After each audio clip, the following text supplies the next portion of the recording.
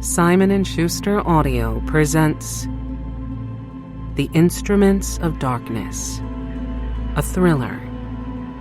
Written by John Connolly. Read by Jeff Harding.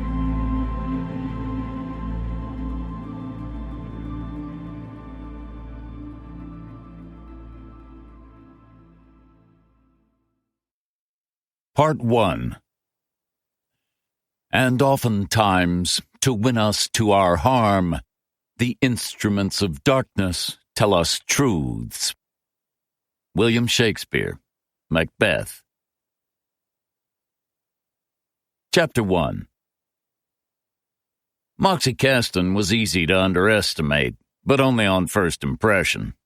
He was overweight by the equivalent of a small child, didn't use one word in public when 5 others were loitering nearby with nothing better to do, and had a taste for ties with patterns reminiscent of the markings of poisonous insects or the nightmares of LSD survivors. He subsisted largely on fried food, coffee, and the main soda that had given him his nickname, now long since passed into common usage. Since he had been christened Oleg, Moxie sounded better to him. He lost cases, but not many, and his friends far outnumbered his enemies. Currently, Moxie was sitting in a booth at Becky's on Commercial, performing a vanishing act on his patented version of the Hobson's Wharf special, which basically meant changing "or" to "and" when it came to the options. Hence, bacon and sausage, 2 pancakes and French toast, along with the requisite 2 eggs over easy, home fries, and regular toast. Any cardiologist who had yet to slip Moxie a business card was missing a trick. He looked doubtfully at my dry toast and coffee as he squirted ketchup on his bacon. "Are you trying to make me feel bad?" he said. "That depends on how bad you already feel," I said. "I wouldn't want to be responsible for tipping you over the edge." "I get my heart checked regularly." "You get your heart restarted regularly. It's not the same thing." "Ha ha! I ought to have met you after breakfast. You're raining on my food parade." 1 sausage link, a slice of bacon, and half an egg met their fate while I was still lifting my coffee mug to my mouth. If I was ruining Moxie's appetite, it probably just meant he wouldn't be able to eat the plate. "I have a new client," he said. "Congratulations." "It's Colleen Clark." I take it back. A week earlier, Colleen Clark had been questioned by the Portland PD in connection with the disappearance and suspected death of her 2-year-old son, Henry. The actual evidence amounted to a blood-stained blanket discovered beneath the spare tire of her car 10 days after the boy went missing, and the testimony of her husband, Stephen, who told police that Colleen had been struggling with anger issues and depression. He had also, he claimed, discovered bruises on the child's arms, which his wife had attributed to Henry's undeniably rambunctious nature. The boy was a little ball of energy, and when he wasn't running, he was falling. Regardless, Stephen Clark had been on the verge of reporting his suspicions to the family physician when Henry disappeared. As in every parent's nightmare, Henry Clark had seemingly been abducted from his toddler bed while his mother was asleep in the next room and his father was away on a business trip to New York. An exhausted Colleen told investigators that she'd slept comparatively late on the morning in question. A night of undisturbed rest was a rarity for her, and on those occasions when Henry didn't look for attention during the night, her body went into shutdown. She woke shortly after 7 and went to check on her son, only to find the bed empty and the window standing open. She immediately searched the garden in case he had somehow managed to climb out, before calling her husband, quickly followed by the police. Both parents made appeals for Henry's safe return, but it was noted by some observers that the husband was more tearful than his wife, who appeared oddly detached and unemotional. It didn't matter that there was more than one way to respond to trauma, and shock and guilt could make mannequins of the best of us. The mob wanted a show, but only one of the actors was prepared to provide it. Within days, rumors were beginning to circulate. They were unfounded, but that was no obstacle. Unfounded rumors being the best kind. It was only after Stephen Clark persisted in raising his concerns about his wife with the police that her car was searched more thoroughly and the blanket found concealed in the well. Tests subsequently revealed it to be soaked with Henry's blood. Colleen was interviewed by police without a lawyer present.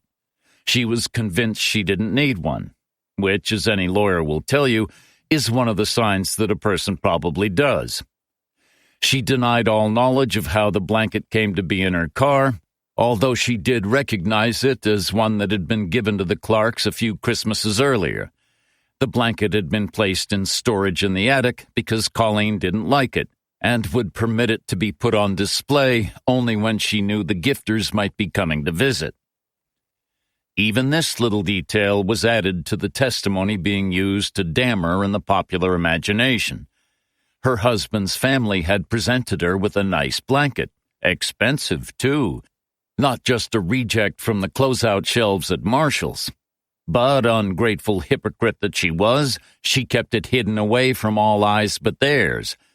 Anonymous sources muttered disapprovingly about Colleen keeping herself to herself, of her failure to participate in joint community endeavors, and her reluctance to join other young mothers for coffee, shopping trips, and stroller pushes at the main mall. Thus, a quiet, shy woman with better taste in furnishings than her in-laws, and with no fondness for the smell of mall disinfectant or Yankee Candle, was slowly transformed into a cold bitch capable of killing her son before concealing the body and concocting a fairy tale of infant snatching. But Colleen stuck to her story, even as the police set about picking it apart, and the media reported on it, with the result that she was virtually single-handedly keeping the main newspaper industry afloat. In addition, vloggers, amateur detectives, web sleuths, and would-be podcasters, along with protesters of various stripes and sympathies, continued to haunt her neighborhood. If some entrepreneur had set up a stall selling pitchforks and flaming torches, the picture would have been complete. "You think she's guilty?" asked Moxie as he progressed to the French toast. "I don't have an opinion either way," I said. "I only know what I've read."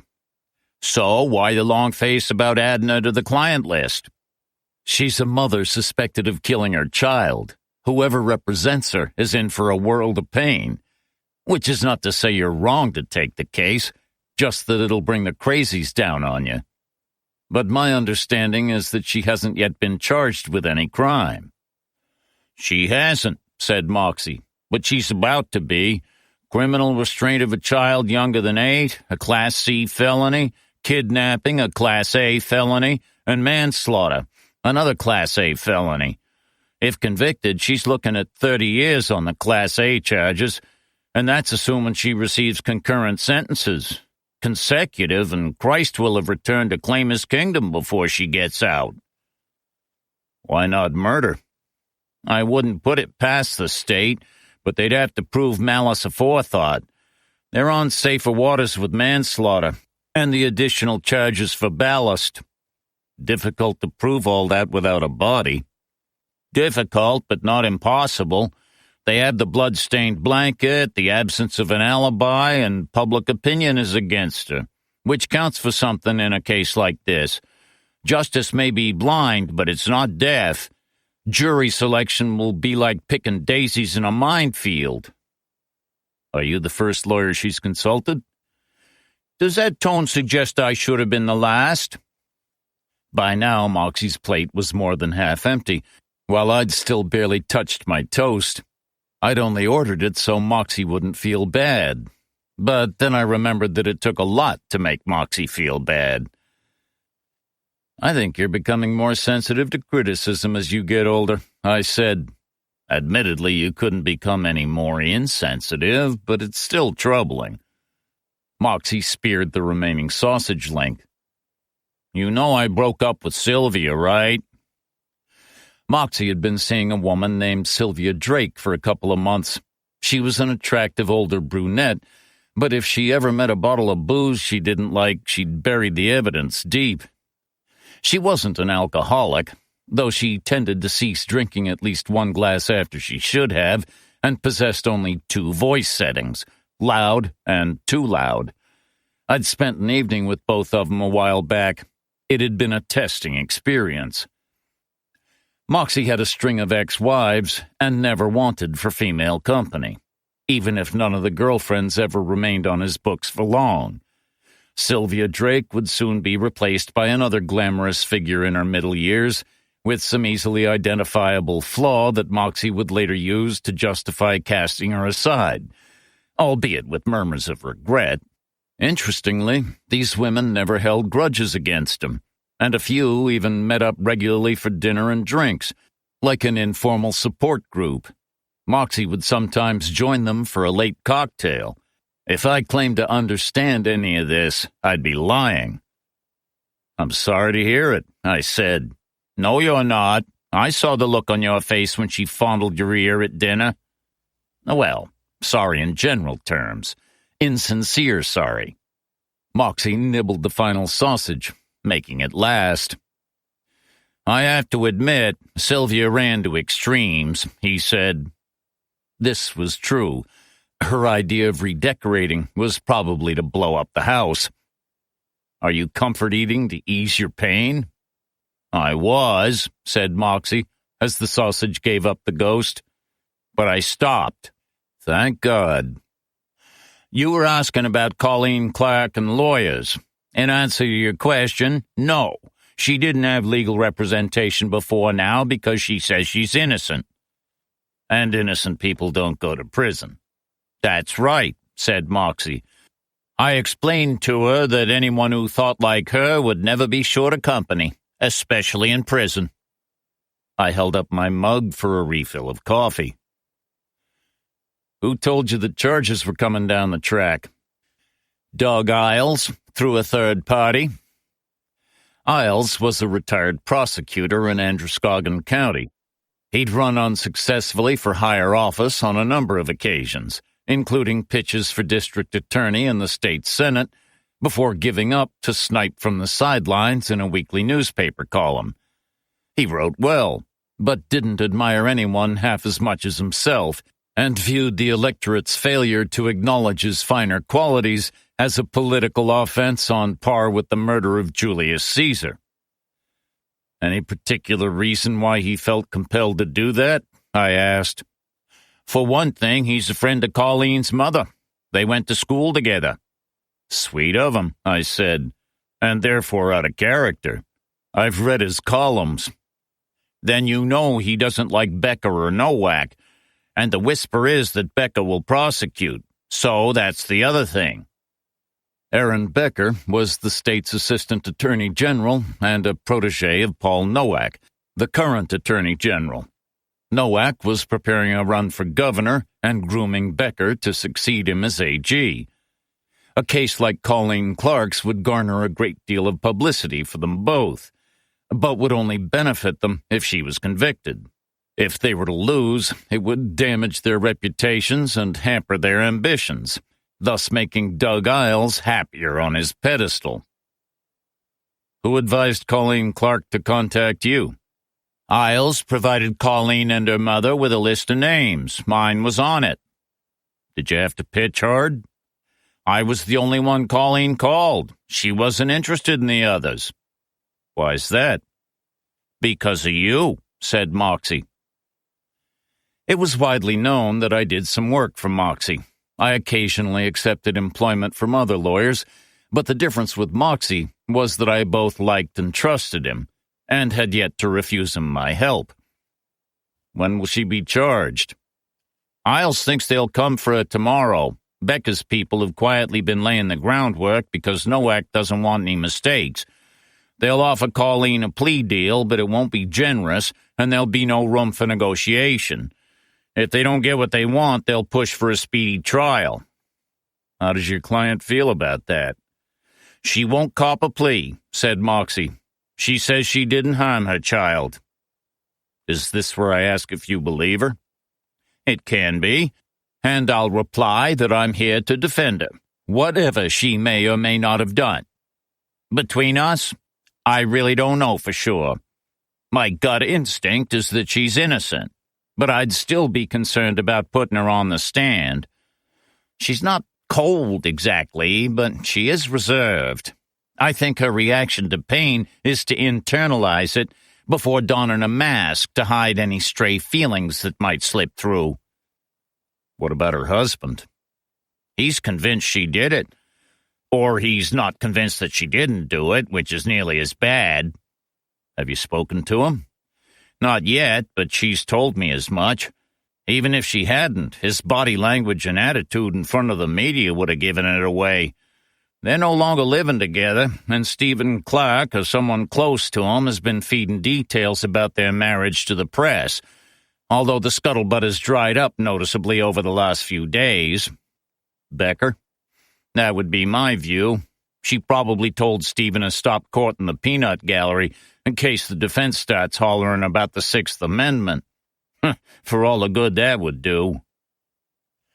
The Sixth Amendment guarantees the right to a speedy and public trial, which theoretically includes being defended from prejudicial information that might bias prospective jurors against the defendant, the media being more inclined to publish material leaked by the prosecution and law enforcement. In practice, sensationalized pretrial descriptions of crimes and defendants, even the publication of legally excludable material, rarely led to a change of venue or affected the decisions of trial courts. But most legal professionals agreed that these factors could work against an impartial jury.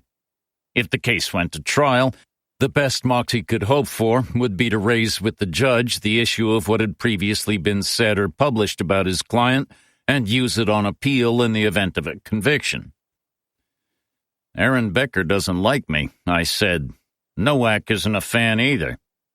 I'd learned from my contacts at the Special Investigations Unit, the Maine State Police's licensing division, that renewed pressure had been applied to rescind my PI's license.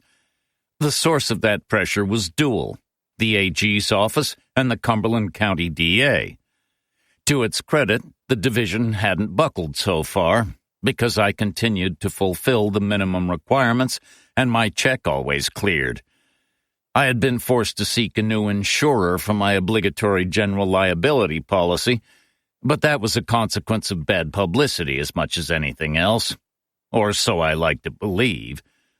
My new insurers had already been required to pay out for damage to the Braycott Arms, a dive hotel in town, in the course of a previous investigation. My broker told the insurers they were getting off lightly, although the words "so far" remained unspoken in the background. Neither Becca nor Nowak was liable to be helpful anyway, said Moxie, so don't take it personally in the current instance. Anyway, your involvement may encourage them to behave properly. If they try to be clever, I have faith in your ability to spot it, and if they've missed something, you'll find it. I haven't said that I'll accept the job. Haven't you? I'm sure I heard differently. If you're genuinely vacillating, take a ride by the Clark house and see what's been done to it. I can give you the address. My earlier comments to Moxie were returning to haunt me. Whoever took Colleen Clark's side was likely to suffer, if only in the short term, and sometimes I grew tired of looking at unfriendly faces. But a child was missing, and his mother was about to be dragged into the machinery of the law. It chewed people up, the innocent as well as the guilty, and called the result justice, but only a fool would accept that as true. I'll take the address, I said, and the job. There you go repeating yourself. What about the boy? That blanket was drenched in his blood. It's not inconceivable that he's still alive, but it is improbable. Moxie waved for the check. Whatever the truth, we need to work on Colleen's defense. If she didn't do it, and like I said, my feeling is that she's innocent, then someone has probably killed her son and is trying to destroy her into the bargain. That's your territory, but it'll have to sit alongside trial prep. The check arrived. Moxie paid in cash and tipped generously. Does she have funds? Colleen doesn't have enough to pay for long-term legal representation, so her mother is picking up the tab. There's still a mortgage on the house, and Colleen's share from any sale won't come to more than $30,000 or $40,000. But her father was a gas executive and left his wife in clover when he died. She doesn't have a problem spending whatever is necessary to save her daughter, and perhaps find out what happened to her grandchild along the way. Because one feeds into the other, I said. If I can't prove her innocent, said Moxie, proving someone else guilty will serve nearly as well. We stood to go. Moxie pulled a mask from his pocket and put it on to pass through the queue of people by the door. The mask was black, with the words "Call Moxie" written on it in white, along with his number. I got a trunk full of these, he said. I'm determined to get some use out of them. And fuck what that CDC says about COVID, because I still wouldn't want anyone north of Bangor coughing on me. And mark my words, there'll be something else along soon enough. You know, if COVID had given people warts or facial blisters, every fucking person in this state would have been fighting up for a jab in a hazmat suit. You want a box of these masks, just in case? It's tempting, but I think I'll pass. Well, if you change your mind, just ask. I'd offer to get some made up for you as well, because it pays to advertise, but they might make you look kind of conspicuous on a stakeout. The morning mist had matured to drizzle as we stepped outside. The lowering sky was the color of factory smoke, distant birds like charred fragments ascending. When can I talk to her? I said. Whenever you want. She's home. I told her she ought to move away for a while, but she refused. Not only is she quiet, she's also stubborn as all hell. Takes after her mother. Colleen says she's not going to let anyone drive her out. He looked sorrowful for a moment, even with his face partly obscured. Is that all there is to it? No, said Moxie. She told me she sleeps on the floor of her son's room. I think she's tormenting herself. A container ship made its way along the Fore River toward the Casco Bay Bridge. A solitary sailor stood on deck, but I couldn't tell if he was looking forward or back, and the vessel was otherwise devoid of obvious crew. I glanced away for a moment, and when I turned back, the sailor was gone. Had the ship then plowed untended into the riverbank, I wouldn't have been surprised. I take it you've already spoken with her at length? I have, and my secretary has typed up the preliminary record. You can read it before you visit if you think it'll help. I'll wait, I said. Moxie's notes would be useful, but the most interesting observations would be stored in his brain. We could compare notes later. Do you want me to come along with you? Said Moxie. No, I'll speak with her alone first, if that's okay with you. If I had an issue with how you operate, we wouldn't be having this conversation. We'd reached Moxie's car. I waited while he tried to locate the fob, the cut of all his suits long since ruined by years of storing keys, notebooks, and cell phones in pockets that were never meant to house anything thicker than a credit card. Moxie didn't care. Even these aspects of his appearance, which seemingly spoke of a lack of attention, were carefully cultivated. Moxie's whole existence was one long strategic play. I thought about Colleen Clark and what was to come. I felt what I always did at such moments, the temptation to walk away. Except I knew that if I did, I would never be able to retrieve what I had lost. It's going to be a bad one, isn't it? I said. I don't think that boy is coming back, said Moxie. So it already is. Chapter 2. Colleen Clark lived in the Rosemont area of Portland, not far from Doherty Field. It was a locale in which one might have expected to find a prosperous young family, with all the advantages of suburban living while still being close to the center of the city. The Clark residence wouldn't have been hard to identify, even if Moxie hadn't given me the street number. Someone had daubed the words "baby killer" on the front of the house in red paint. An attempt had been made to obscure it with whitewash, but the letters persisted. The drapes were drawn, no car stood in the driveway, and the garage door was closed. The front door was on the eastern side, away from the street. It was a peculiar arrangement, as though the plans had been misread, or the house had been dropped randomly on its plot from the air.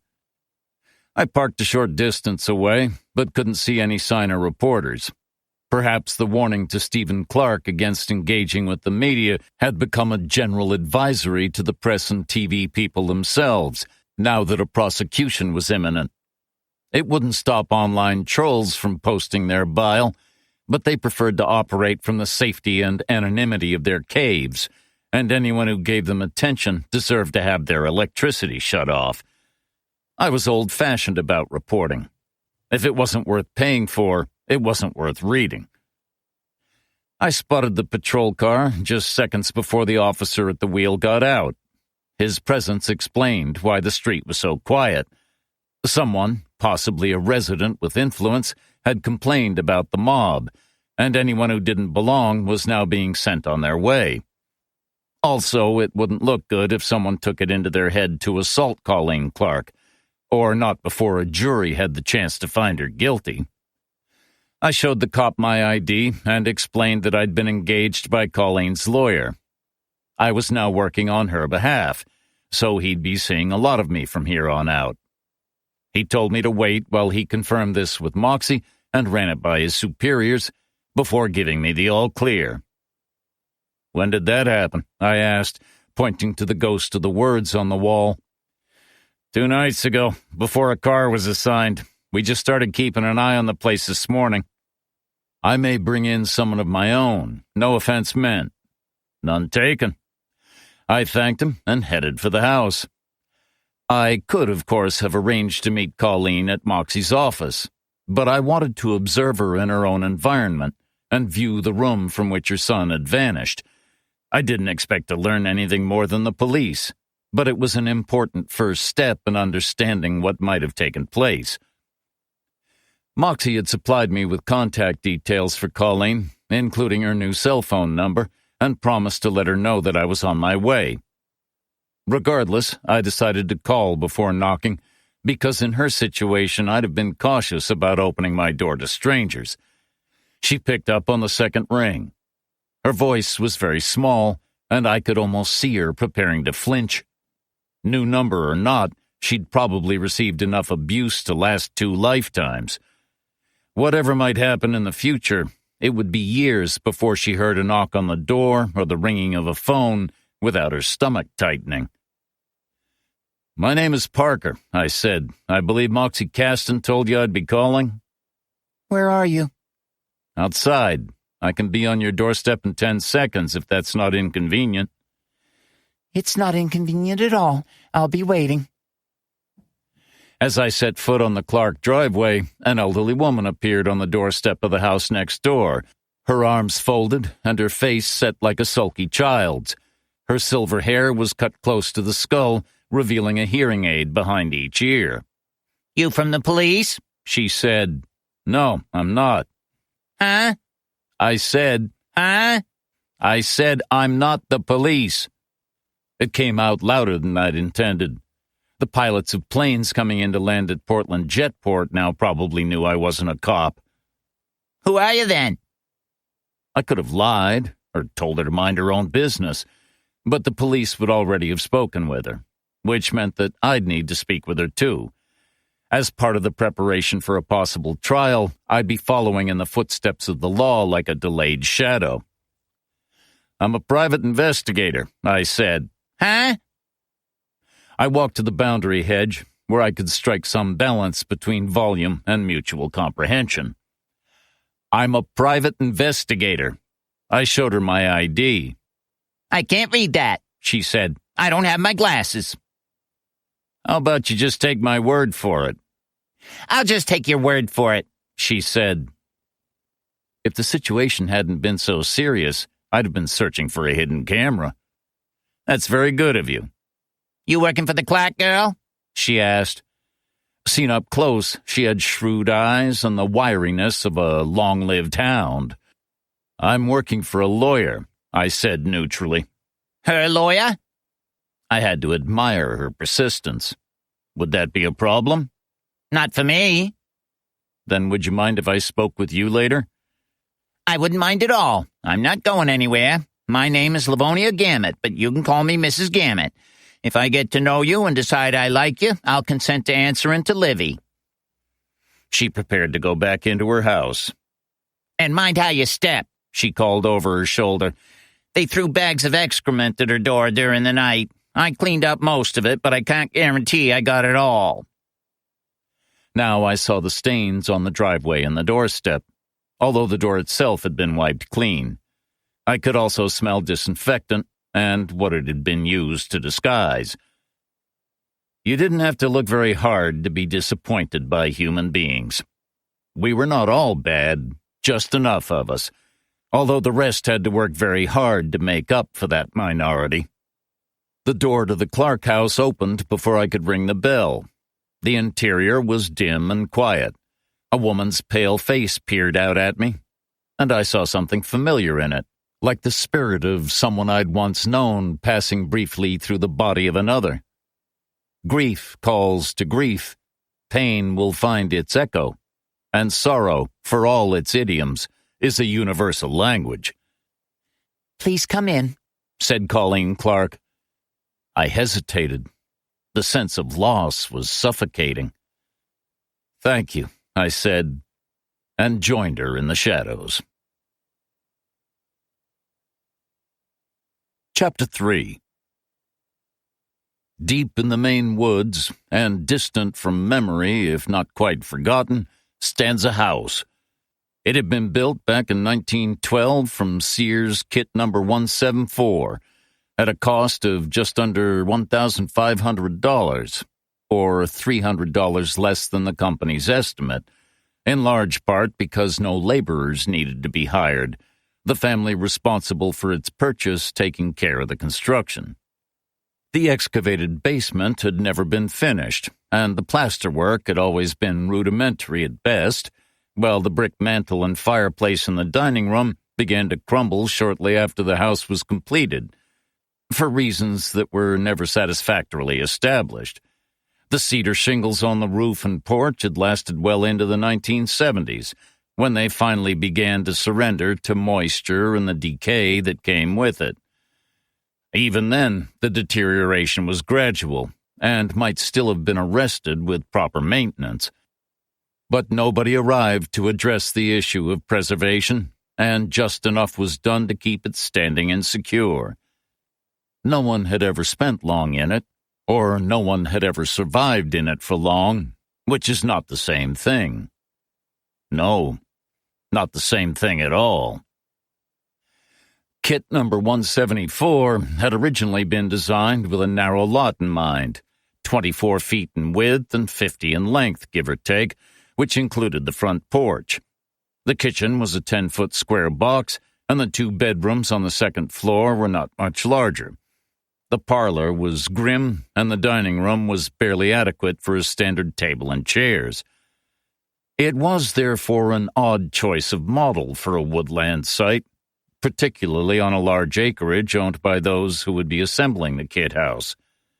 Only marginal effort would have been required to cut down some trees to facilitate a larger footprint, which would also have allowed more light to penetrate, any dwelling being otherwise destined to exist in an umbrous zone.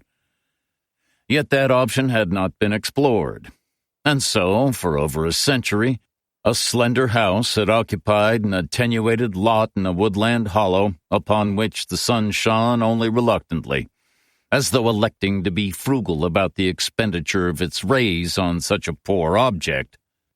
A traveler coming across the house unexpectedly might have wondered why it had been constructed at all, so unwelcoming an aspect did it present. This traveler, in passing, might also have noted how, the lichen on the shingles apart, nature appeared to be keeping its distance from the habitation. No ivy climbed the walls, and no briars enmeshed the banisters and steps of the porch.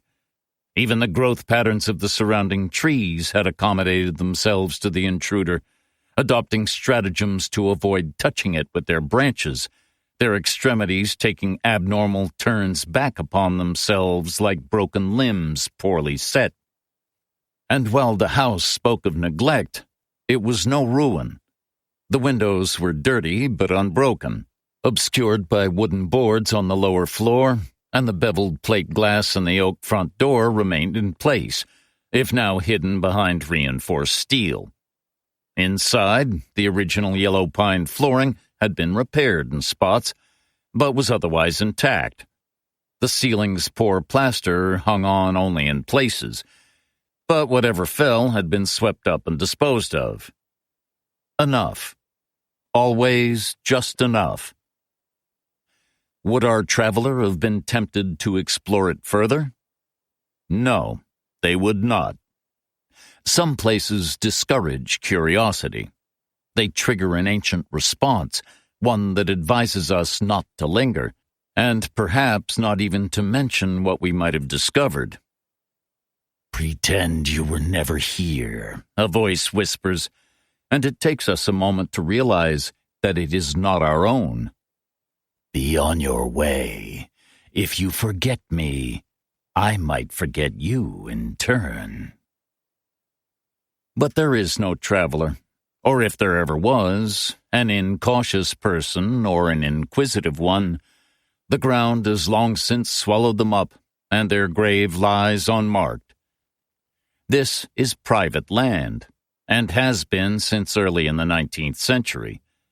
Its trails are not for hikers or snowmobiles. Admonitions against trespass are posted on the nearest roads, both public and private, and nailed to trees. No local resident takes amiss this desire to be left alone. It is not uncommon in these parts. If the stewards of this realm wanted company, they would have situated themselves closer to people. They do not interfere with others, and others do not interfere with them. They give aid when it is sought, but do not offer it unless asked. They watch, but their gaze does not extend beyond the borders of their own land. They do not ask for credit, and always pay in cash. They do not trouble the law, and the law does not trouble them. For these reasons they pass, if not unnoticed, then at least unremarked, or mostly so.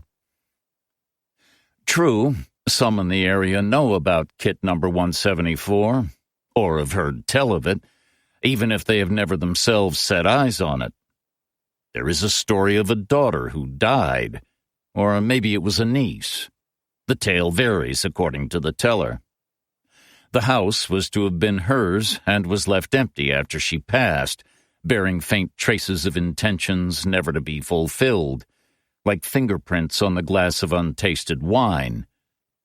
For a house cursed by ill luck to remain unlived in is not unknown, even after so much time has gone by. After all, ghosts may not be real, but no one's told the ghosts. So this particular incarnation of Kit number 174 occupies a liminal space.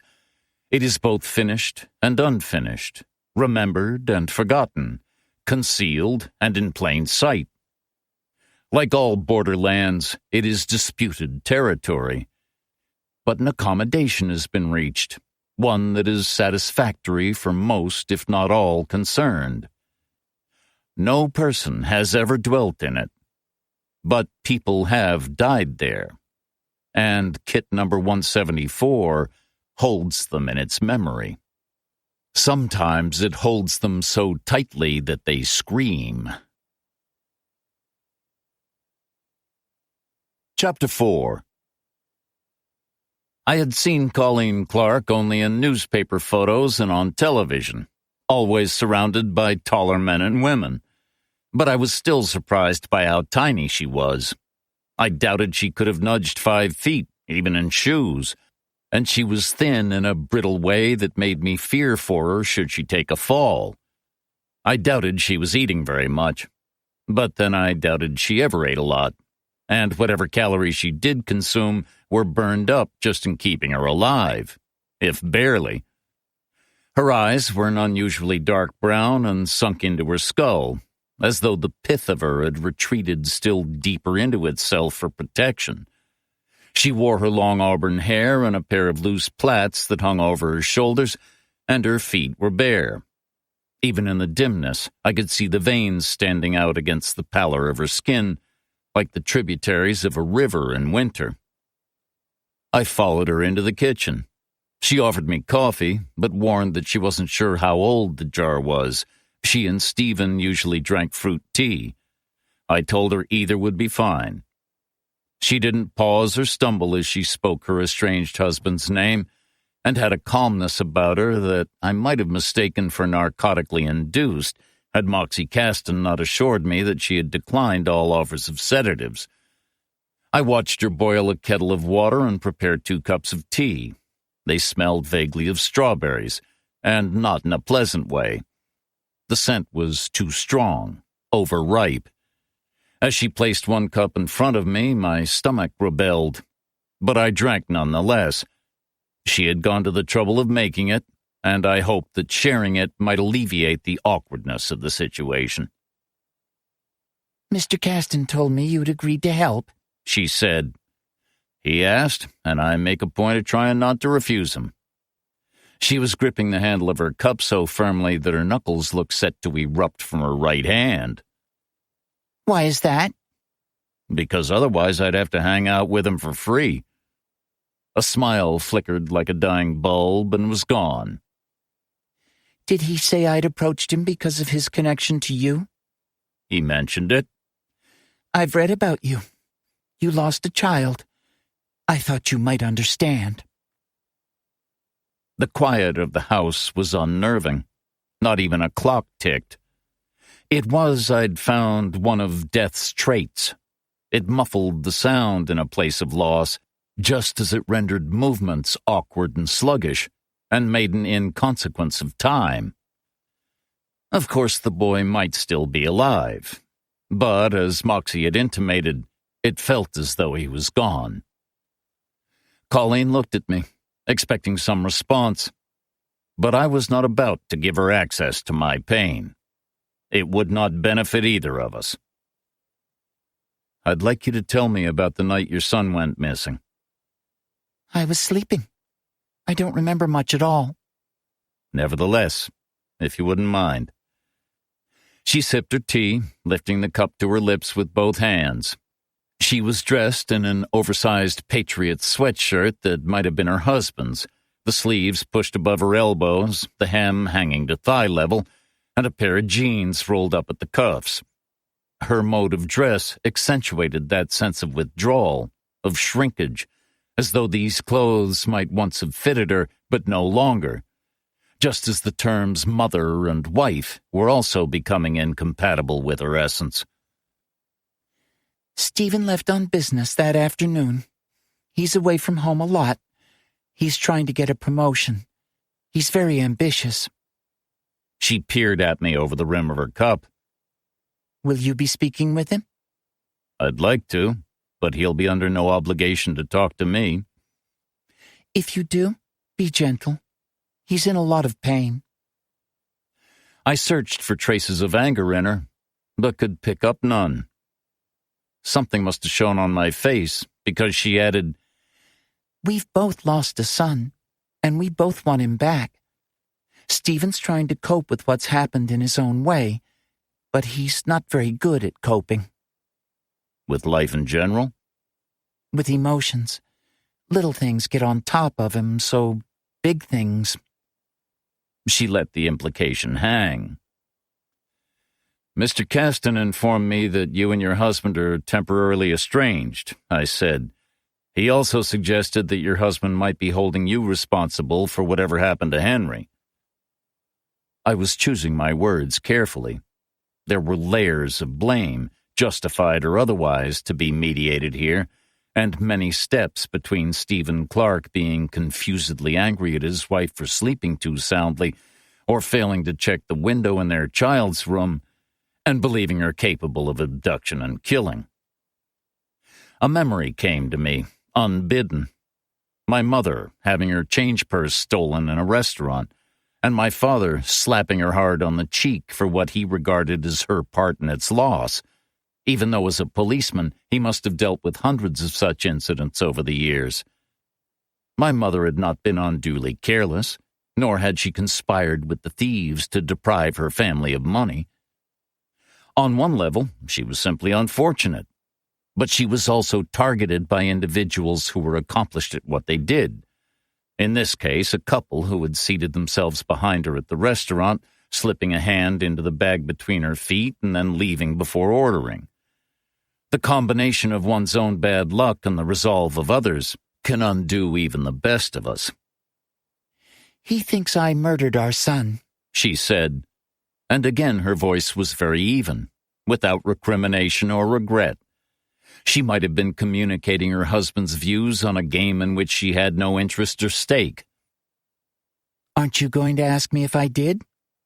No. "Why?" "Because your answer would be the same either way." "Yes," she said. "I suppose it would. And you'll make your own determination, won't you?" "That's not the reason Mr. Caston has engaged my services. My main responsibility is to ensure that all relevant information to aid your defense has been uncovered or discovered. That means gathering evidence and witness statements, among other tasks." "But there are no witnesses," said Colleen. "and the only evidence is the blanket." "So far." "I didn't do this, Mr. Parker. I didn't hurt Henry. I never would." "I understand that. Now our job may be to prove that to a jury." "If I didn't take him, someone else did." "Yes." "Are you going to look for that person? Because if you do, you might find Henry." "That may be part of my role," I said neutrally, "but I can't let it distract from trial preparation. We don't want to see you put behind bars, Mrs. Clark, because once you're there, it'll be very hard to get you out again.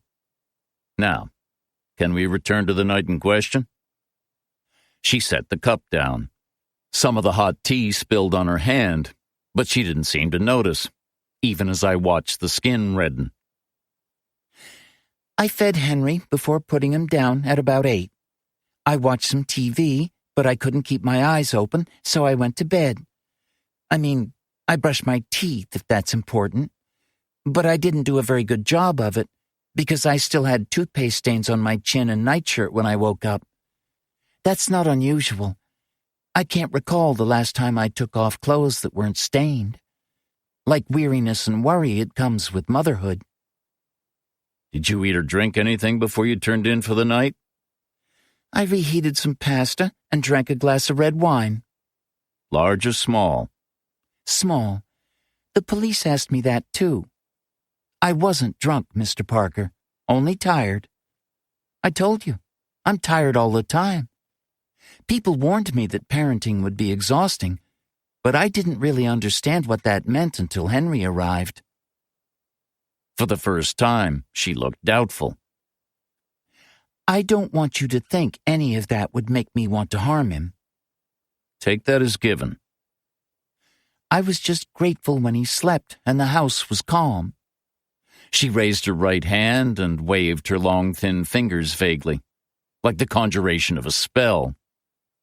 "But not like this. This is wrong. It's too final." "Do you usually drink alcohol in the evenings?" I asked.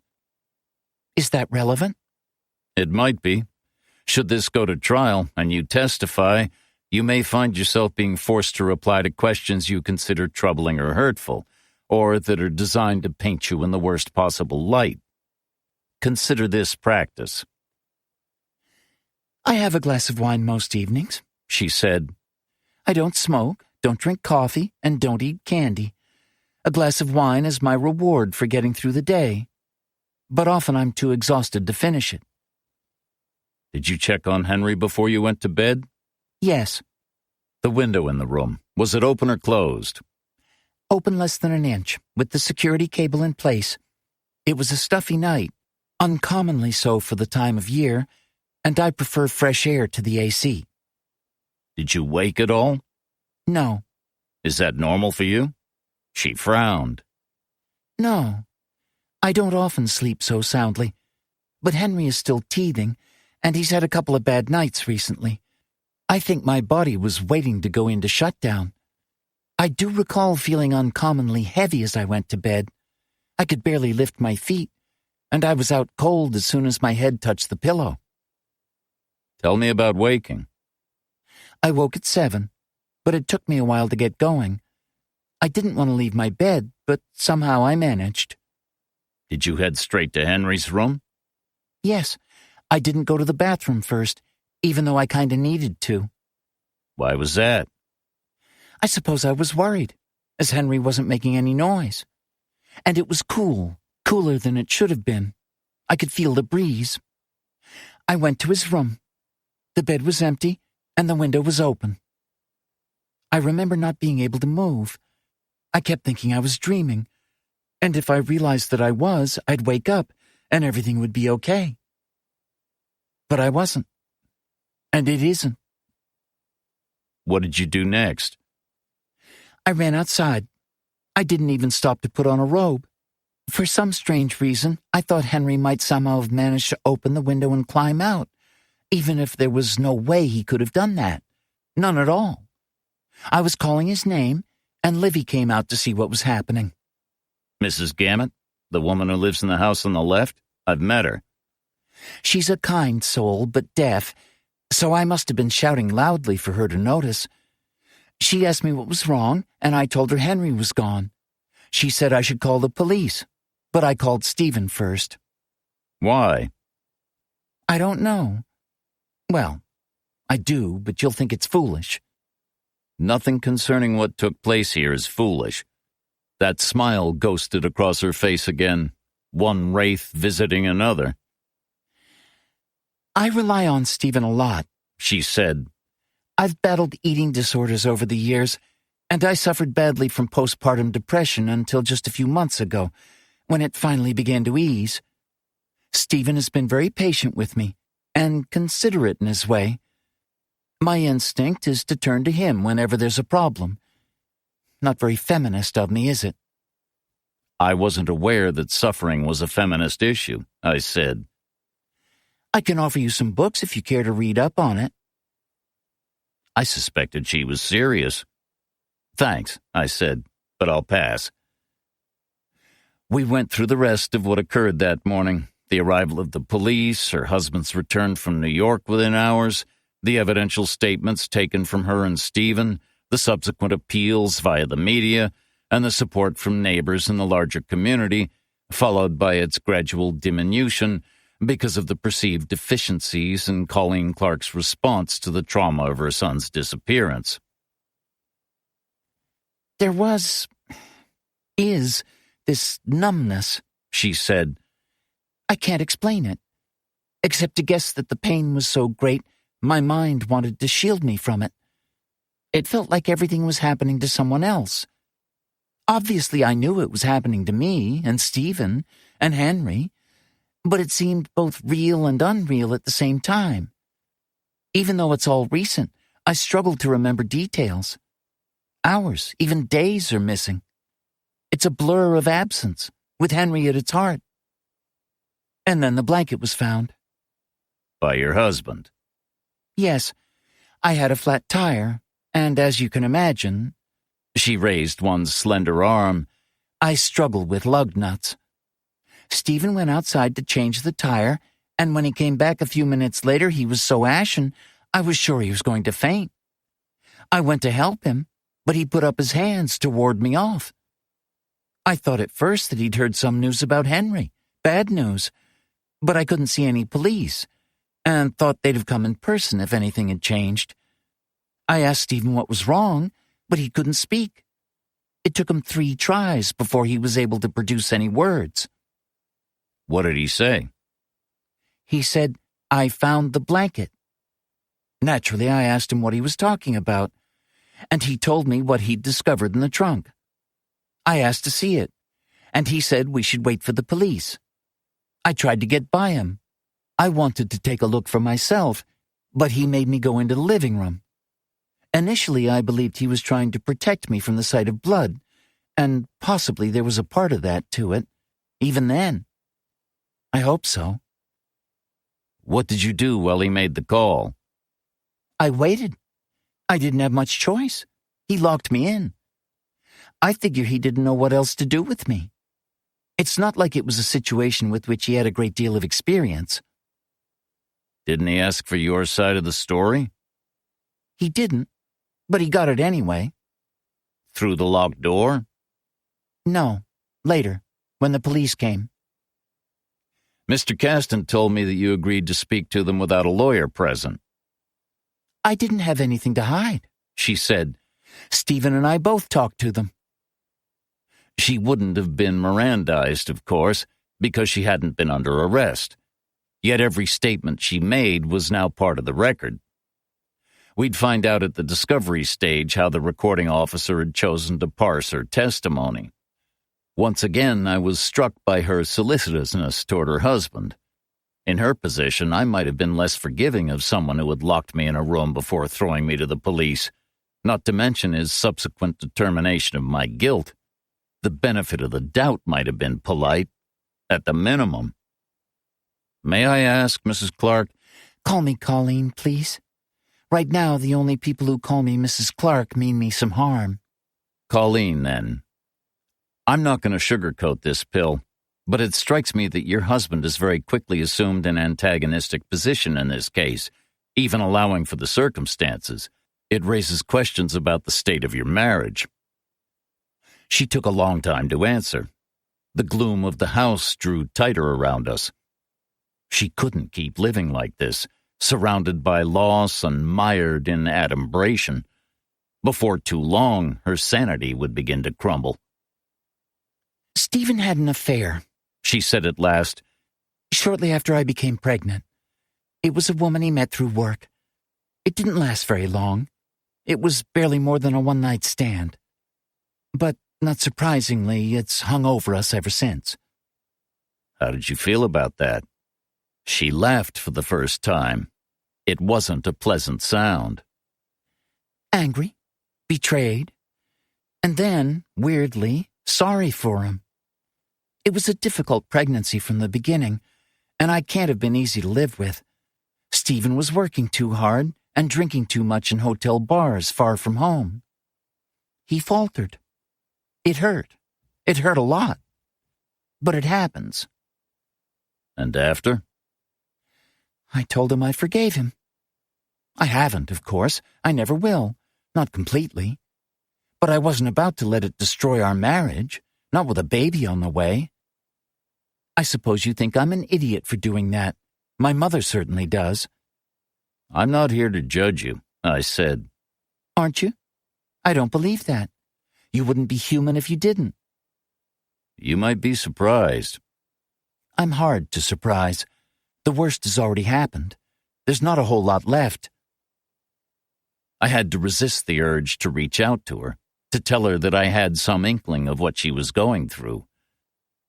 Grief is like cancer, near universal in its reach, but specific in its grasp.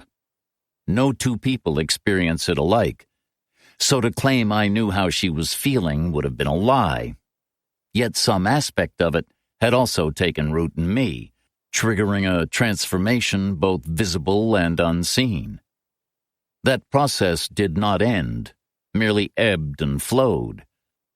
If her child was gone, the loss would define her for the rest of her days, just as my losses defined me. Do you know the name of the woman with whom your husband had his affair? Mara, she said. Mara Teller. Chapter 5. We heard the sounds of sirens approaching, and Colleen tensed. The noise passed on, but she didn't speak again until it had faded away entirely. If they come bringing news, I said, it won't be with lights and sirens. I'm afraid that someday I'll answer the door to find police officers standing on the step with their caps in their hands, looking like they'd rather be anywhere else. I think I might prefer some warning. I said nothing. I'd made those calls and knew the procedure. Always bring another officer, try to get inside and have the recipient seated before delivering bad tidings, and avoid platitudes, even at the risk of seeming uncaring. Disengagement was important because there was still information to be sought. In a homicide, one might even be sharing intelligence with the killer. Should Henry Clark's body be found, that would be on the minds of police who came to inform Colleen. We were talking about Mara Teller, I said. Stephen didn't give me her last name, only her first. I had to find the rest out for myself. How did you do that? He met her at a conference in Boston. I looked up the names of the other attendees. There was only one Mara, so I knew it was her. What was the conference? The National Gas and Petrochemicals Forum, she said. No doubt it was as boring as it sounds, the affair apart. What was Mara Teller's role? She was listed as an independent consultant on the website. I Googled her, of course, but nothing came up, apart from a link to the consultancy. When I tried the link, it went to a homepage that said the site was still under construction. I returned to it a couple of times after, but the message remained the same, and then the homepage disappeared and the link went dead. Do you recall the name of the consultancy? Alter Realm Consulting. But Alter Realm is an anagram of Mara Teller, so it may have been a one-woman operation. There was some bullshit slogan about a new world of business opportunities, but that was all. What about a phone number or an email address? There was neither. She watched me writing all this down. Wouldn't it be easier to use a recording device? Easier, I said, but harder to recall. Writing helps keep things fresh in my mind. Also, some people might become alarmed if I started recording them.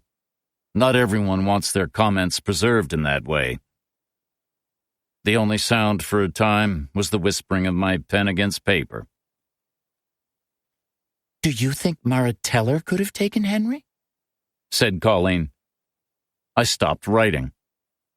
Do you have any reason to believe she might? No, but you're going to talk to her anyway, aren't you? I will, if I can find her, but I wouldn't go reading anything into that. I put down my pen. I don't know how familiar you are with my background, but I was a detective with the NYPD before I became a private investigator.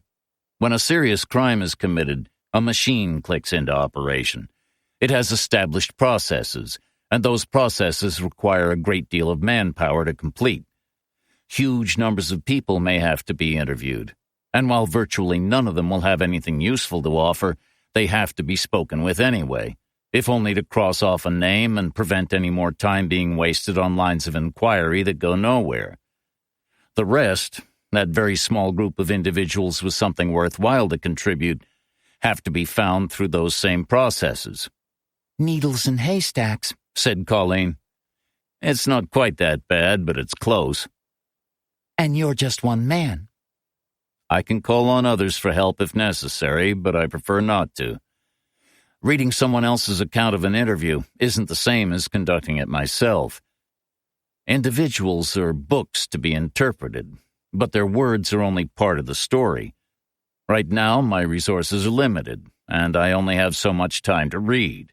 That's why I made it clear to you earlier that I have to be careful not to become distracted from my primary role, which is to aid your defense. The resources of the police and prosecutors are greater than mine, but they also have their limitations. One of them is that they believe they now have a culprit for your son's disappearance.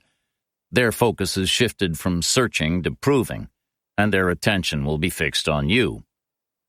I have more latitude. But given the choice, said Colleen, I'd still prefer you to be looking for my son. If it's any consolation, he will be in my thoughts at all times. If I find anything that might reveal the truth, I'll follow it to the end. Thank you. She scratched at the hair on her arms, the evidence of her body's efforts to compensate for her fragility by keeping itself warm. She blinked hard and said, There was so much blood on the blanket. I haven't seen it. But you'll want to. Not want, I'll need to. The pictures, at least. One of the detectives told Stephen that with all the blood, there wasn't much hope for Henry. Being found alive, I mean. Her voice didn't tremble. She fixed her gaze on me, and I saw near unfathomable pain. And your husband shared that information with you? Shared might be too kind a way to put it. A flash of anger at last. Good, I thought. The police may be operating on the basis that Henry is no longer alive, I said, but we aren't. I have to hold on to hope, she said. If I don't, I may as well crawl off and die. If there wasn't hope of some kind, I said, I wouldn't be here. Okay, she said, before repeating the word, as much to reassure herself as to indicate agreement. Okay. Can we talk about relations between you and your husband after Henry was born? I said. You mentioned depression. Yes. It started out as postpartum, then turned into something longer term. It was miserable, just awful. I even resented Henry. Did you mention those feelings to anyone else? My physician and the therapist I'd been seeing. A trained psychologist? Yes. The conversations with her doctor would be subject to the rule of doctor-patient confidentiality, unless Colleen chose to waive that entitlement. The therapist might be more vulnerable to legal pressure, although that would be a matter for Moxie. I'd have to talk to him about it later, but doubtless he was already considering the angles.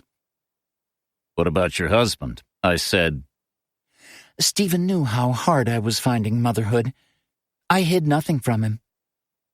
This wasn't good. A husband couldn't be compelled to testify against his wife, but from what I was learning about Stephen Clark, duress wasn't set to be an issue. I couldn't claim to be an expert on how the judicial system treated women alleged to have committed an offense while suffering from depression, but if it bore any resemblance to the way it treated women generally, especially those accused of a violent crime, Colleen could expect to be hauled over hot coals. I have to ask this, I said, but were you ever unfaithful to Stephen? No, never. He's the only man I've ever slept with. We spent a few more minutes revisiting her movements on the day of Henry's disappearance and what transpired after. But it didn't seem as though Colleen had a great deal more to add. With her assistance, I compiled a list of her neighbors, along with any reflections she had on their attitude toward her. The Clarks weren't close to any of them, and only Mrs. Gamet had displayed actual solicitude since the finding of the blood-stained blanket. The rest were either keeping their distance or, by look, gesture, and intimation, communicating their hostility. I'd have to talk to all of them, chasing like some sad dog the trail left by the police. So what happens now? Asked Colleen. I know you were scheduled to speak with Mr. Caston, Moxie, later today. I said, if neither of you objects, I'd like to be present for that meeting. We can do it here, or I can drive you to the office and back, whichever you prefer. Her unease was obvious. Pictures are taken of me when I go out, she said. They turn up online, and then people write bad things about me under them. I didn't notice anyone hanging around when I arrived, I said. The police presence will discourage them. That doesn't mean they're not out there somewhere, but I think we can get you wherever you want to go without too much difficulty. You should also stop reading what people say about you in the case, online or anywhere else. It's not helpful, it won't tell you anything you don't already know, and it won't affect the outcome. I haven't been beyond the house in days, she said. Is it cold out? Not so much, but I'd bring a coat if I were you. If I were her, I'd have worn a coat in summer. I'd have to call Moxie first. He would have an opinion on a venue for the meeting. By now, word might have filtered out that he was representing Colleen, which meant his office would become another site of interest. There was always the Great Lost Bear. Dave Evans would find us somewhere private to talk. Dave's instinct was to avoid condemnation. Being judgmental didn't help when it came to owning a bar. And if Moxie and I were working for Colleen, he'd instinctively take our side. I was still patting myself on the back for my choice when I considered the optics of a young mother about to be charged with the abduction and killing of her child emerging from one of Portland's best-loved bars. I couldn't take a chance on her being seen there because it would do her cause no good at all. Yet it still seemed beneficial to get her out of the house, not only for the sake of her own psychological and emotional well-being, but also because location influenced tone and response, and I now wanted a glimpse of Colleen Clark outside her home environment. Perhaps new surroundings would jog her memory, or stimulate a fresh perspective on events. I don't know, she said. It might do you good to take some air, I said. She stared at me. But what if Henry comes back and I'm not here? Then she started to cry. Chapter 6.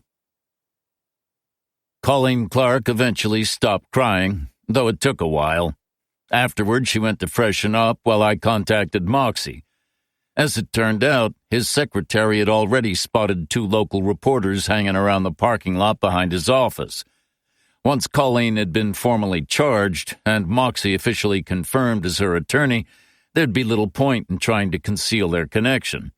But for now, it made sense to take advantage while we could. Moxie suggested a small diner over in Stroudwater, which didn't stay open beyond noon. Moxie, it transpired, was a silent partner in the venture, even if he never ate there as the food was terrible. He had a key, and we could bring our own coffee, because the house blend tasted like a rat had drowned in it. Why, I asked him, are you a partner in a bad restaurant? Because that way, Moxie replied, I can make it a better one. Which was a good answer, if vaguely reminiscent of something Christ might have said on the way to the cross. While Colleen got ready to leave, I took a look at her son's bedroom. One wall was painted cerulean blue with white clouds, but the rest was a delicate eggshell already displaying signs of a child's occupancy. Stains, scuff marks, scratches. The room had built-in closets and shelves, all neatly filled with the young boy's clothes and possessions, and a toy box stood by the door. The bed was positioned equidistant from the wall on the left and the window on the right. A white teddy bear sat slumped against the bed's safety bars like a prisoner. On the floor lay a mattress, a comforter, and a pillow, along with a brown and white stuffed dog. As Moxie had indicated, Colleen was sleeping in her son's room. I checked the window. It had a standard latch, but also an adjustable window restrictor to prevent it being opened more than 2 inches. The restrictor's cable had been neatly severed, but otherwise there was no sign of damage. Outside, a paved path ran along the wall of the house, so the police wouldn't have been able to find footprints. I took a tape measure from my pocket, ran it over the wall in the room, and made a note of the figures. It's already beginning to smell less like him. Colleen was standing in the doorway. She had changed into dark trousers and a long-sleeved white shirt. A blue casual jacket was draped over her left arm, and a purse hung from her right shoulder. She had put on some makeup, but her heart wasn't in it, causing her to resemble an unfinished doll. I thought about sleeping on his pillow, she continued, but I was afraid that my scent would erase what was left of his. I said nothing, because nothing I had to say would help. I don't think she even wanted me to speak, only listen. I watched her straighten a pile of T-shirts and smooth the topmost. Whoever took them knew about the restrictor, I said. A standard box cutter wouldn't have been enough to sever it. They brought along a cable cutter. The police asked if we had one in the house. When? She thought about the question. After Stephen found the blanket. That made sense. Following the discovery of the blanket, the police had been seeking evidence of a setup. What did you say? I said. I told him I didn't know. Stephen has a tool set, but he doesn't use it much. He's not very good at that kind of thing. I was beginning to wonder what exactly Stephen Clark might have been good at. Whatever it was, it wouldn't make for a long inventory. Did your husband show them the set? Yes, I remember him going to look for it. And? I believe the police have it now. Did it contain a cable cutter? I'm sorry, I couldn't say. I took one last look around the room, but there was only the evidence of absence. If you're ready, I said, we can go. Chapter 7. In the Maine woods, unseen by man, a fly crawled across the basement floor of the house built from kit number 174. The surface was dirt, lately disturbed, and the fly could sense that there was something hidden in the cool dark, something worth finding.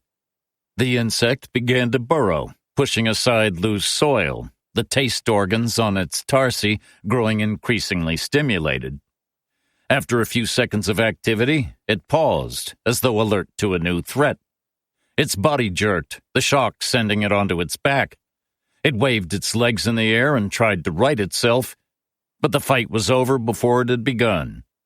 The legs curled in on the abdomen, and all movement ceased. Whatever dwelt in kit number 174, whatever moved through its confines and stalked the surrounding forest, did not like to share its food. Chapter 8. We drove from Colleen Clark's house without incident, apart from a trio of neighbors, one man, two women, who watched us go, their expressions shading from neutral to passing unfriendly. Colleen was wearing sunglasses, so I couldn't tell if she was aware of their scrutiny. I kept an eye on them in the rearview mirror and thought I saw one of the women produce her cell phone and use it to take a photo of my license plate. Only when we were out of their sight did Colleen exhale. Do you know them? I said. The Robacks, said Colleen. And Allison Pucci. She's the blonde. It was Pucci who had taken the picture. All three were on the list of names Colleen had provided, each marked with the letter X to indicate a potentially hostile status. Allison has a daughter Henry's age, said Colleen. The Robacks have no kids of their own, but they've been trying. They're on the 3rd round of IVF. If this one doesn't work, they may consider adopting. But he doesn't think it'll be the same and blames her for not being able to conceive. Then again, he's an idiot. He once tried to feel me up at a party and believes only blacks commit serious crimes. Well, blacks and now me. The Clark residence was looking less and less like the kind of place Colleen should be staying, because she was already barely one step above being a prisoner in her own home. The ignorant were writing graffiti on her walls and throwing excrement at her door, and the situation wasn't going to improve after she was arrested. Moxie said that he'd spoken to you about moving out temporarily. He raised the possibility, but I told him that I can't, until I know what's happened to Henry. She chewed at a hangnail. And maybe I don't want to give him the satisfaction. In any case, my picture is already out there, so it's not like I can relocate to a new street and become anonymous. It doesn't matter where I go, I'd still be recognized, so I may as well stay where I am. My mom has offered to move in, so at least I won't be alone there. Do you two get along? Colleen didn't need to add parental complications to her burdens. Sure. I mean, in an ideal world, we wouldn't be under the same roof for days or weeks on end, but beggars can't be choosers, right? If you elect to stay, I said, we may have to put someone outside the house, and possibly inside as well. I have candidates in mind. The Fulci brothers would be happy to do it and earn money into the bargain. They might have to adjust their new medication to ensure that one was awake while the other slept, The latest thinking on their condition, the current professional tendency was to avoid using the word psychosis because it sounded pejorative, being that if they couldn't be cured, they could at least be encouraged to sleep more, as there was only so much trouble they could cause from their beds. Dave Evans, for one, didn't agree. He'd confessed to me that the Fulcis regularly showed up in his dreams. This might have been regarded merely as a sign of stress on Dave's part, had Paulie Fulci not remarked during Dave's waking hours that he ought to consider repainting his bedroom ceiling because it was starting to flake. Paulie, as far as Dave was aware, had never been inside Dave's home, never mind his bedroom. When Dave asked him how he had come by this opinion, Paulie couldn't remember. The strange thing was, the paint on Dave's bedroom ceiling was flaking. As a result, Dave was now having trouble sleeping in his own bed, or doing very much else there. It might have been one of the reasons why he had quietly indicated his intention of retiring, with the bar being passed on to Mike and Bird Dixon and Andy Pillsbury, all of whom had long associations with the bear. The Fulcis had not yet been informed, no one being quite willing to grasp that particular nettle. "Now that I think of it," said Colleen, "it might be a good idea to have someone watch the house. Whatever about me, I'd hate to have something bad happen to my mom. How conspicuous will they be, these candidates of yours?" I thought of the Fulci's monster truck and the brothers' undeniable physical presence, reminiscent of a pair of bank safes dressed in casual wear. "After a while," I assured her, "you'll hardly notice them at all." The diner was called Twitchy's, but I couldn't say I'd ever darkened its door before Moxie revealed his interest in it. I'd passed by occasionally over the years, but never felt the urge to give it a try. Twitchy's looked like the kind of place where only the chef's sandwich was made from scratch, and that was prepared before he left home in the morning, possibly by his wife. Either Moxie was a dreamer, or he was laundering money. I parked in the lot beside Moxie's Mercedes, and Colleen and I entered through the open back door, once I was sure nobody had followed us there. Moxie was in the kitchen, regarding a clogged grease trap from a safe distance. He nodded at me and greeted Colleen more formally before directing her to take a seat in a booth away from the windows while signaling me to stay where I was. "I bet you think I've lost my mind," he said, "taking a piece of a dump like this." "Not really," I said. "Having seen the size of your breakfast, I just figured the next step up was to buy a diner of your own." "You know, when we open under new management, you won't be allowed to eat here." "Unless it's being managed by the CDC, I'll swallow my pain. It'll be less risky than swallowing the food." Moxie pointed out the door to a vacant lot beyond. "You see that land? It's zoned R3, and the planning board is meeting to approve a new development of apartments and condos next week. By the time the first residents move in, you won't recognize this place." "I'm hoping I won't even remember it. Are you going to keep the name?" "Nah, Twitchy died." "Food poisoning?" "Stroke. If I didn't know better, I'd say you were working for the competition." It was hard to conceive of Twitchy's having competition, or not for any prize it might want to win. On the other hand, Moxie was wealthier than I was ever going to be, and his instincts were sound. I didn't doubt that in a year or two, Twitchy's, or whatever its new incarnation was called, would be making a lot of coin. Moxie had brought along sandwiches, pastries, and beverages from the Big Sky Bread Company. Colleen Clark picked at her tomato, mozzarella, and pesto on rye and drank a soda. I listened and ate, while Moxie went over details of paperwork and formalities before he cut to the chase. "The police are going to come for you early tomorrow morning," he said. "The media will be informed in advance, since that's how the AG's office wants to play it. You're an electoral tool, Colleen, which means every step taken has to appeal to voters. The more public the arrests, the better, or so the reasoning goes in Augusta, so they'll want you to do the perp walk.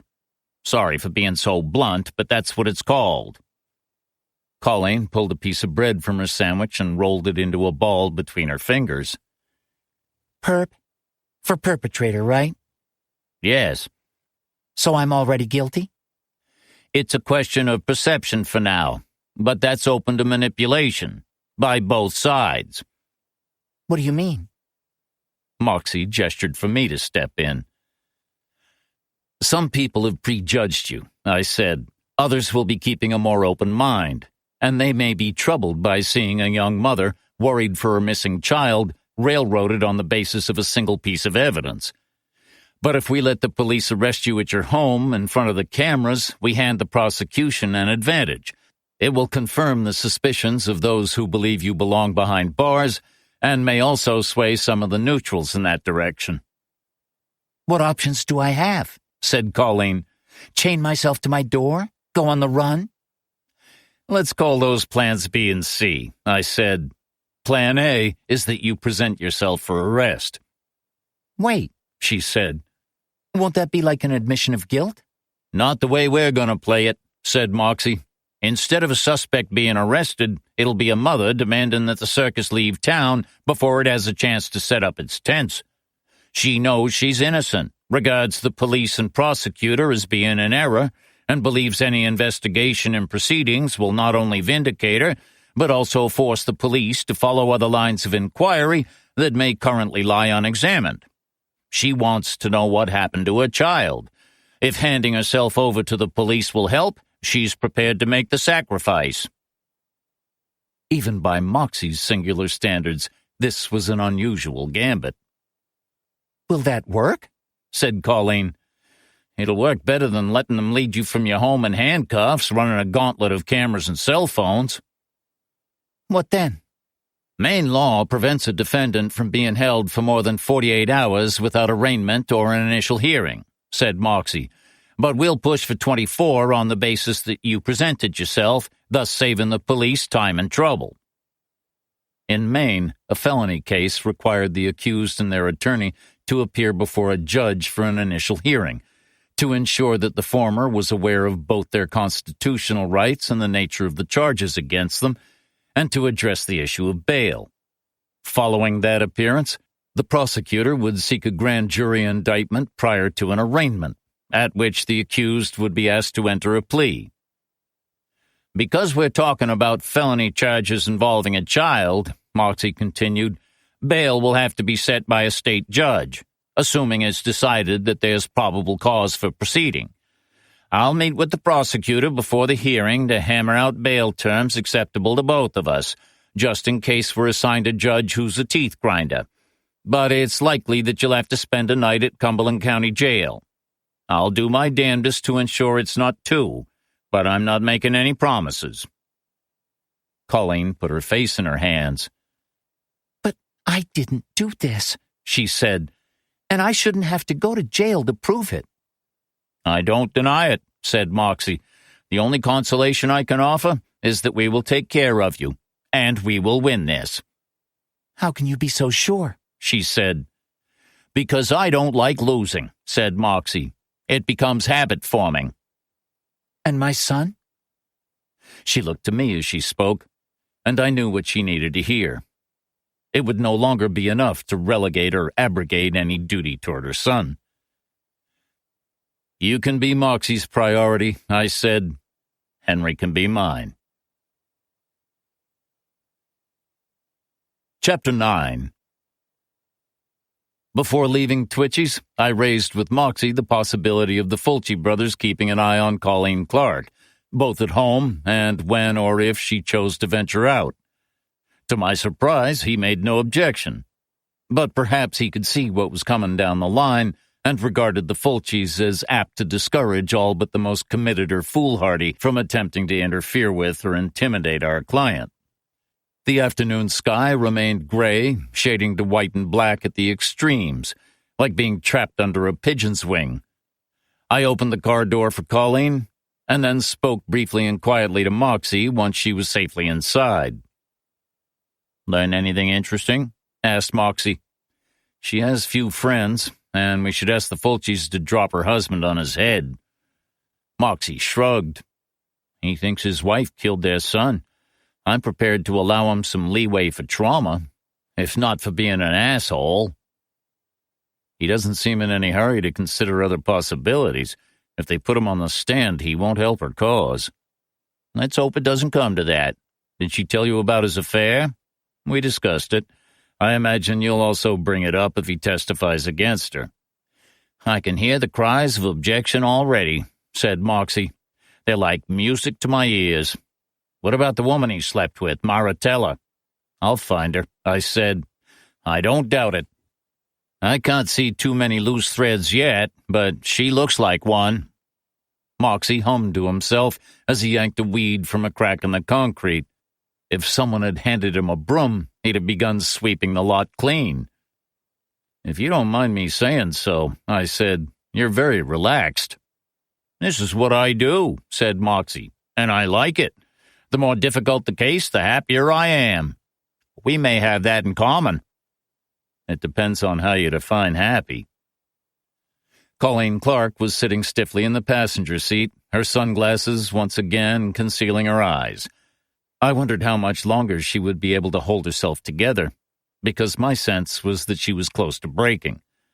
Her imminent incarceration, even if only for a night or two, might do it. I'd seen it happen before. At least Moxie and I both had contacts in the Department of Corrections and the Cumberland County Sheriff's Office and could make sure she was kept safe.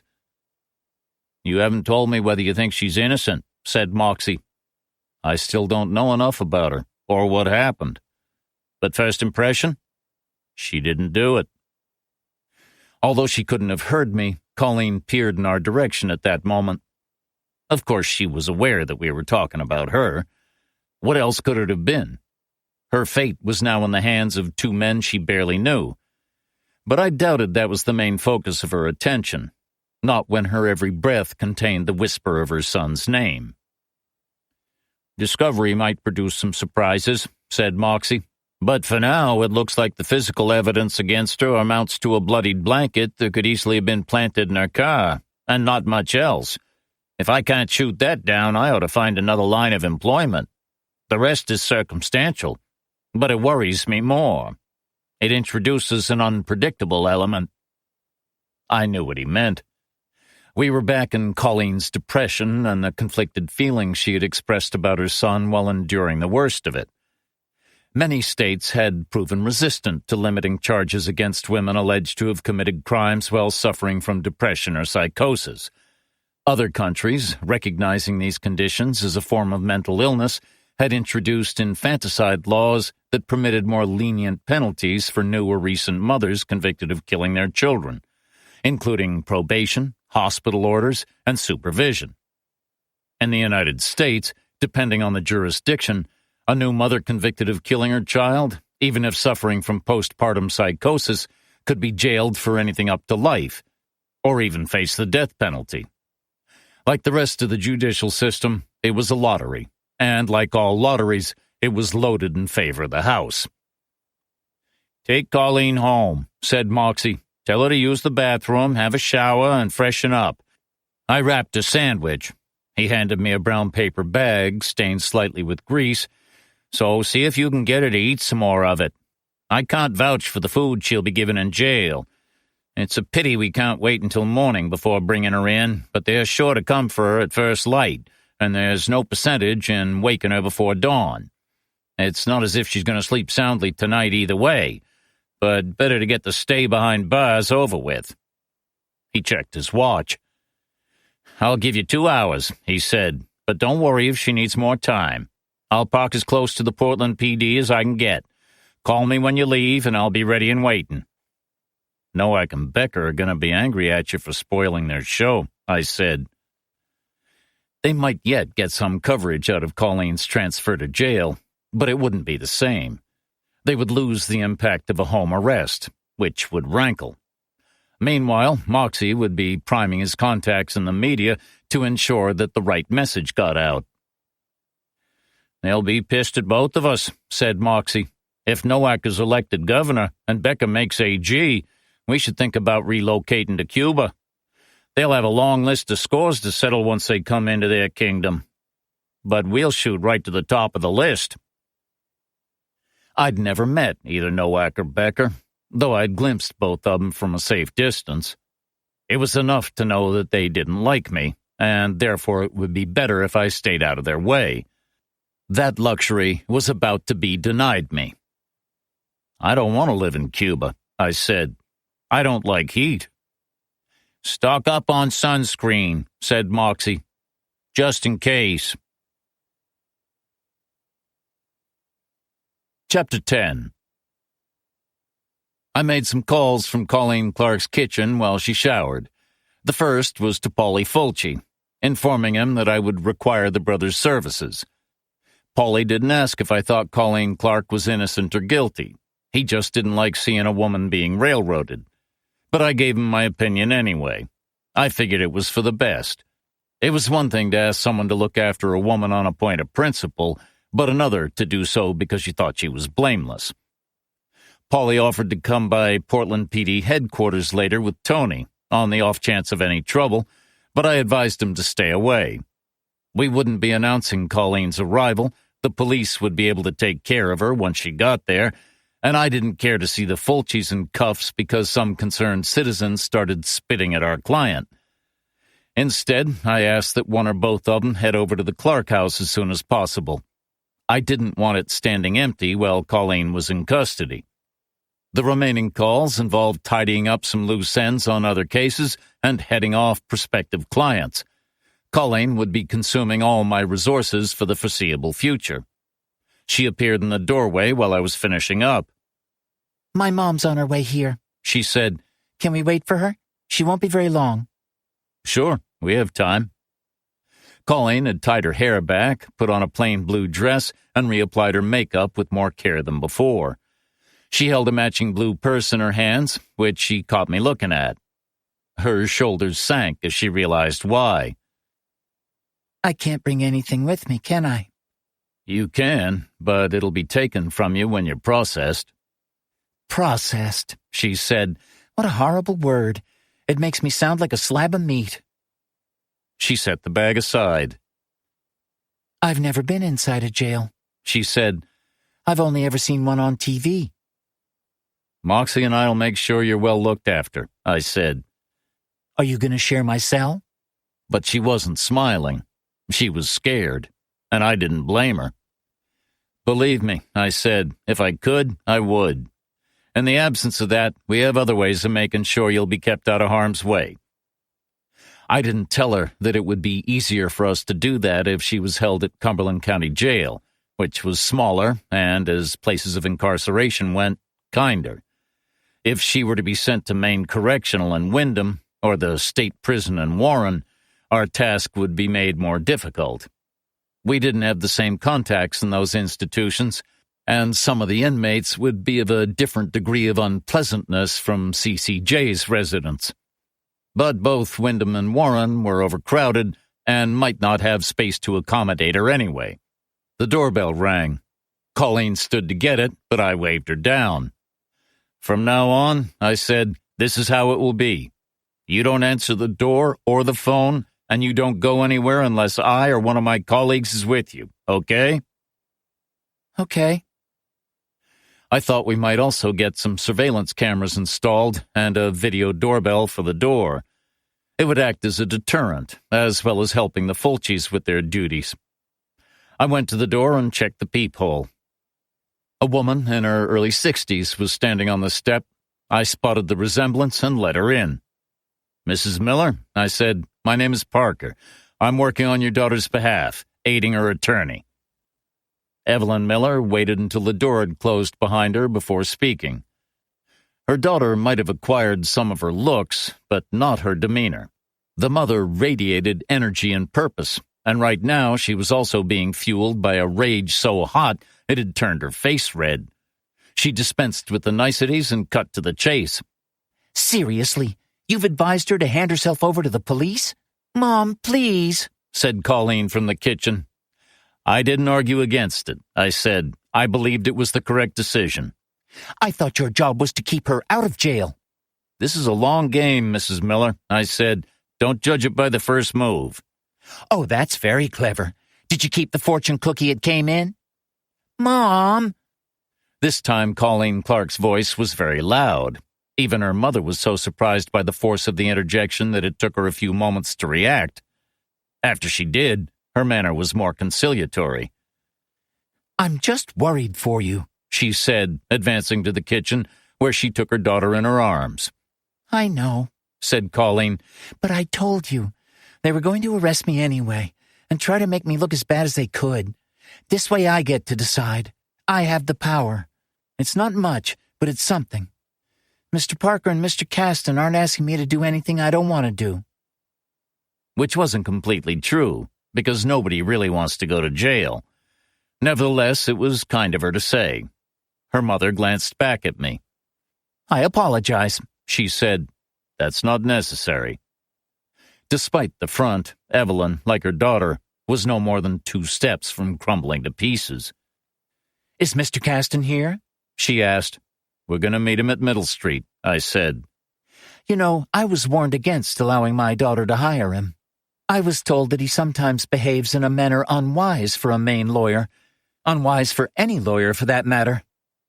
"I'll concede that he's unconventional, but then this is hardly a conventional case. Speaking of which, Colleen, we ought to get going.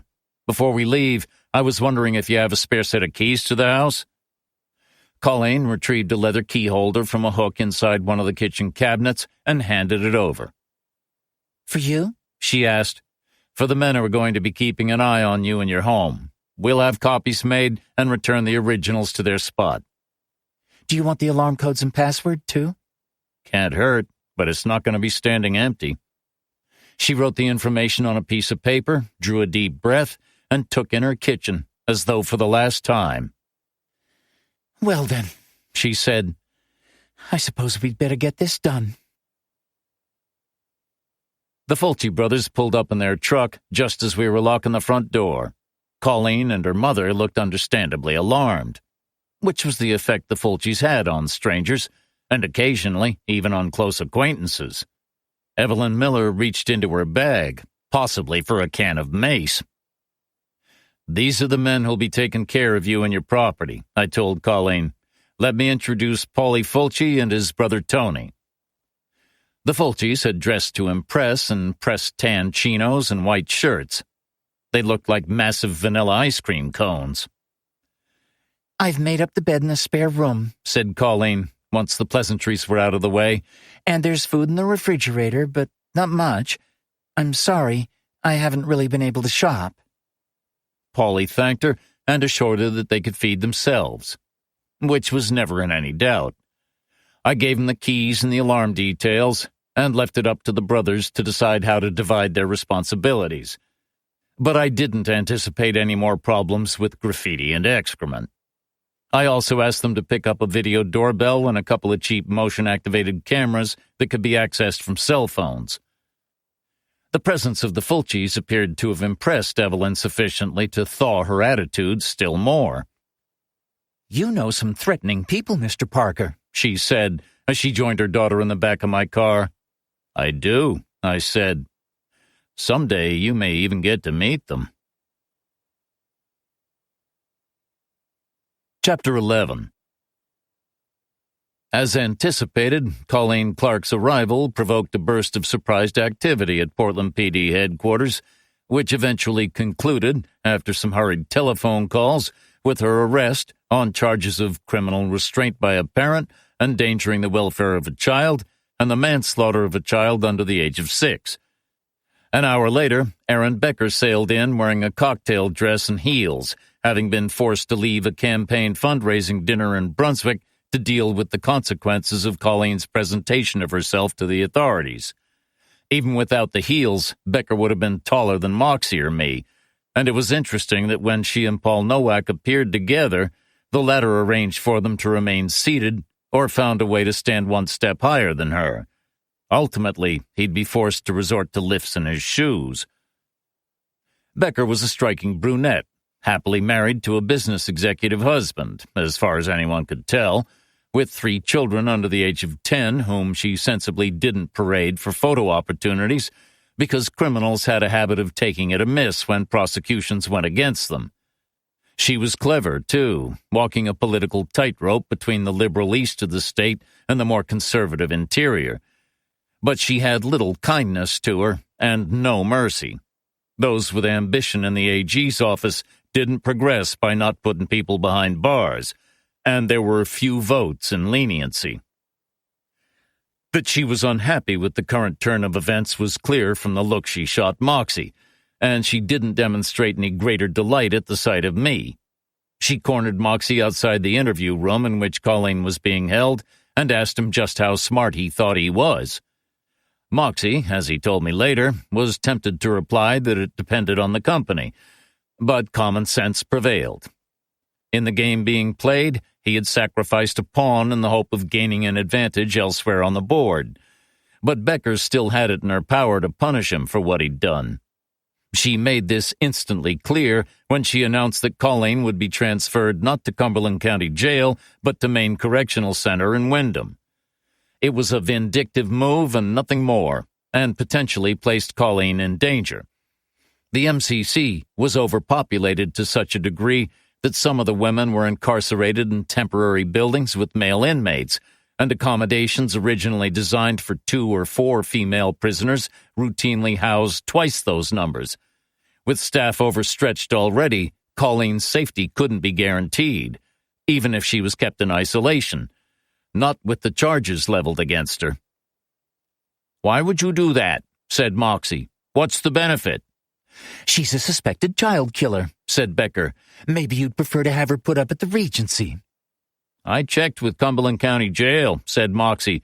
"They're not even at capacity, and they've only 1 female inmate right now, a repeat DUI awaiting trial because she couldn't make bail. The Cumberland County DA isn't going to kick up a fuss if she's sent on her way so my client can have her exclusive attention." "You really think I'm going to make life easier for her after the stunt you just pulled?" "She's been charged, not convicted," said Moxie, "and the TV cameras aren't going anywhere. You'll get your exposure, but without my client's home address being advertised on every TV in the Northeast. If you put her in MCC to get stabbed by a junkie, you're going to look bad at the bail hearing for deliberately endangering the safety of a prisoner when you add options and placing her far from counsel." Becker stewed, but it was obvious that her better judgment would have to prevail over baser emotions. Moxie wasn't some public defender she could browbeat into submission. He'd been handling murder cases back when Becker was still rigging elections to the student council. "Fine," she said. "Let Cumberland take her. But you just blew all my goodwill and then some." She stalked off, but not before pausing in front of me. "What the fuck are you smiling at?" "I'm just naturally buoyant." "When the ship goes down, you'll drown with the rest," said Becker. "Let's see how buoyant you are then." Moxie and I watched her depart. She was already making a call from her cell phone. I'd have bet good money that she was about to speak with her boss, Nowak. "That went well," I said to Moxie. "You got your way twice already this evening, and Becker barely drew blood." "She'll try to kill us on bail. That's how she works." "You think Cuba will be far enough away for us?" "Mars won't be far enough." He walked to a window and looked down on Middle Street. The news vans had gathered outside, the crews waiting to grab footage of Colleen being taken to jail. "When will you make your statement?" I said. "As soon as she's on her way. I have transcripts ready to hand out. I hate being misquoted." "And your every word a pearl. If you don't need me, I'd like to get going before you make your speech." "Sure," said Moxie. "It's been a long day. I know you don't like early starts, but I'd appreciate it if maybe you could come by the office before noon tomorrow. I'll order in lunch if you like." "Let's see how things go. If I make it, coffee'll be fine." "You're going to fade away," said Moxie, "and then none of your clothes will fit right." "You and me both." "Yeah, but I'm growing into mine. I plan ahead." "Well, that's why they pay you the big bucks," I said, and left him to consign Colleen Clark to the cells. Chapter 12. As it happened, I didn't escape from Middle Street unnoticed. The media were at both the front and the rear doors, and the camera lights came on as soon as I exited. Perhaps they'd already figured out that if Moxie Caston was representing Colleen Clark, I might be involved on the investigative side. But it was equally possible that Aaron Becker's people had made some calls in the hope of muddying the waters. I had overstepped the line in the past, so it wasn't hard to predict the spin. If Colleen Clark was resorting to such dubious company to aid her defense, she really did have something to hide. The implication would have to be subtle to avoid trouble with a judge, but Becker was an operator. If anyone could carry it off, she could. A couple of questions were shouted in my direction as I walked to my car, but I ignored them. Dealing with the media was Moxie's job. I already had a long list of people I needed to approach, and the first name on it was that of Colleen's husband, Stephen. But I'd also have to canvass her neighbors and speak with her physician and therapist, since Colleen had given Moxie permission in writing to approach them and obtain any and all information pertinent to the case. Mostly, though, our job would be to confirm that the two professionals were aware of the extent and limitations of privilege, and make certain they contacted us in the event of being served with a subpoena by the prosecution. Becker would move fast. She needed a speedy trial because a long delay wouldn't help her election chances, or NOACs. Moxie, by contrast, would angle for as much time as he could get. But he couldn't apply the same pressure to the system as the AG's office. Colleen had agreed to be guided by Moxie, which was always beneficial, but she'd made it plain that she didn't want the trial hanging over her head for too long, not unless a delay helped the investigation into her son's disappearance. My territory. The more I considered it, the more her fate was coming to rest on my shoulders. Angel and Louis would have said it was my martyr complex manifesting itself. If so, they permanently occupied the crosses on either side of me, because whenever I looked around, there they were. I hadn't eaten since Twitchy's, and even then I'd left 3/4 of a sandwich untouched. I drove down to Local 188 on Congress, parked on the street, and ordered a bowl of pasta and a glass of wine at the bar. A woman smiled at me, and I smiled back. She tried to strike up a conversation, but it never went beyond politeness on my part, and she soon found someone more sociable with whom to pass the evening. And on a blank page of my notebook, I wrote a name. Mara Teller. Chapter 13. Far to the northwest, the wind whistled around kit number 174, and dead leaves skittered across the ground. Had anyone been present to witness it, they might have thought that a shadow passed across the window of one of the upper rooms. But as like as not, it was the reflection of a branch buffeted by the breeze. In another universe, this particular iteration of kit number 174 might have been regarded as blighted from the start, fundamentally flawed by a series of incidents during its manufacture, each unconnected to the last, but all ultimately contributing to a structure that should never have been permitted to leave the warehouse, or would have been better off returned to Sears as soon as its faults became apparent to the purchasers. Its undeniable oddness, its sense of elemental deficiency, would then have had a logical explanation. But the house conformed to every basic standard, and so had been permitted to stand. Its abnormality was not inherent, but acquired. Yet the house was not haunted, whatever some locals might have suggested, although none had ventured out lately to check, because even the rowdier kids from the district paid heed to the no trespassing signs posted on the property. It was just a house, distinct from the ground on which it stood in the same way that a tombstone is not the same as a grave. What did it mark, this structure? Nothing. Nothing at all. And everything.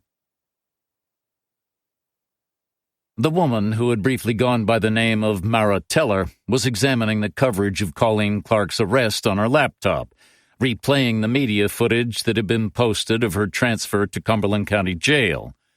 A beer stood by her right hand, and a cigarette was burning in an ashtray, its column of ash growing longer and longer like a gray worm being birthed, because the woman was entirely absorbed by the screen. She watched, for a third time, the film of Clark being escorted from the Portland PD building. Her hands were cuffed, and she had a police officer at either side of her. But she held her head high, even as bright light shone in her eyes and questions and abuse were shouted at her from the margins. The woman felt a degree of admiration, even sympathy, but not enough of either to hope that Clark got off. It was important she be convicted. If she were not, the inquiry into her son's disappearance would take a different direction, which would be unfortunate. Behind Clark walked the lawyer, Caston, who had later made a statement to the media declaring his client's innocence and expressing confidence that she would be exonerated. The woman thought Caston looked like a shyster. He talked too fast for her liking and wore the kind of suit favored by hucksters who were trying to sell you something you didn't want to buy. Finally, she reached a short section of reportage headed by footage of a man of slightly above average height leaving Portland PD headquarters. He wasn't trying to flee the cameras, but gave the impression that while he was aware of their presence, they were of no consequence to him. She listened to the commentary, even though she was already familiar with his name and reputation, before freezing the video on the private investigator's face. Footsteps sounded behind her. She tapped the screen. "I think," she said, "that we may have a complication." Chapter 14. Colleen Clark had informed me that her estranged husband was currently staying with his brother Michael in Dayton, about a half-hour south of Portland. He was, she said, avoiding unnecessary travel for the present and working remotely from a makeshift office in his brother's home. Colleen and her husband had spoken only once since the revelation of the blanket in her car. In the course of the conversation, he had informed her that he never wished to see her again. According to a mutual acquaintance, he had consulted a divorce attorney and requested that papers be served on his wife as soon as she was released on bail. I drove to Dayton the following morning in the first proper sunlight for a week, even if it hadn't brought much warmth.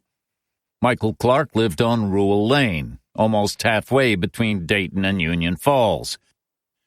There wasn't much to Dayton, but that was true of a lot of small Maine towns.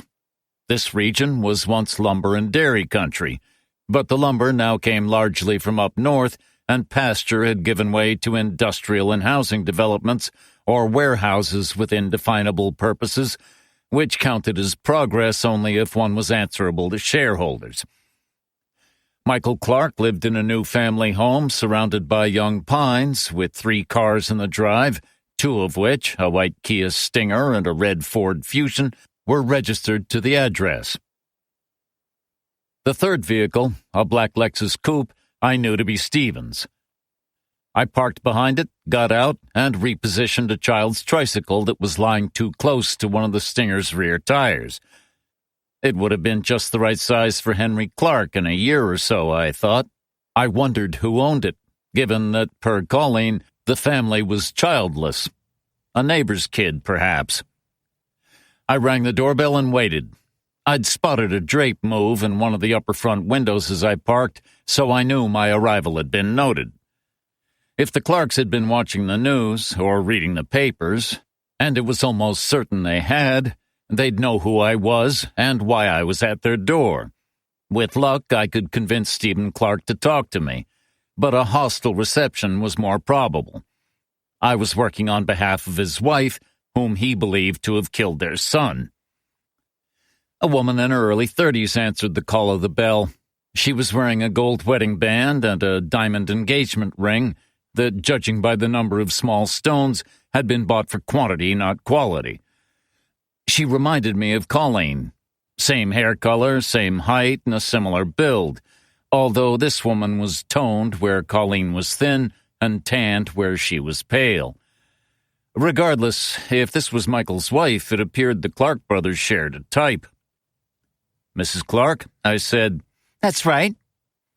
She wasn't opening the door very far and was blocking the gap with her body as though to protect whomever was inside.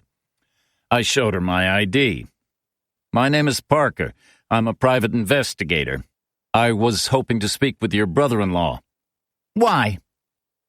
But I could tell from her face that, as anticipated, she already knew why I was there.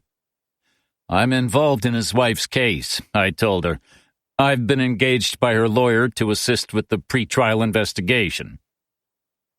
She stared at me for a good 10 seconds without speaking. I meant, why are you working for her?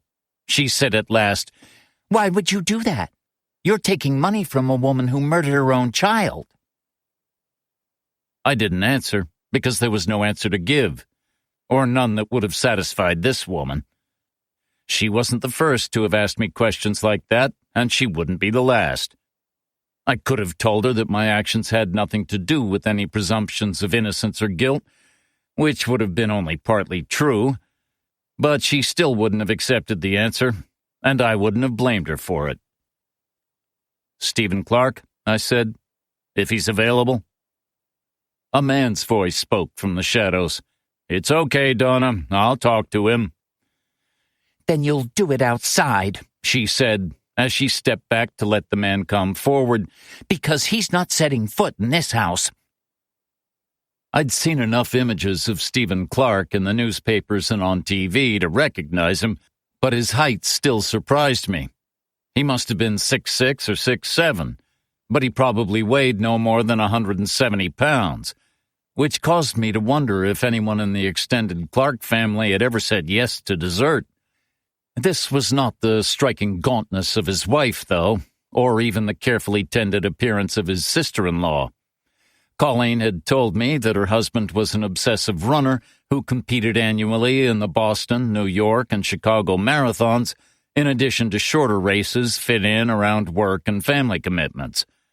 The stripping of the fat from his body made his head appear too large for his frame, and a pair of oversized spectacles magnified his weak eyes, lending him a peculiarly bug-like appearance. He wouldn't have been out of place lying semi-camouflaged on a stick.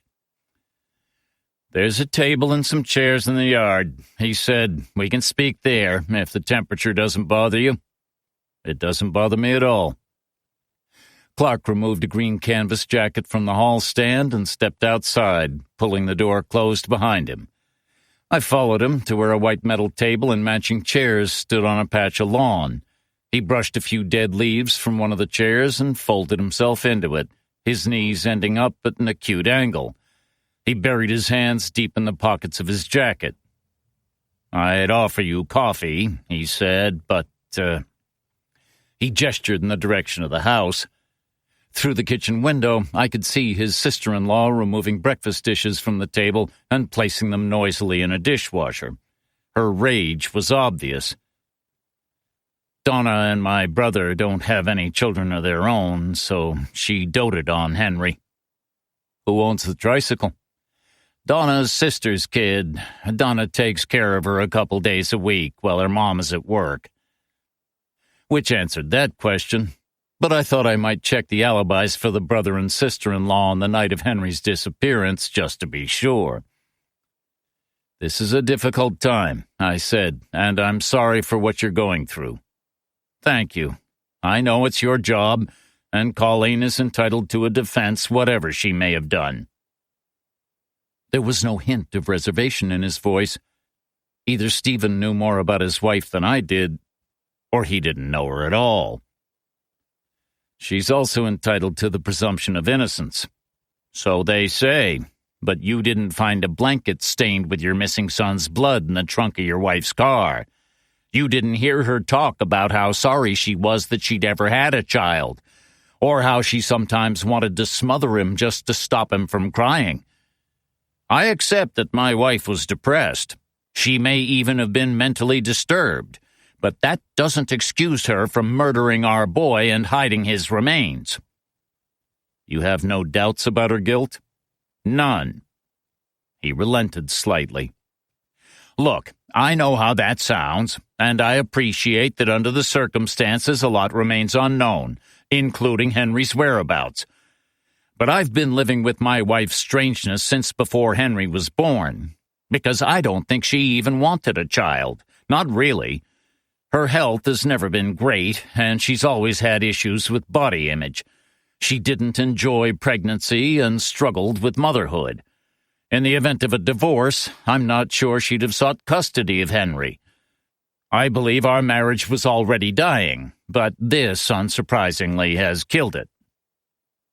He huddled deeper into his jacket, pupate in his misery. "Was Colleen ever violent toward Henry?" I asked. "I never saw her strike him, but then I was at work a lot of the time. He did have bruises, though, which had begun to worry me. I mentioned them to the police." Ouch, I thought. I had an image of Stephen Clark on the stand. The prosecution wouldn't even have to coach him for long. He was already a gift to them. "I think Colleen may simply have snapped," he continued. "Perhaps if I'd been more available to her and Henry, it wouldn't have happened." His voice almost broke. He took a breath before resuming.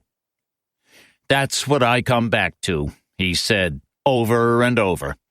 "I wasn't there, and I should have been." "Does your job require you to travel a great deal?" "I chose to travel more than was strictly necessary." "Why?" "Because, like I said, my home life was unhappy, both before and after Henry was born." "Did you consider couples therapy?" "Colleen suggested it, but I thought the trouble would pass, or I hoped it would." "That sounds like you're contradicting yourself," I said as mildly as I could, given what you said earlier about a divorce.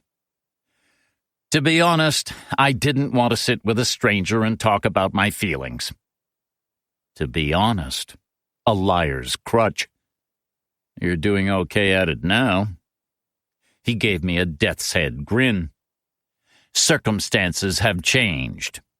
"Yes," I said, "they have." "Could your aversion to couples therapy also be related to the fact that you felt your marriage couldn't be saved, and you were unwilling to prolong the inevitable?" He didn't immediately reply. He was smart enough to be able to spot someone trying to outsmart him, but not smart enough to protect himself by not talking. "That's very perceptive," he said. "I wouldn't argue with the diagnosis. By the way, I'm waiting."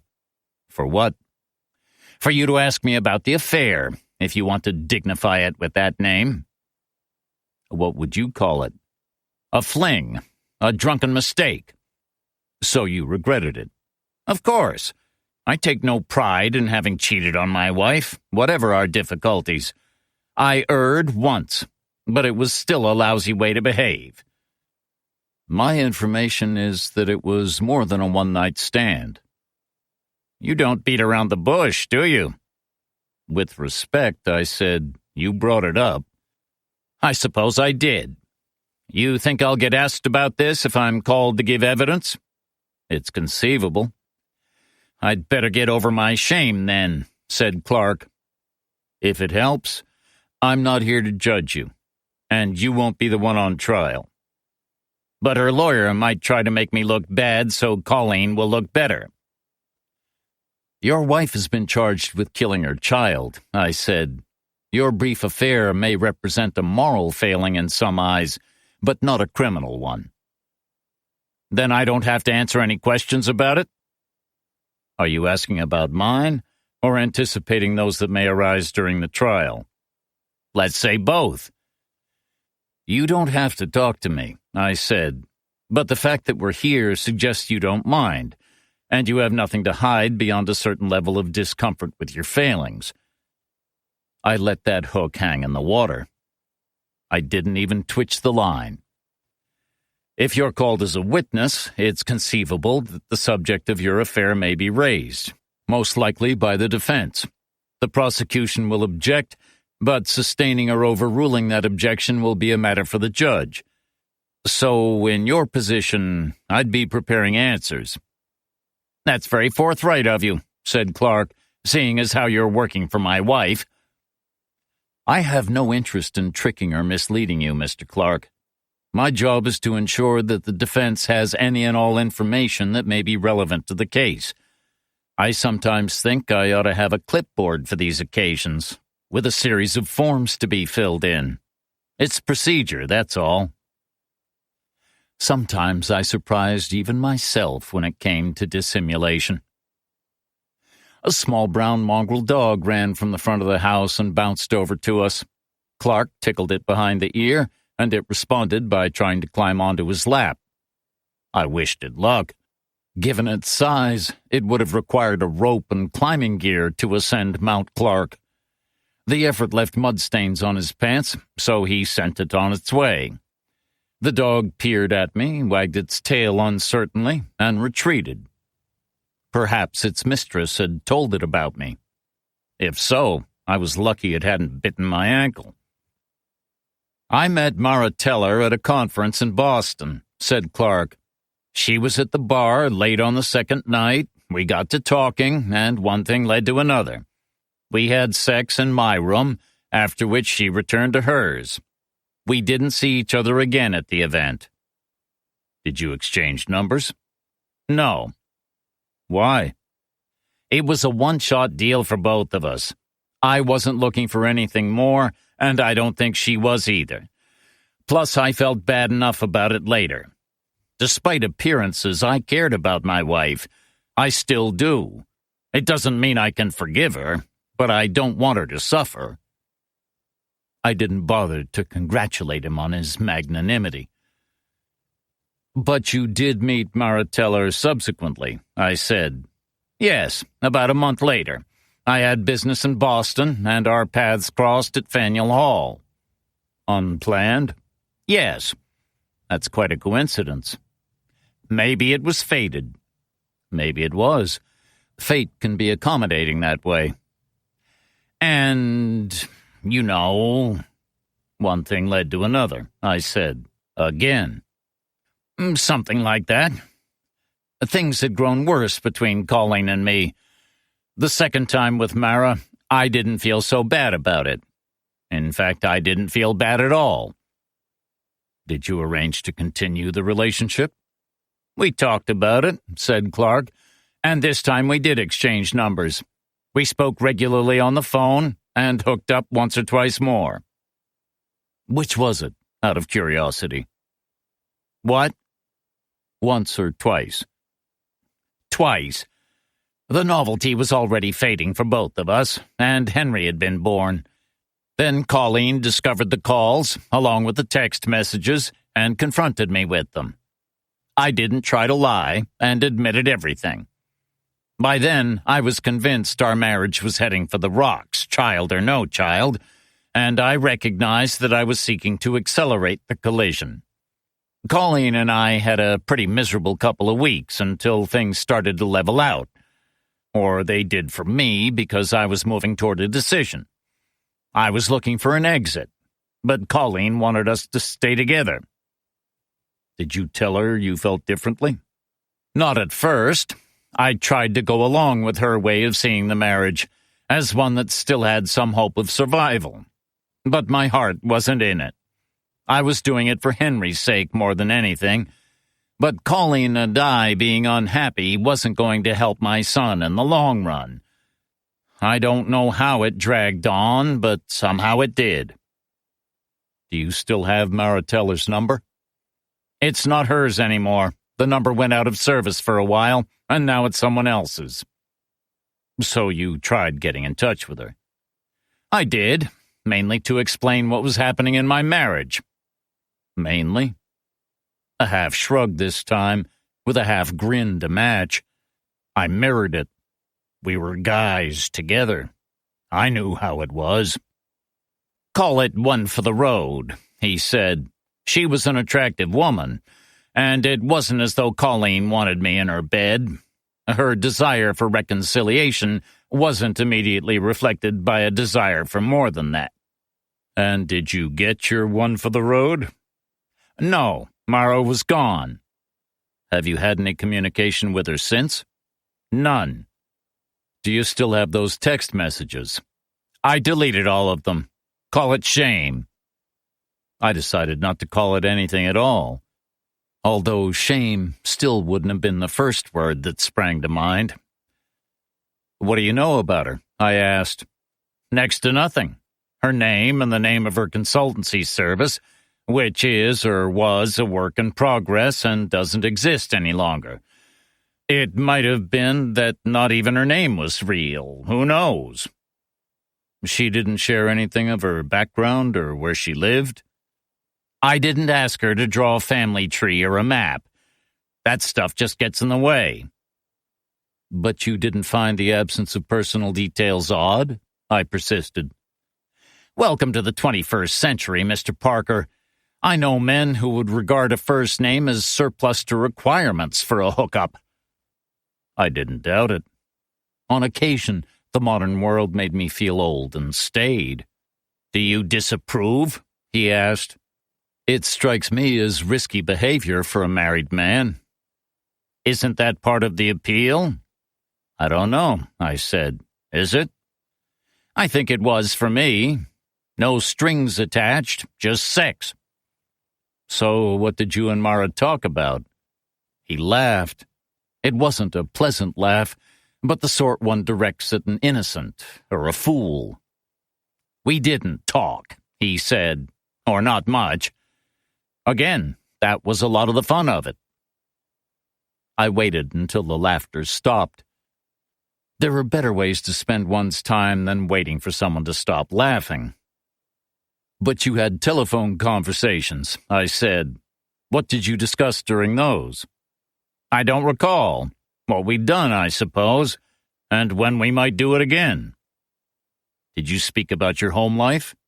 I might have. And the pregnancy, or your son after he was born? I could have mentioned him, I don't remember. So you were in touch with Mara Teller both before and after Henry's birth? Largely before, but yes. He removed his hands from his pockets and placed them flat on the table. Are you trying to suggest that Mara might have been responsible for what happened to Henry? I'm just curious about her. Did you mention her to the police after Henry was taken? No, Colleen did.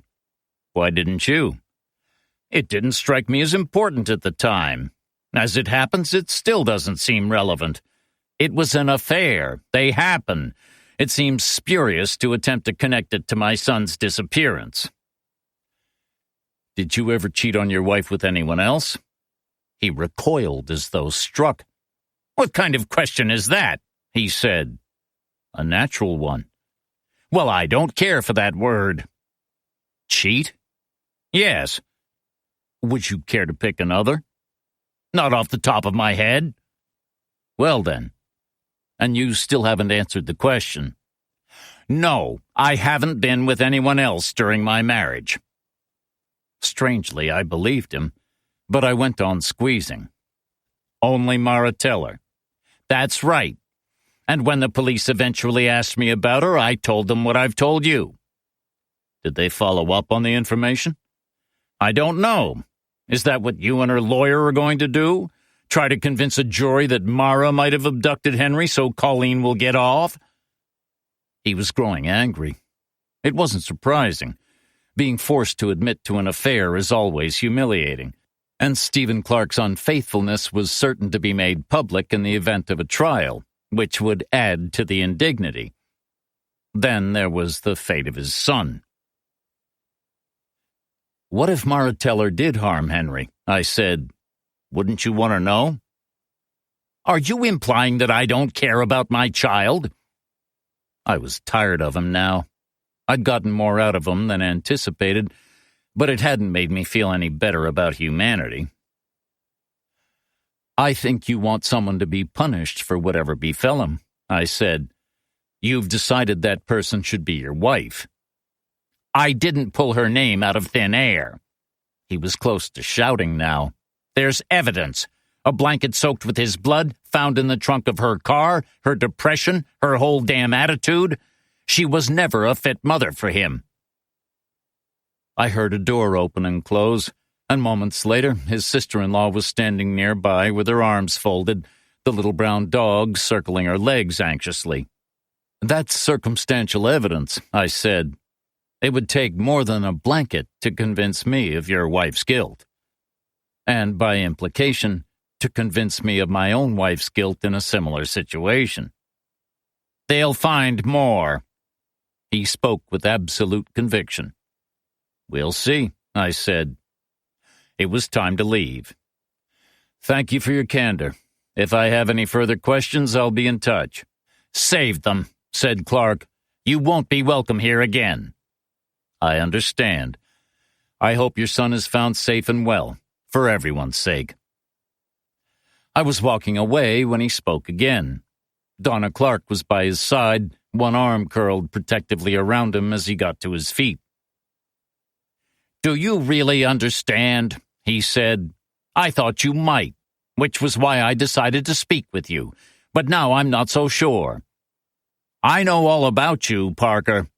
You buried your child and hunted down her killer, yet you want to deny justice to me and my son. It's one law for you and another for everyone else. You're nothing but a hypocrite, trading on pain and misery, carrying your history like a cross for all to see. You're the one who ought to be ashamed. Go crawl back under your rock, you fuck." He stormed away, but Donna continued to stare after me, and her hostility was almost triumphant. The dog advanced, barking to send me about my business. And somewhere, a lie was hiding. Chapter 15. I called Moxie on my way back to Portland. He told me that Colleen had spent as good a night as could be expected at Cumberland County Jail, and her initial court appearance was scheduled for that afternoon. Moxie would sit down with Aaron Becker before the hearing in the hope of hammering out a bail agreement, acceptable not only to both sides, but also to the judge. Becker might have been nursing a grievance over Colleen's surrender, but if she tried to indulge it before an unsympathetic bench, she'd do herself more harm than good. Moxie was up for some horse trading. "Did you speak to the husband?" I told him how it had gone. "I'm surprised you got even that much out of him," said Moxie. "Impression?" "He's already decided that his wife is guilty, but you knew that. If he was ever really in love with her, he might have started falling out of it before their son was born. But something about the Marateller affair doesn't ring true." "You think he cheated on his wife before?" "He denies it. I'm inclined to accept his word because the accusation stung. Based on minimal acquaintance, he has a thin skin combined with an elevated opinion of himself. He doesn't like to be thought ill of. But the world may not view him as highly as he views himself, and he's smart enough to recognize it." "Does he still have feelings for the Teller woman?" "He claims it was strictly a fling, and he wasn't overly troubled by the fact that he could no longer contact her, or said he couldn't." "So what's he hiding?" "Possibly some personal or business details they shared. He was a little vague on what he and Teller might have spoken about when they weren't knocking boots." "Ever had an affair?" said Moxie. "No." "Well, I have. When you have an affair, mostly you talk about the affair. Bitching about a husband or wife casts a pall over proceedings. The best affairs are just about sex. It's the other stuff that causes all the problems." "Should I be taking notes?" "Who knew you were such a tenderfoot?" "I like to think I'm still pure on the inside." Returning to Stephen Clark, it was strange that he rejected out of hand any possibility of Teller's involvement in whatever happened to his son. It was as though he'd bet everything on his wife's guilt and couldn't countenance losing. "But to what end?" said Moxie. "A conclusion to his marriage?" "I handle divorces. Give him my card. There are simpler ways to get out of a bad relationship than trying to have your spouse jailed for murder. Speaking of which, the hearing is scheduled for 4 p.m. Think you can be at the courthouse by 3:30? "Whenever you need me." "Don't make it sound creepy. So what next?" "I'm going to talk to some of Colleen's neighbors," I said. "But I might start with the friendlies and neutrals to ease myself in. It'll mean skipping our meeting in person later this morning, but since we're already speaking, ringing doorbells might be a better use of my resources. I'm also of a mind to begin following up on Marateller if I have time. Stephen Clark says he discussed the affair with the police, but either they didn't feel it was a lead worth chasing down, or they didn't make any headway when they tried. I'd like to find out what happened there. Will they share? I can ask. They can only say no. But that's the official route. There are other ways. I wish you luck, he said. By the way, professional loyalties aside, you didn't much like our friend Stephen, did you? He's callous and vain. That's a poor combination. Although without the latter, he probably wouldn't have talked to me. So, he wanted to match wits, said Moxie. God bless his patience. Are you cutting him any slack for being a father who's lost his child? I would, I said, had he mentioned that child more often. Moxie was silent for so long that I thought the connection might have been lost. Let's keep your opinion of him between us for now, he said at last. I wasn't planning on advertising it. I meant keeping it from Colleen. My lips are sealed. I'll see you at 3:30. Chapter 16. Far from the broodings of Kit number 174 and those who guarded its secrets, a woman sat at the breakfast nook in her little cottage outside Haynesville, in the southeast corner of Aroostook County. The windows in the house were too small, so the rooms were always dim, but she didn't mind. She had never courted sunlight and didn't entertain visitors. In fact, for more than a decade, she had been a virtual recluse, rarely venturing farther than the boundaries of her own town, unless health or business requirements dictated otherwise. Her name was Sabine Drew, and it had once, for a time, been known to many. Sabine Drew's kitchen looked out on the Haynesville woods by Route 2A, long regarded as one of the most dangerous roads in the county. During icy weather, drivers unfamiliar with its reputation often took the hairpin turns too fast. If they were lucky, they ended up in a ditch. If they were unlucky, they ended up in a cemetery. Dick Curlis, the tumbleweed kid, a son of Aroostook and the state's most famous country singer, even sang about Route 2A, a tombstone every mile. Dick would have known the road since he'd resorted to driving a lumber truck for a while when the music business wasn't paying so well. Dick had probably taken those corners gently, though, what with him only having poor vision and all. They took out most of Dick's stomach in '75, a year after he stopped drinking and a year before he found Jesus. But the cancer got him anyway. Old Death was like that, Sabine had found. You could dodge him, even skip ahead for a while, and Death would never hold it against you.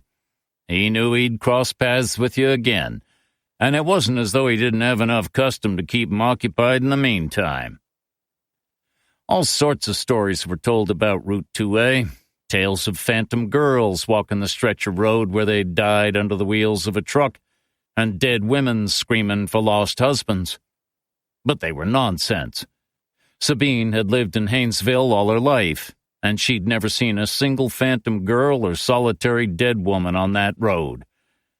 Different ghosts, certainly, but not those. Not that she spoke of specters to anyone these days. She'd left all that behind. Occasionally, folks still sought her out, either from curiosity or because they needed help, but she sent them off as politely as she could. It was always harder with the latter than the former, since she might have been able to assist them if she tried. But it was better not to. It would only bring trouble, and more knocks at the door. So she lived with the ghosts, her own and those of others, while trying not to pay them too much notice. They were always seeking attention, and if they got it, like the callers at her door, they'd never go away. In that sense, they also resembled children, which was perhaps why Sabine had never wished for any kids of her own. Not that anyone had ever seriously raised the possibility of making some with her. She'd never entertained any illusions about her attractiveness. Her mother had advised Sabine that she was homely, the kindest word she could find. So even without her peculiarity, Sabine might have struggled to interest a man for the long haul, which was like saying that with a different head she might have been enticing. Her strangeness was as much a part of her as her looks, so she figured she'd die unmarried, but not alone. If she ever wanted for company, she could just alter her gaze, and a ghost would come. But, as had been established, it was better not to do that. She'd learned to excise them from her consciousness, or, more correctly, to accommodate her consciousness to their presence, like an alarm that had been ringing for so long that it became part of the soundscape, and one ceased to be unduly bothered by it. Lately, though, something had changed. A child was crying, and wouldn't stop. Which was why Sabine, for the first time in many years, was opening herself up to one of the dead. In silence, in shadow, she reached out and waited for the connection to be made. When it came, she listened and consoled as best she could, before getting in her car and driving toward the source of the cries. Chapter 17. I spent a couple of fruitless hours approaching as many of Colleen Clark's neighbors as I could, starting, as I'd told Moxie, with the ones who didn't appear to bear her any outright malice. Colleen had provided me with a comprehensive list of associates, casual acquaintances, and friends, but the latter were few and far outnumbered by those she believed bore her some antipathy. Inevitably, I questioned some of the hostiles, too, because they couldn't be ignored, and received responses varying from nothing to say, and I already told the police all I know, to get lost, and you ought to be ashamed of yourself. Unfortunately, the obliging ones had little to share other than that Colleen and her husband were always polite but kept mainly to themselves, and none of them had ever spent longer inside the Clark home than it took to conduct a brief conversation, sometimes over coffee, but more often not. After Henry's birth, Colleen had joined the younger mothers at Doherty Field if the weather was good, and would sometimes take part in the weekly mom and kids breakfasts at the Crooked Mile Cafe on Milk Street, but she was an irregular attendee and more of a listener than a talker. I liked her, though, said a woman named Piper Hudson, who lived one street over from the Clarks on Bolton. Once you got to know her, she was really sweet. I think she was just lacking in confidence. My sister struggles with an eating disorder, and I thought I saw some of that in Colleen, though we never discussed it in depth. Hudson was bouncing a 1-year-old girl named Isabella in her arms. She had 2 other children, with a Colombian nanny to help take care of them, which struck me as a full-time job given the noise that was coming from inside the house. Their mother left me alone for a moment to hand Isabella over to the nanny before returning to the porch. She hadn't asked me to step into the hall because she said it was quieter outside. From behind the door, I now heard the sound of 3 children competing to see who could scream loudest, should confirmation have been required. If you'd told me before the first one was born that I'd get tired of the weight of a child in my arms, I'd have scolded you, she said. That novelty wore off the first time I went to bed with aching muscles and woke up the same way. I watched a squirrel forage for black walnuts beneath the mature ornamental tree in her yard. Black walnuts were not native to Maine, but squirrels loved them. The rodent would earn its meal, though. It would have to gnaw its way through the hard green husk to get at the nut inside. I knew fishermen who would pay good money for those discarded husks, to be crushed, cast on the water, and used to poison fish. It was odd, the information one picked up as the years went by, or more correctly, the details one remembered. That knowledge about black walnuts and fishermen had probably displaced something useful for my brain, like how to avoid drowning. Did you and Colleen ever talk about her son? I could see her turning the question over in her mind, like a package of which she had grown suspicious halfway through the unwrapping of it. Of course. My job isn't to undermine Colleen, Mrs. Hudson, I said. I'm only interested in helping her. I could tell she was still wary. I was glad.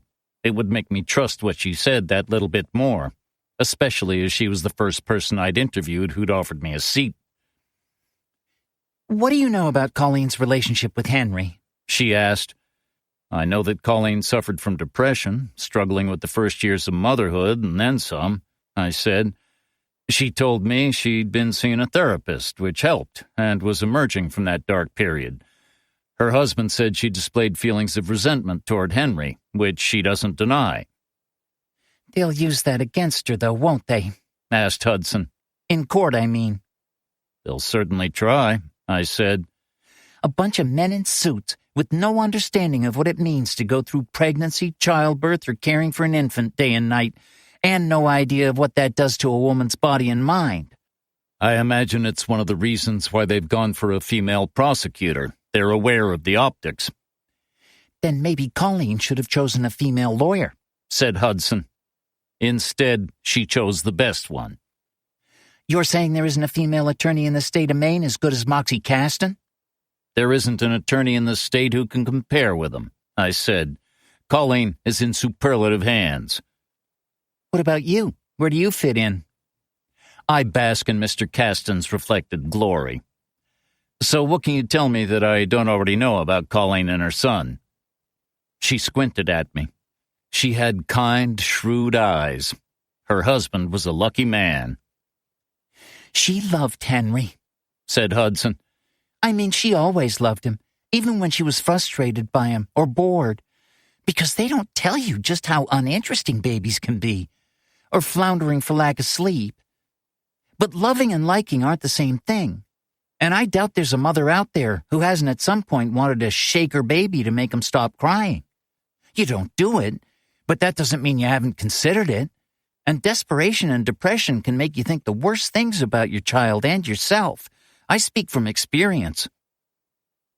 But however low she felt, I don't think Colleen ever so much as raised her voice to that boy. It's not in her nature. Her instinct is to internalize and suffer quietly. But I could see the toll motherhood was taking on her, and glimpsed myself in her. I got her to open up about it. I was the one who persuaded her to go to therapy, and recommended she consider my therapist. I know Colleen resisted medication, though. She tried it for a while, but didn't like the way it deadened her, so she ended up with something less heavy that she could take when things got too much. But foremost, she needed someone who would listen and empathize, because she couldn't manage alone. What about her husband? The cheater? He wanted to be a corporate big shot Monday to Friday, and a dad for a couple of hours on weekends, if it suited. But I don't think he was much of a husband or father at all toward the end. Colleen didn't want a divorce, though she suspected he did. Eventually, he'd have gotten his way. I spoke to him earlier today, I said. He was convinced that Colleen would have surrendered custody of Henry to him. He told you that? What an asshole. And just who was supposed to look after Henry if that came to pass? Because he sure as hell wasn't going to be the one. He'd probably have handed him off to his brother and his wife, and they'd have been happy to take Henry, not having children of their own. You and Colleen seem to have shared a lot. Not everything, but enough. I told you, I liked her. I mean, I like her. I don't know why I'm talking about her in the past tense. Her life isn't over, no matter what others might say. And Colleen's mother? Evelyn's okay, I think, said Hudson. She's a widow, and Colleen's her only child, so Evelyn is very protective of her. She tried to help out as best she could, but she and Stephen didn't get along, especially after he cheated on her daughter. Did Colleen talk to you about the other woman involved? Mara? She mentioned her, but she wasn't able to find out a whole lot, and I bet Stephen didn't share even half of what he knew. What man would? It's weird. But it's almost as though Mara Teller didn't really exist. It's like someone made her up, but couldn't be bothered to do it properly. I whistled softly. What do you do for a living? I asked. I'm a forensic accountant, but I've taken time off to raise my kids. I plan to return to work, though, as soon as they're all old enough for school. Why? Your view of Mara Teller is remarkably acute. So you agree? Let's just say that if I ever need the services of a forensic accountant, I'll know where to turn. As for Mara Teller, there's no shortage of false identities on the internet. It was made for fake lives and alternative existences. If Colleen isn't responsible for whatever happened to Henry, and I don't believe she is, then someone else must have taken him, said Hudson. So why not this Mara Teller? But then you're already thinking that way, aren't you? I'm not ruling it out. I wasn't ruling out Stephen's brother and sister-in-law either, but I kept that to myself. The blood-stained blanket didn't fit with them, though. If they had somehow contrived to abduct Henry Clark because they couldn't have a child of their own, why would they then harm him? Something might have gone wrong, of course, but if it had not, and by some miracle Henry was still alive, where could they be keeping him? After all, his father was currently sharing their home, so how could they have hoped to hide Henry from Stephen? I still wanted to test their alibi, but logic said they weren't involved. Inside the house, one of Hudson's children began wailing for her. Time for me to put on my mommy pants, she said. There is another thing, although it doesn't mean much. I just considered it odd. Colleen told me she was surprised that Stephen bothered to have an affair. He'd never been very interested in sex, not even when they first began seeing each other. She used to worry it was her, a sign that he didn't find her attractive, but he admitted it early on. He liked running and wanted to be a success in business, and it might be that getting married and having a family were things he felt he was supposed to do because it was what regular people did. I always thought he was a cold fish, but I guess he proved me wrong by cheating on her. And this absence of a sexual component to the marriage didn't bother Colleen? I'm not saying they never slept together, but it wasn't as though they were doing it more than a couple of times a month, even as newlyweds. Colleen had confidence issues, so it might have suited her to pursue a less physical relationship with her husband. Or maybe the absence of sex compounded those difficulties. Who knows? That's not one I'd like to judge, and there was a limit to how far I was prepared to explore the subject with her. People change, I said, or so I've been told. Some do, but most don't, or not so you'd notice.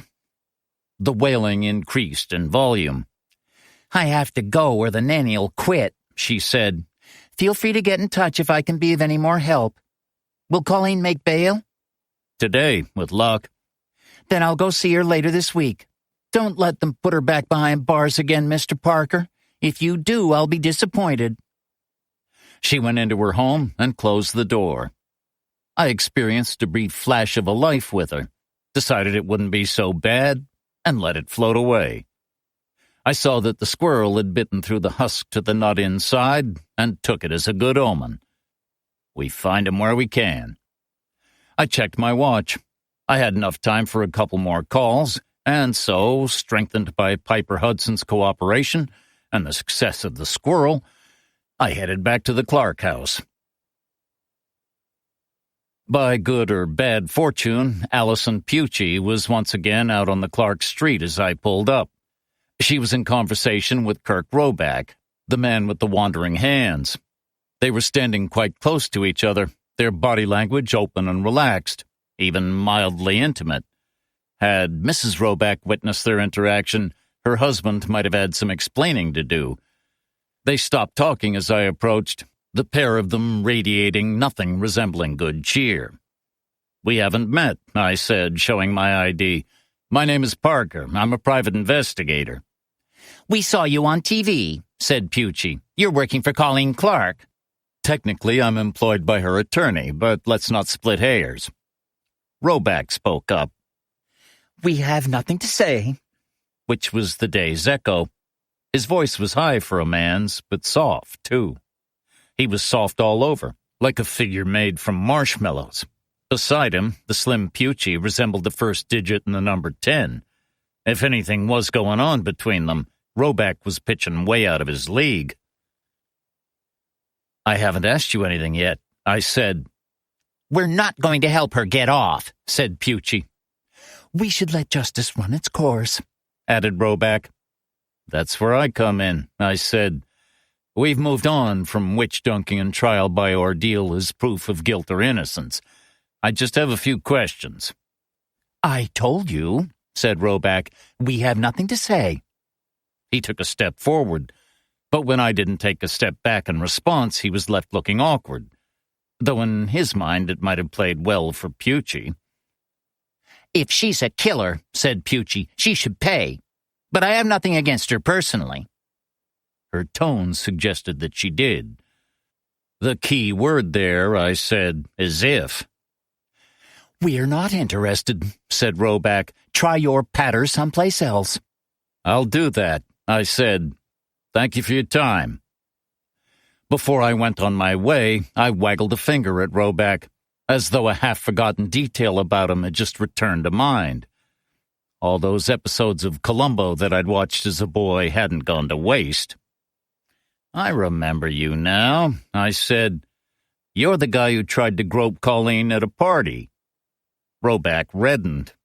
That's slander, he said. Pucci, meanwhile, was staring at him like he'd just begun picking his nose. Not if it's true, I said. And if it's put to you on the stand and you deny it, that would be perjury. What do you mean, on the stand? Why should I be put on the stand? Anyone could be called as a witness in this trial. You know Colleen. You had interactions with her, at least one of which she claims was unwelcome. Think about that. We'll be in touch. I gave them both my best farewell smile, then crossed the street to the Clark house. Chapter 18. Paulie Fulci was sitting in the Brothers Monster truck when I tapped on the window. He was listening to a Harry Potter audiobook on the stereo. The bass was so low that Jim Dale's voice sounded like that of God himself. Anything out of the ordinary? I asked as he lowered the window and paused the book. A couple of thrill seekers. I told them to take a hike, and they did. This was hardly a surprise. Had Paulie told me to take a hike, I'd immediately have done so, conceivably to the Himalayas. Media? A TV truck. I told them to take a hike, too. Did they object? Not for long. When the mood struck him, Paulie could be kind of droll. And the police? The patrol car left shortly after we got here. They drive by every couple of hours. I hope you wave. Not with more than one finger. I left him to Harry and rang the new video doorbell. The brothers had worked fast. I saw one camera mounted on the front of the house, covering the yard, and assumed its twin was monitoring the rear. Paulie's brother Tony opened the door and led me to the kitchen, where he and Evelyn Miller were working on a jigsaw puzzle of a Degas painting. Once I'd managed to get my mind around Tony Fulci and ballet dancers, I asked Evelyn how she was doing. Getting by, she said. They allowed Colleen a phone call. She didn't sleep well last night, but otherwise she's okay. Nobody sleeps well on their first night in jail. Let's make sure she doesn't have to experience a second. I have money ready to cover her bail. I disposed of some shares and consolidated accounts. I also have a line of credit open with my bank. She stared hard at me. She will be granted bail, right?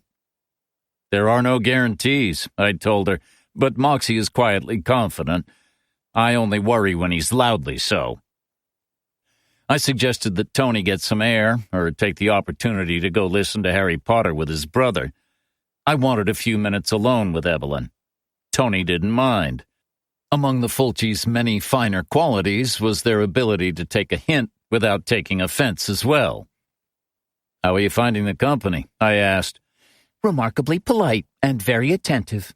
Not excessively bright, perhaps, but I'll take kind over clever any time. You do speak your mind, don't you? I can keep my mouth shut, too, when the situation requires, but I don't see any merit in being diplomatic right now. Or ever, I thought. And what have you been doing today? She continued in the tone of the schoolmistress she had once been. I had to resist the urge to check that my shirt wasn't untucked. Interviewing your daughter's neighbors and friends, or as many of them as I could get to. I also talked with her husband. I hope you showered after. I cleaned my hands. Like everyone else, I keep sanitizer in the car. But then I always have. For dirty work? It's the nature of the business.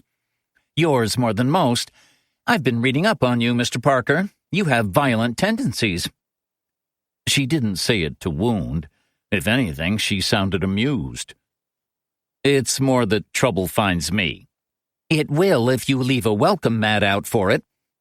"Are you having second thoughts about my involvement?" "Not at all. I'd rather have you on our side than theirs." She allowed some of the tension to leach from her. "Sorry, not for the first time. That was blunt, even for me. I'm more fractious than usual. I didn't sleep well either." Now that we were done with the preliminaries, I took a seat across from her. I found a piece of a dancer's ballet slipper on the table and added it to the emerging picture. "I have some questions for you, if you're up to trying to answer." "I'd welcome the mental exercise." "How much do you dislike your son-in-law?" "Now, or how much did I dislike him before all this happened?" "Let's accept now as a given." "I never took to him. Once, after too many glasses of wine, I even advised my daughter against marrying him. I sometimes wonder if she went ahead and did it out of spite. Colleen may act like a shrinking violet, but given the choice between doing the right thing at someone else's instigation and the wrong thing of her own volition, she has a habit of picking the second option. She was always a headstrong child in her disassociated way." "What about your late husband? Did he share your view of Stephen?" "Thomas was a poor judge of character," she said. "No, that's not fair. My husband was simply better with numbers than people. He was more comfortable working in the abstract, but he doted on Colleen. He was happy she'd found someone she wanted to be with, and who wanted to be with her too, insofar as Thomas understood the concept. He was never more at home with anyone than he was with himself. Also, he liked the fact that Stephen was ambitious and could talk stocks and bonds. Thomas knew that Colleen would always be financially secure thanks to his own efforts, but in Stephen he saw someone who would work hard to convert comfort into actual wealth. For Thomas, love was secondary and overrated. Like was sufficient. He wasn't utterly devoid of emotion, but he'd grown up poor and had no illusions about it. Better, in his view, to be moderately happy and more than moderately wealthy, than to be very happy and moderately poor. He didn't link contentment with love, only with the absence of financial worry. He wasn't right, but neither was he completely wrong." "Did he love you?" I asked. "In his way, and I loved him. We were fortunate in our union. Our daughter was less so in hers." I found a piece of the dancer's leg, or thought I had, but it didn't fit. "I never liked jigsaws," I said. "Really? I'm surprised. I thought you were about to use it as a clumsy metaphor for your vocation." I had to hand it to her. Evelyn Miller was a piece of work. "My grandfather was a policeman," I said. "He read every day, all his life. He never went anywhere without a book, and could discourse on literature like a professor. When he died, I laid the novel he'd left unfinished in the casket with him.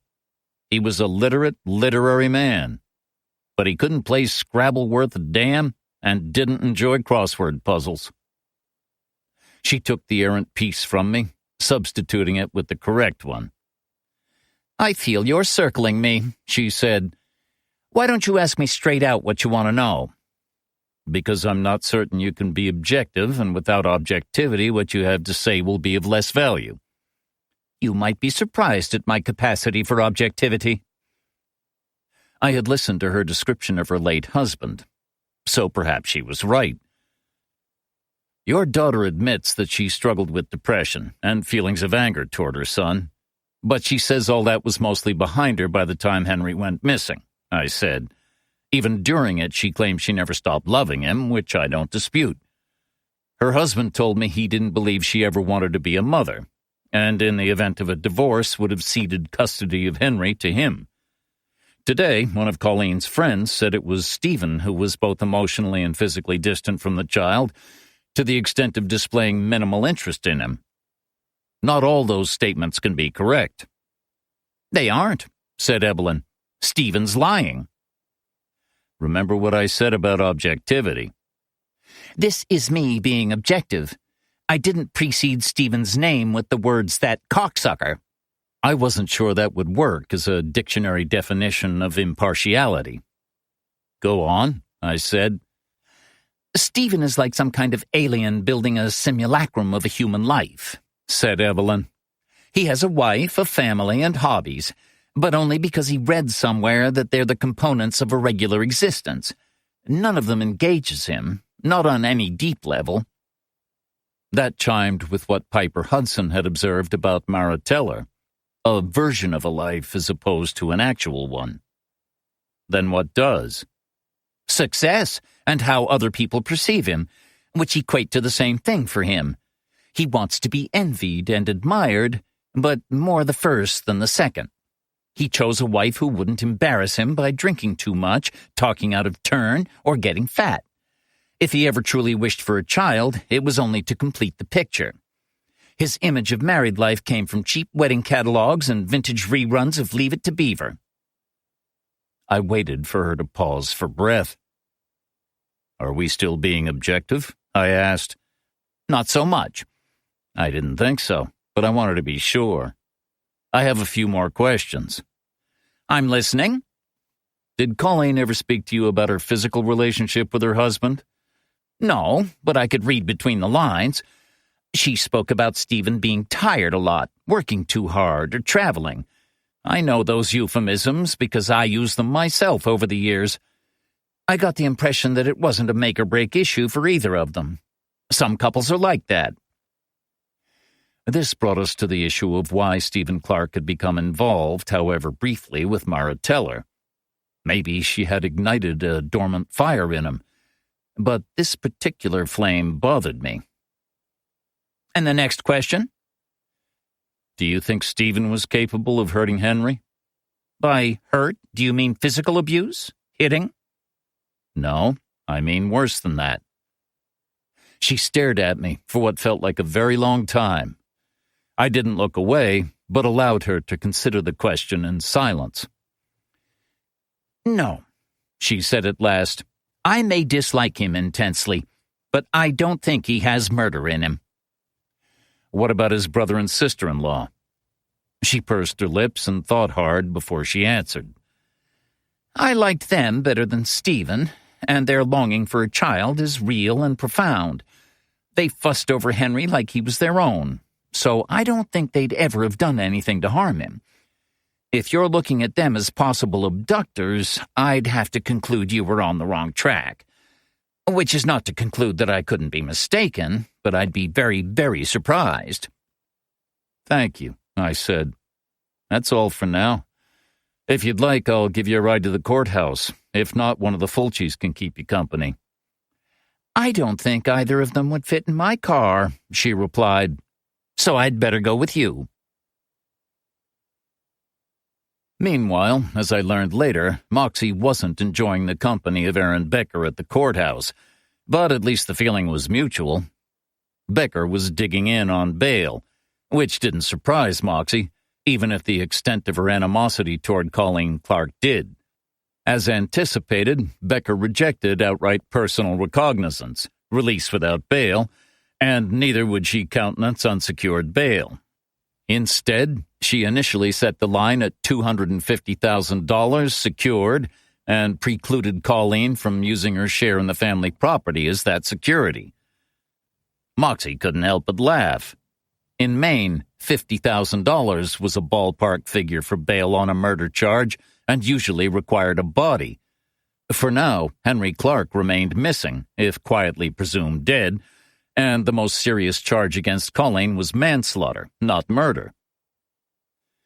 If you're actively seeking to alienate Pam Jedry, Moxie told Becker, you could just try burning down her house or calling her kids ugly.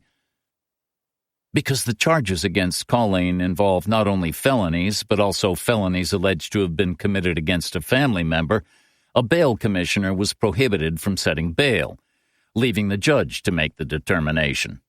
The initial hearing would therefore be held before Judge Pam Jedry, who was no soft touch, but had worked closely with the Maine Women's Lobby before becoming one of Governor John Baldacci's first nominations to the bench back in 2003. It was fair to say that she wouldn't have been Becker's first choice for any stage of the Clark proceedings, There was also rumored to be bad blood between her and Nowak, the animosity being as much personal as political. I don't think you've been paying attention, Mr. Caston. Perhaps you need to look again at the list of charges. And perhaps you need to look again at a calendar, Ms. Becker. This isn't the 19th century. Bail isn't prohibited on these charges, and you can't try to conjure a version of such a prohibition by pulling figures from thin air. You know you'll just be asking for a bad-tempered sidebar with Pam Jedry. Or a harnish, said Becker. Would that be preferable? A harnish bail proceeding determines whether a crime was a formally capital offense as identified by the Maine Supreme Judicial Court. Those offenses were limited to murder, rape, arson of a dwelling at nighttime, armed robbery, armed burglary of a dwelling at nighttime, and treason. In such cases, the defendant's constitutional right to bail is extinguished. Again, said Moxie, I refer you to the manslaughter charge. It's manslaughter for the present, but I'm becoming more optimistic about securing a murder conviction. Maine Revised Statute 17A, Section 201. A person is guilty of murder if that person engages in conduct that manifests a depraved indifference to the value of human life and that, in fact, causes the death of another human being. I'm open to adding or revisiting charges should any new evidence justify it. I'm willing to bet on that evidence emerging before too long. The investigation into Henry Clark's disappearance is ongoing, and I'm confident that the police will ultimately establish the truth about what happened to him. With that in mind, I have no difficulty announcing at our preliminary hearing that we're contemplating raising the main charge to murder. Moxie hid his unhappiness well, but Becker knew she'd scored a hit. If she went with a murder charge, a harnish hearing was subsequently requested, and the judge sided with the prosecution, and Colleen would be left behind bars while her case wound its way to trial. She'd also be transferred to a less amenable environment than Cumberland County Jail, where a woman accused of killing her child would be a prime target for putative avengers. Becker sat placidly, like an alligator watching a fawn cautiously approaching water, and said nothing while Moxie ran through a range of potential outcomes in his head. It could, he knew, all be a bluff, because he wasn't convinced that Becker was prepared to go with a murder charge. She needed a win, and manslaughter offered a better prospect. You won't get a judge to sign off on $250,000, he said finally, and I very much doubt that Jedry will look favorably on your harnish play, not after I've had my say. Becker, having made Moxie squirm for a while, eased off. We always have the option of parking the request, she said, and seeking revocation of bail at a later date based on a new charge. Who knows which judge might be required to make that decision? Moxie decided that he really didn't like Erin Becker. She possessed the vindictiveness of a despot, but also the conceit. You could go down that route, said Moxie, but your friends in the media won't be able to get any good shots of my client if she's locked up. Out of sight, out of mind and all that. Because there's always some new scandal to occupy the masses. It's a long journey to trial, even if you do manage to accelerate proceedings, and I'll do my best to stymie you every step of the way. I think you and your boss want Colleen Clark in the public eye, or else she's no use to you as an electoral tool. He waited for Becker to blink. It took a while, but she did. You're preying on my magnanimity, she said.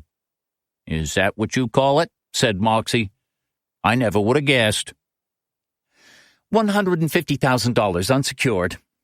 $100,000, countered Moxie, with half secured on her share of the family property. Her husband won't permit any use of the family home. He'll fight it. Let him. Really? Then your client might want to consider how she wants to decorate her cell, because it'll be her domicile until the issue is resolved. This time it was Moxie who backed down. $100,000, he said, half in cash, the remainder secured against her mother's property. Becker made a show of appearing unhappy, but Moxie knew she and Nowak would be content with $100,000. It was a nice round figure that would look good in the headlines. Okay, she said. Let's put that to the judge. Chapter 19. Sabine Drew sat in her car by the side of the road outside the town of Gretton. The welcome sign stood 50 feet in front of her. Gretton, happy to visit, sorry to leave. But she made no effort to investigate the truth of this claim. The crying of the child was louder and more persistent now. If she were to enter Gretton, she was afraid the noise might become painful, even deafening. It was, she thought, as though the boy, aware that someone had heard him, was increasingly desperate to be found. It had been a long time since she'd heard a child cry that way. She could try to pinpoint the source, but knew it would be difficult. That was one of the problems with her gift, or talent, curse, affliction, delete as appropriate, because it made no difference to her. It was often general, not specific, and trying to interpret what she was seeing or hearing was like attempting to unlock meaning from an abstract painting or photograph. If one got too close, it deteriorated into a collection of daubs or pixels. Too far away, and one couldn't perceive anything at all. It was about finding a balance at the start before slowly, carefully focusing on details. Or so she told herself as she gripped the steering wheel, her eyes fixed on the sign. The truth was that she was frightened. She wanted no part of this. It had cost her so much before. She didn't want to risk bringing ignominy on herself again. But there was such a tormented edge to the child's wails. Wherever he was suffering, and that suffering had to be brought to a close. Except that Gretton felt bad.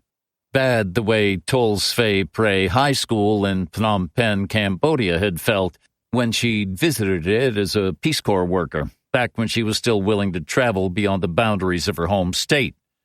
The Khmer Rouge had renamed the school S-21 and used it to systematically torture and exterminate their enemies. The official figure was 18,000 prisoners incarcerated. Of them, only 14 inmates were said to have survived. Sabine didn't know if her presence had woken the dead, like a high-pitched sound rousing dogs, or whether they were always screaming and she was just one of the few who could hear them. But it had taken all her strength to remain in the precincts of the old school, even as the tumult increased in volume.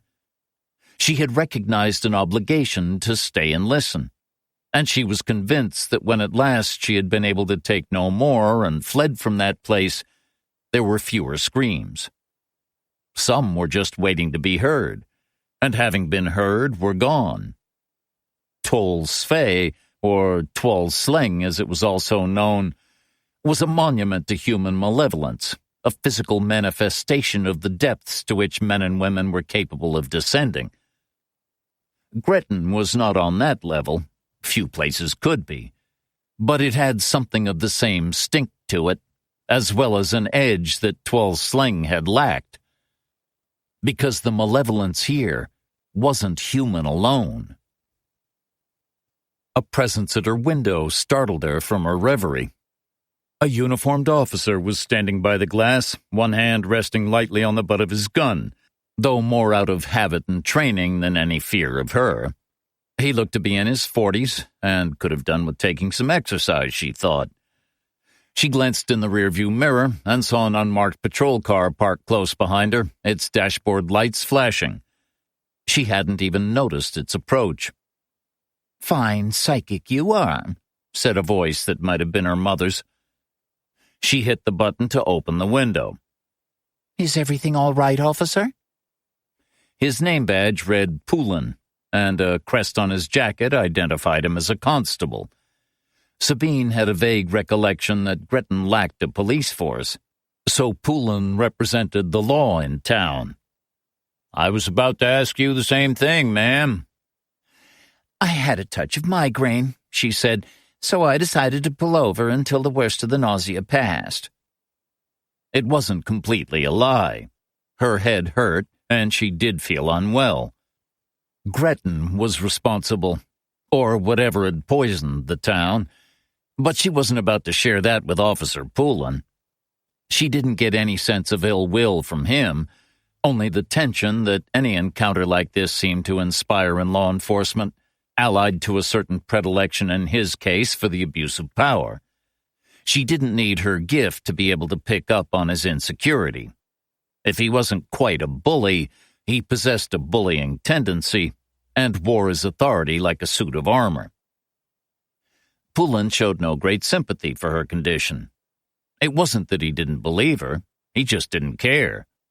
Neither could she tell him she'd been drawn to this town by a child's cries, and that something foul had taken up residence there, because such talk was likely to invite the kind of attention that ended badly. "License and registration, please." He stepped back as she rummaged in the glove compartment for the registration, followed by a search in her purse for her license. His palm, she noticed, remained on his gun. She found it interesting that he was left-handed. It reminded her of a film she'd seen as a child, with Paul Newman playing Billy the Kid as an overgrown juvenile delinquent. Except Poulin was no Paul Newman. Even dead, Newman was better looking than most of the men she knew. Poulin, by contrast, looked like someone had used his face to break rocks. "This town has corrupted you, and you don't even realize it." She handed over the documents. "Turn off your engine," said Poulin, and this time he didn't bother adding the please. She watched him waddle back to his car and begin tapping on the little computer by the dashboard.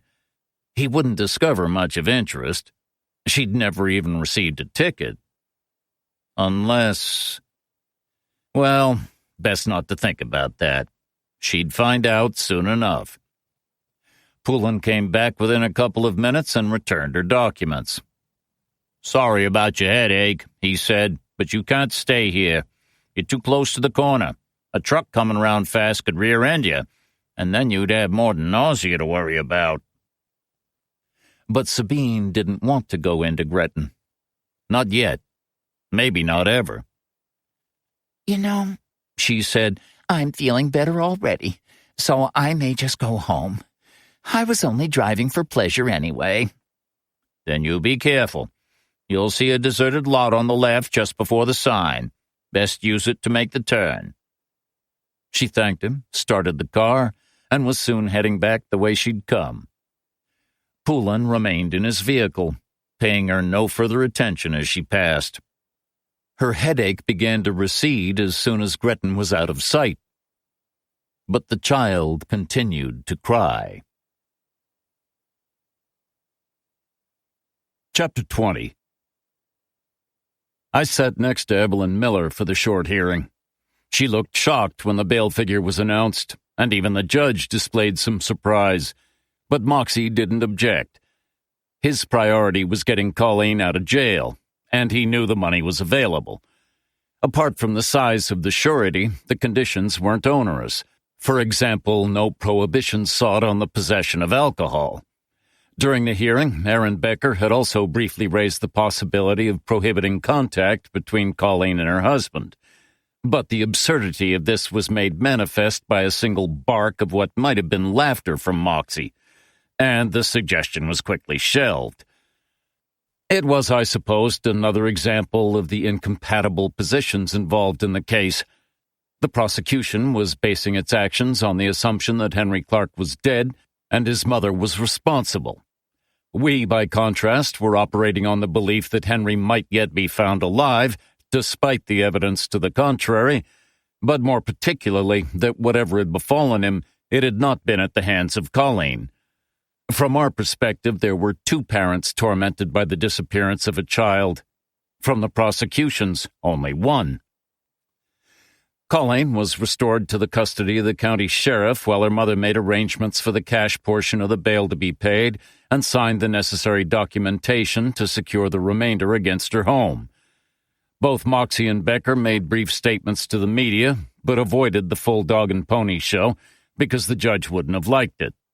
I stayed out of the way until Moxie indicated that he wanted to talk. We sat in my car and watched the media disperse. "Officially," said Moxie, "the sheriff will release Colleen at 8. Unofficially, as a personal favor, he'll show her the door at 6:30 so we can avoid the cameras. Do you want me to pick her up?" "No, I'll get Maddie to do it. The reporters know your face, and if someone spots you waiting in the jail lot, it won't take them long to put 2 and 2 together." Mattia Reggio was a retired guy who occasionally did driving and scut work for Moxie. In his prime, he'd been one of Cadillac Frank Salem's bagmen, running deliveries across state lines for the New England outpost of The Office, the Providence Mob. He'd begun having reservations about his vocation after Frank's son, the now-deceased Frank Jr., strangled the South Boston nightclub owner Steve DeSaro back in the early 90s to stop him from testifying against his silent partners, namely Cadillac Frank and Whitey Bulger. Reggio's qualms had hardened into resolve by the turn of the century. He wanted to throw in his hand. Not many people could get away with stepping away so easily. But Reggio and Cadillac Frank had walked the hard line together, and Reggio had never taken any shit from him. Or from Whitey either, which irritated Whitey more than Piles, though he had to suck it up like a big boy because of Cadillac Frank. The ghost of DeSaro did eventually return to haunt Cadillac Frank because the former's remains turned up in Rhode Island in 2016, and Cadillac Frank went to prison for the murder when he was in his 80s. By then, Reggio was long retired, an ex-mobster with a reasonably clear conscience and an absence of serious blood on his hands. Or that was one version of the story. Another was that Reggio might have been involved in the disappearance of a rival mobster named Alessandro Angioni, a Genovese underboss who had operated out of Springfield, Massachusetts. Angioni wasn't well liked, not even by his crew. But that didn't mean the Genoveses were prepared to let him drop off the map without making inquiries. Reggio had endured a bad night at the hands of the Genoveses' enforcers, but the bruises had healed, and Angioni's fate remained a mystery, which was probably best for all concerned. Angioni accepted. Reggio had allowed an appropriate amount of time to go by before announcing that the whole experience had definitely soured him on the criminal lifestyle, and he wanted to cash out in favor of a less fraught means of earning a living. He'd ended up running a limo company out of Portland, before retiring to tend to his garden and play with his grandchildren. But there was only so much of both he could do before he started getting bored, and he'd eventually found part-time employment with Moxie. Reggio was reliable, though I still didn't like him. He might or might not have been a murderer, but he'd kept company with too many killers for me to feel secure in his company. He also had an irritating habit of noisily chewing gum, and in moments of stress was known to take the wad from his mouth and, seemingly unconsciously, stick it on the edges of tables and chairs. It was why I'd never allowed him past my front door. Or was one more reason not to.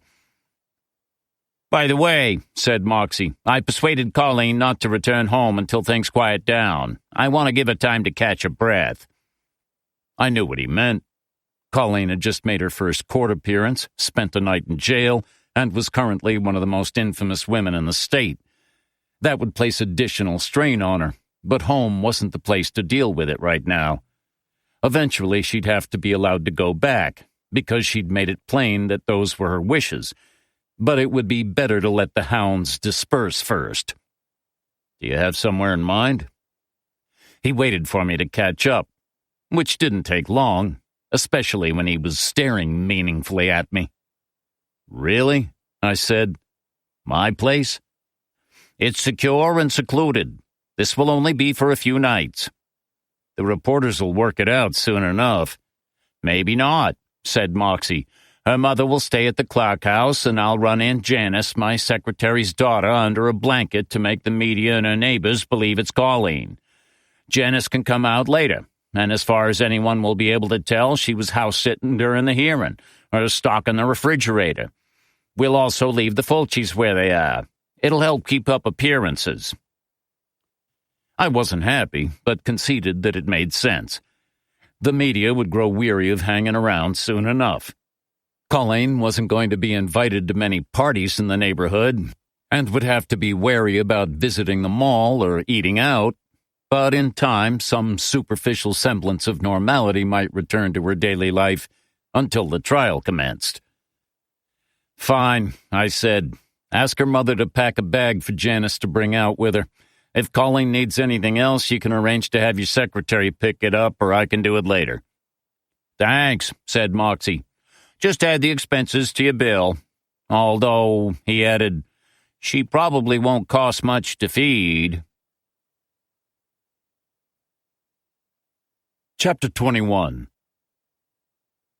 Because I had time on my hands and didn't like wasting it, I returned to Rosemont and rang the doorbell of Mrs. Gamet, Colleen's neighbor. She answered almost before the bells stopped, which meant she'd probably been watching from the window. She invited me inside, but offered no hospitality beyond a chair. Unfortunately, she didn't have a lot to add to what I already knew, and I didn't know much. She was also, it was plain, not only deaf, but profoundly deaf. Yet it was her deafness that made one of her observations interesting. "If Colleen took the child," said Mrs. Gamet, "how did she get him away from the house?" "Her car," I suggested. Shouted, actually. "Mr. Parker, I struggle to make conversation even with my hearing aids in place, and I don't sleep with them at night. But even I could hear Colleen's damn car start. I've been telling her and her fool husband for months that it needs a new muffler, but they never did get around to doing something about it, and now they have other things on their mind. The question stands.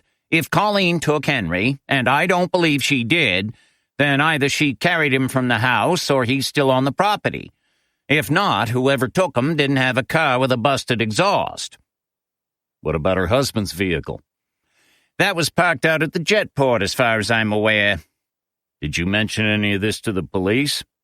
"I told them I didn't hear Colleen's car start up, but I don't think they believed I could hear anything at all, so who knows how much got through to them. At least my deafness isn't selective." "And the neighbors?" I said. "Can you tell me anything about them?" "Any neighbors in particular?" She grinned crookedly. "I saw you talking earlier with Allison Pucci and that doughboy Roback. Didn't look like you got very far with them." "I didn't get any distance at all. Is there something between them?" "Roback wishes, but then he'd probably try to fuck me, given half a chance. Pucci plays along because she likes the attention, but if he ever got out of line with her, she'd cut his dick off and leave it in a box for the mailman, addressed to somewhere in Alaska." I think my jaw might have dropped open, but I managed to close it again before she noticed. "And Roback's wife?" "Come again?" I tried once more, with better results. "I feel sorry for her," she said, "and even him, too, in moments of weakness. He's a lecher, but they want a child so badly. That may be why they've turned against Colleen with such a vengeance." Just like Stephen Clark's brother and sister-in-law, I thought. "Which leaves Allison Pucci," I said. "Pucci is the local alpha female, chair of every committee, the first person to knock on your door if you forget to take in your trash container after collection. She regarded Colleen as weak and inconsequential. Having her locked up would be like thinning the herd of its runt as far as Pucci is concerned." "Is that all?" "Maybe she has her eye on Colleen's husband, too. They're both conceited and both dull as a wet Tuesday in February. They'd make the perfect couple. But," Mrs. Gamet fixed me with her stare, "I doubt either the Robacks or Allison Pucci hate one or both of the Clarks enough to hurt their child." She didn't have anything else to add, so I thanked her and prepared to leave. She walked me to the door and indicated the Fulcis, who were standing in Colleen's yard taking the late afternoon air. "Friends of yours?" she asked. "Fortunately, yes. I wouldn't want them as enemies." "They must have hurt like hell coming out of their mother. I hope it was worth it for her." "She seems very fond of them." "Well, too late now, I guess," said Mrs. Gamet as she closed the door. However much it hurt pushing him out, it would hurt a shitload more trying to push him back in. Chapter 22. The pickup from the jail nearly went without a hitch, but nearly is never good enough. Mattia Reggio arrived at the Cumberland County lockup ahead of time, was waiting by the door when Colleen Clark was released, and they were on the road before she even had the chance to take more than a few breaths of the evening air.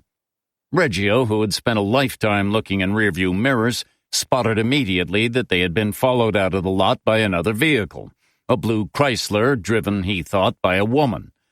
Reggio wasn't taking any chances, so instead of heading straight for the freeway, he lost his pursuer at the St. John intersection before cutting back toward the river and continuing on to Scarborough. He tagged the would-be tail for a reporter with better-than-average contacts at the jail and memorized the plate. Regrettably, he elected not to share that plate detail with either Moxie or me. Reggio dropped Colleen at my door, and he and I exchanged a few words. Reggio was aware of how I felt about him, but I believed it was more cause for sadness than outright resentment on his part. He wanted me to like him, and I couldn't bring myself to do it. Yet I wasn't above acknowledging my own hypocrisy where he was concerned. He might once have hurt men, or worse than hurt them, but I certainly had done so. Reggio could at least claim the benefit of the doubt. I showed Colleen to her room. It was the one my daughter Sam used when she came to stay. She'd occupied it for all of her early childhood, before she and her mom moved to Vermont. Her belongings, including books, games, and even a couple of old dolls and soft toys, were on the shelves, and she still kept clothes in the closet and dresser. It was only as I stood on the threshold with Colleen that I realized how inappropriate it might be to ask a woman with a missing son to sleep in the room of someone else's child. She must have seen something of this on my face, because she touched my arm and said, "I'm happy to be here. In fact, I'll take comfort from it." "If you're sure." I left her to freshen up while I went to prepare dinner. It was a while since I'd had company for a meal at home, Angel and Louie accepted, so I made pepperonata with rice and prepared some flatbreads while Colleen showered. Moxie called as I was taking the bread from the griddle. He was making sure that Colleen was settling in as best she could. "Did Matty tell you about being followed from the jail?" He said. "That's the first I've heard. Is it something we should pursue?" "There's no need. He lost the tail well before he left Portland, and the story is already on the net. The driver must have been Hazel Sloan. She's a reporter out of Bangor.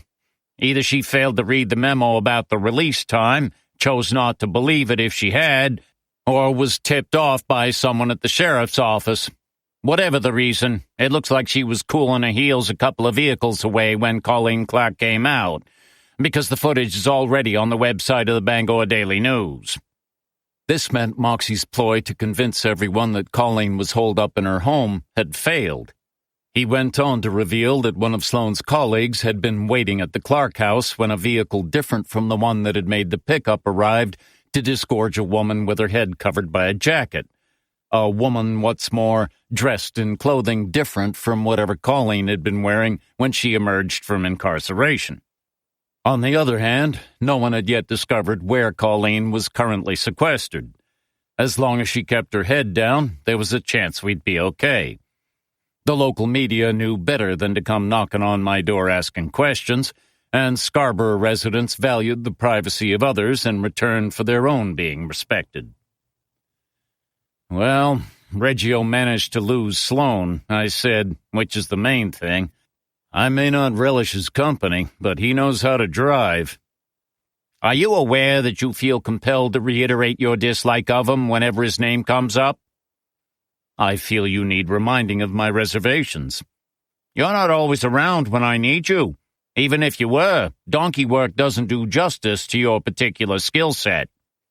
"Then we'll have to agree to differ on Reggio's finer qualities." "If God judges sinners as harshly as you do," said Moxie, "we're all going to hell." Colleen Clark entered the kitchen. Her hair was wet from the shower, and she'd changed into a t-shirt and track pants. They made her appear even less substantial than ever, as though the night behind bars had contrived to shrink her still further. "Colleen's here," I said. "Do you want to talk to her?" "Sure." I told Colleen she should feel free to speak in the next room if she didn't want me to overhear a conversation. "I've got nothing important to say," she replied. "And if I did, you'd need to hear it anyway." She made some small talk with Moxie while I put the food on the table. By the time she hung up, I'd opened a bottle of red wine and poured her a large glass, with a smaller one for myself out of politeness. I rarely drank at home or alone. "You made all this yourself?" she said as she took in the spread. "I have about 4 dishes in my repertoire. I was going to make chili, but it has unfortunate jailhouse connotations. This struck me as more elevated." I let her serve herself. She took barely enough food to fill half the plate, which wasn't large. She tried the pepperonata and managed not to make the elaborate choking noises in which Angel liked to indulge when confronted by generous amounts of garlic and onion. "Stephen wouldn't eat something like this," she said. "He doesn't like Italian food?" "He doesn't like any food that doesn't include meat. His father was the same way, or so he says." "Was?" "His parents died shortly after he graduated high school. I never got to meet them." "May I ask how they died?" "They were overtaking a truck hauling logs somewhere up in the county. One of the support ropes broke. The rest you can picture for yourself." She drank some of the wine. When she put the glass back down, it was a lot emptier. "I've spoken with your husband," I said. The fork paused at her lips. "How was he?" Unyielding. She scowled in mock disapproval. "I meant in general. Is he okay?" "I'd say he remains resilient under the circumstances." "He was never very good at expressing his emotions. He keeps everything bottled up." I was tempted to inform her that he'd shown no difficulty with expressing his feelings about her, but I didn't think it would help or be appreciated. The Clarks' relationship was both unsettling and peculiarly toxic. Colleen Clark's loyalty to her husband might have been considered admirable, had he not been so committed to seeing her imprisoned, and had the fate of his child seemingly mattered less to him than the prospect of punishment for his wife. I forced myself to recalibrate. I realized I had already evaluated both Colleen and Stephen, concluding that one was, in all likelihood, innocent, and the other guilty, if only of a deficit of character. Neither verdict was going to make my work any easier. It might even lead to the same errors that I felt had resulted in Colleen's arrest and impending trial. The officers and detectives of the Portland PD were not foolish or venal, but there often comes a point in an investigation when locked-in errors begin to determine the course of inquiries. In the event of the death or disappearance of a child, the police will look first at the parents, because so many of these cases turn out to be instances of domestic harm. We typically hurt those we are closest to, and the young are particularly vulnerable. For the police, the discovery of the bloodied blanket in Colleen's car had confirmed a suspicion present from the start, and they were now fulfilling the role for which they believed they were being paid, to close cases and help secure convictions.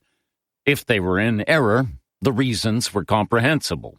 Before we go any further, I'd like to invite you into a space of your own. Here is a relaxing track to help you recharge your energy. Close your eyes. Imagine the weight on your shoulders melting away with each note, leaving only lightness and tranquility.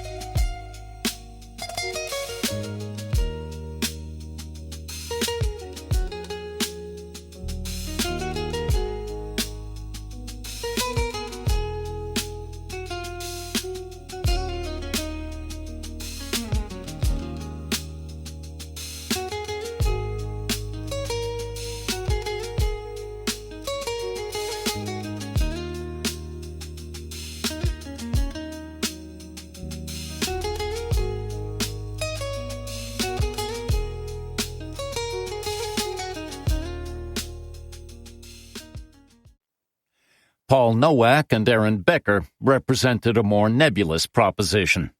They, too, were paid to close cases, but those cases would also determine their political futures. In the choice between a potentially unsafe conviction or no conviction at all, elected officials like Nowak and Becker were under pressure to pursue the former. It could take years for a wrongful verdict to be overturned, by which time they would have moved up the ladder, leaving to someone else the task of clearing up the mess. But a lack of convictions, especially in high-profile trials, of which Colleen Clark's was destined to be one, would damn them. It was the great flaw in a system that depended on elected officials to implement justice, because it would always be easier just to enforce the law. Colleen was speaking again, but so lost was I in my own thoughts that I had to ask her to repeat herself. I said, what now? For you or me? For both of us. I'll have to ask you to remain on the property for a few days. I said, I'd prefer if you didn't go walking on the road or beach, because it won't take much to connect the sighting of you to me. If you do go outside, stick to the back of the house, as it's not overlooked. I have books, music, and streaming services, but mostly you should take the opportunity to rest. You've been through a great deal, and the trauma is ongoing, though you don't need me to tell you that. Also, you may be surprised at what you remember upon reflection. Anything at all, you should feel free to share with me or Moxie, however minor. We can chase it down, and if it turns out to be a dead end, we'll cross it off the list. But won't that be wasting your time? If you recall our first conversation, that's not how an investigation works. Think of this as a grid that has to be searched. A finite series of possibilities to be explored. With every square we check, even if we find it empty, we're narrowing in on those that may contain something useful. In this case, the truth of what has happened to your son. Sometimes you get lucky and hit the right square first time out, but that's very rare. Typically, you have to comb a lot of empty ground first. I didn't add that this was why investigations sometimes went on for years, or that finite could also mean near infinite. So that's what you'll be doing while I'm here? She said, and also when you return home, because it could take a while. But as I told you before, Moxie hired me to ensure that he has all the information required should this case go to trial. I'll balance those duties, to you, to him, and to Henry, as best I can. But if they become overwhelming and I require help, I won't hesitate to ask for it. She'd eaten about a third of the food on her plate, along with half a piece of flatbread, but had finished her glass of wine and was twisting the stem between the thumb and forefinger of her right hand. I'll trade you more wine for more eating, I said. I don't have much of an appetite. You're no good to us if you're tired and underfed. You have a role to play in this. We require you to be focused. She picked up her fork again. You're worse than my mother, she said. How much do I have to eat? Just what's on your plate. But if I find any food hidden in a napkin or the plant pot behind you, we'll have words. I waited for her to resume picking before I refilled her glass. To her credit, she finished the portion of pepperonata, and, admittedly, most of the bottle, before she excused herself. She offered to help me clean up, but I told her not to worry about it. She still had wine left in her glass. Do you mind if I bring this upstairs with me? I don't mind at all. She swirled the wine and watched spirals form. Do you think I drink too much? For what you're going through, I said, I'm not sure there's enough wine in the world. Before... She paused, drew a breath, began again. Before the blanket was found in my car, I was being criticized in the press for drinking with a child in the house, as if I were a bad mother for wanting to unwind while Henry slept. And you wondered if they might be right? More than that, I thought they were. Whatever happened to your son didn't occur because you poured yourself a glass of wine. Stephen told me to ignore it all, she said. The stuff about my drinking, I mean. He didn't want me to ascribe any significance to it. At the start, he was so intent on protecting me, on telling me that it wasn't my fault. I don't think I remember him ever being kinder to me than he was in those first few days. He even poured the last of the wine down the sink and disposed of the bottle, just so I wouldn't have it to fixate on. What would you like to happen between the two of you when this is over? If I don't go to prison, you mean? We're operating on the assumption that you won't. She mulled over the question. I think I could forgive him for doubting me. I'd even be prepared for us to try again. Except I don't think he'd accept that. And Henry? I feel Henry is dead. I want to believe differently. I want to believe he's coming back to me. But I feel he's gone. I felt it early on, like a sundering. She stepped into the hallway. She didn't want to try to explain further for fear she might not be able to speak the words. It was a very good meal, she said. The best I've had in a while. Thank you. For the food and for letting me stay here. My pleasure. She showed no signs of unsteadiness as she went to her room. I hoped the wine might help her sleep, but when I went up to bed an hour later, the light was shining under her door, and I could hear her weeping. Weeping as though she might never stop. Chapter 23. Sabine Drew woke to darkness. Mercifully, the child had ceased crying for the present, but the silence that had replaced it was unnerving. It was the quiet of watchfulness, of the prey hiding from the hunter, or the abused seeking to avoid attracting the attention of the abuser. Wherever he was not alone. Sabine closed her eyes, but not to sleep. She was trying to locate the boy, to draw closer and offer comfort. A song came to her, one her mother used to sing to lull her to sleep, The Old Oak Tree. It was only in adulthood that Sabine had been struck by the oddness of a mother crooning a tale of murder and burial as a lullaby to her daughter. But all Sabine wanted was to hear her mother's voice. Dark was the night, cold blew the winds, and heavy fell the rain. Bessie left down by her mother's side to never return again.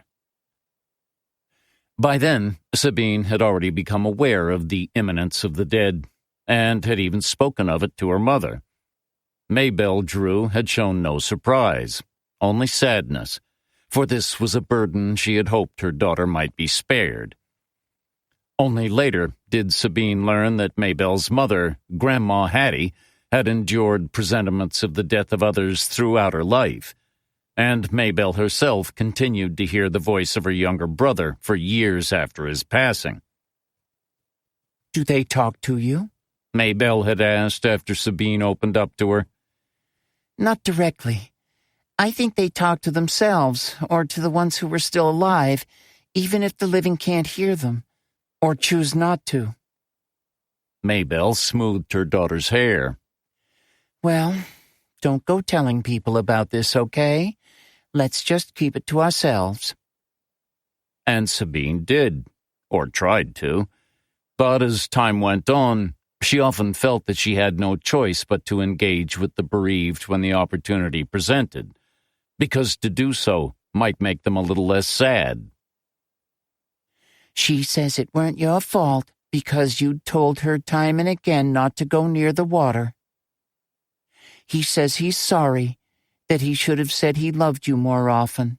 But he did love you ever since that first day on the coaster in the Palace Playland back in 1948, right before it burned down.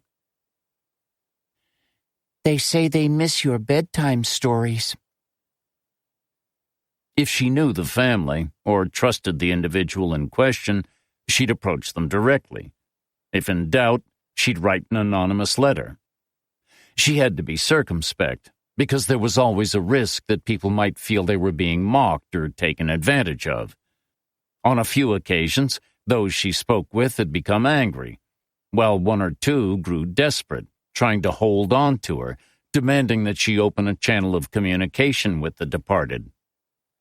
Sabine grew better at handling those situations as she progressed from adolescence to adulthood, just as she learned to hold her tongue when required, because there were insights into both the living and the dead that were better kept to herself. Accusations, threats, such pain, such rage.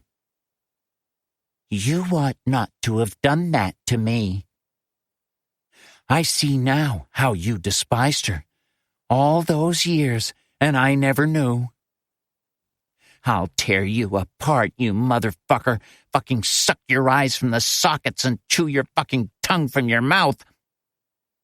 In the worst cases, she'd send a letter to the police or social services, again anonymously, and she might subsequently gather through gossip or read in the papers that something had been done, an intervention, an arrest. But generally, her missives were ignored, or their contents dealt with privately. Inevitably, word spread. The Drew girl, it was whispered, had a gift. They began coming to her, the distraught, the grief-stricken. She couldn't always tell them what they wanted to hear. Her ability didn't work that way. The dead were not always capable of communicating with her, and death itself served to alter their speech, endowing them with a new language beyond the comprehension of the living. When that happened, Sabine tried to interpret feelings, the colors and textures of them.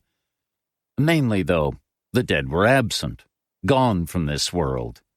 Their quietude, Sabine thought, was probably a blessing.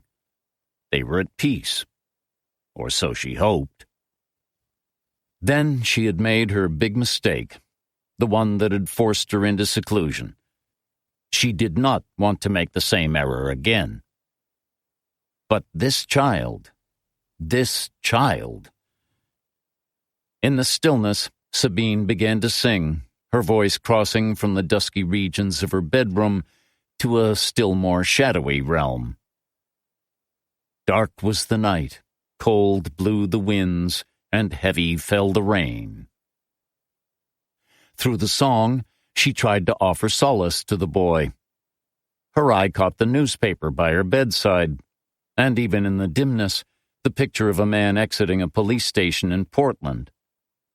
She set aside the song to speak directly to the little lost one. I know you're afraid, she said, but I won't abandon you. I'm coming for you. Do you hear? I'm coming to find you, but I won't be alone.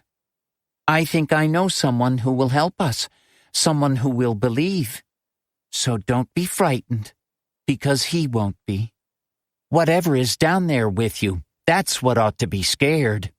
You tell it, and you spit in its face when you do. You tell it that we're coming. Chapter 24. Amara Reggio woke to discover her husband's side of the bed empty. She listened for him in the bathroom, but could hear no sound. A chair scraped the floor in the kitchen downstairs. She got up, put on her robe, and went to see what was the matter. Mattie was seated at the kitchen table, a cup of green tea before him. This was unusual. Her husband never had any great difficulty sleeping, nocturnal trips to relieve his bladder apart. He liked to go to bed early, wake up with the dawn, and remember as little as possible of the hours that passed between. Now, here he was in his T-shirt, slippers, and pajama bottoms, his robe hanging open, sitting in the quiet of the kitchen, staring into the dark. She took the chair opposite. What's wrong? She loved many qualities in her husband, but among the best of them was his refusal to lie. If he didn't want to talk about something, he'd tell her as much, but would never try to deceive her or brush off a worriment as nothing. He had sometimes admitted acts she might have preferred him not to have committed, but she remained grateful that he was prepared to divulge them in her presence. She tried not to criticize him, even when it was hard, any successful marriage being an endless series of compromises.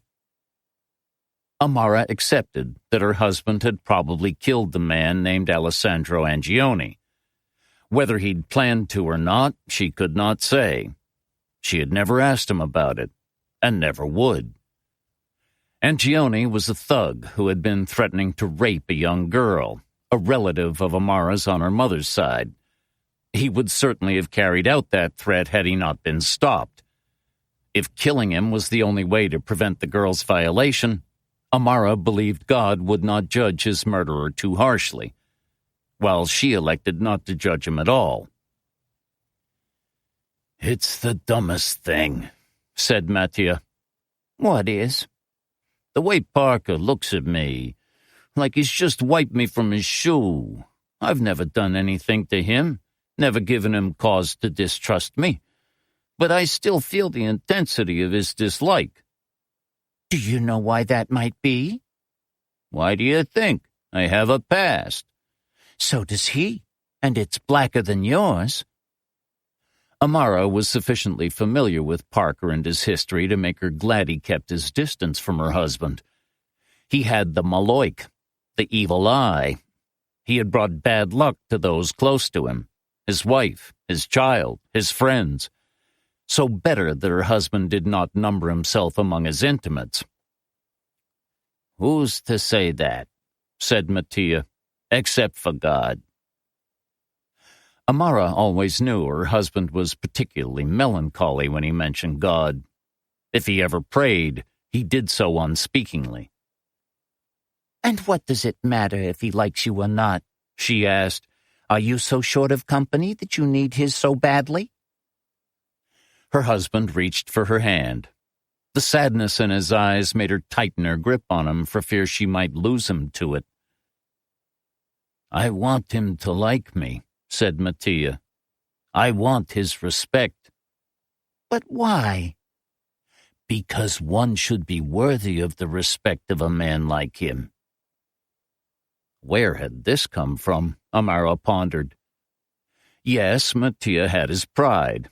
It came with his heritage, abetted by the circles in which he had once moved, where a man who allowed himself to stand belittled would find himself vulnerable. But the private investigator was nothing, a passing shadow.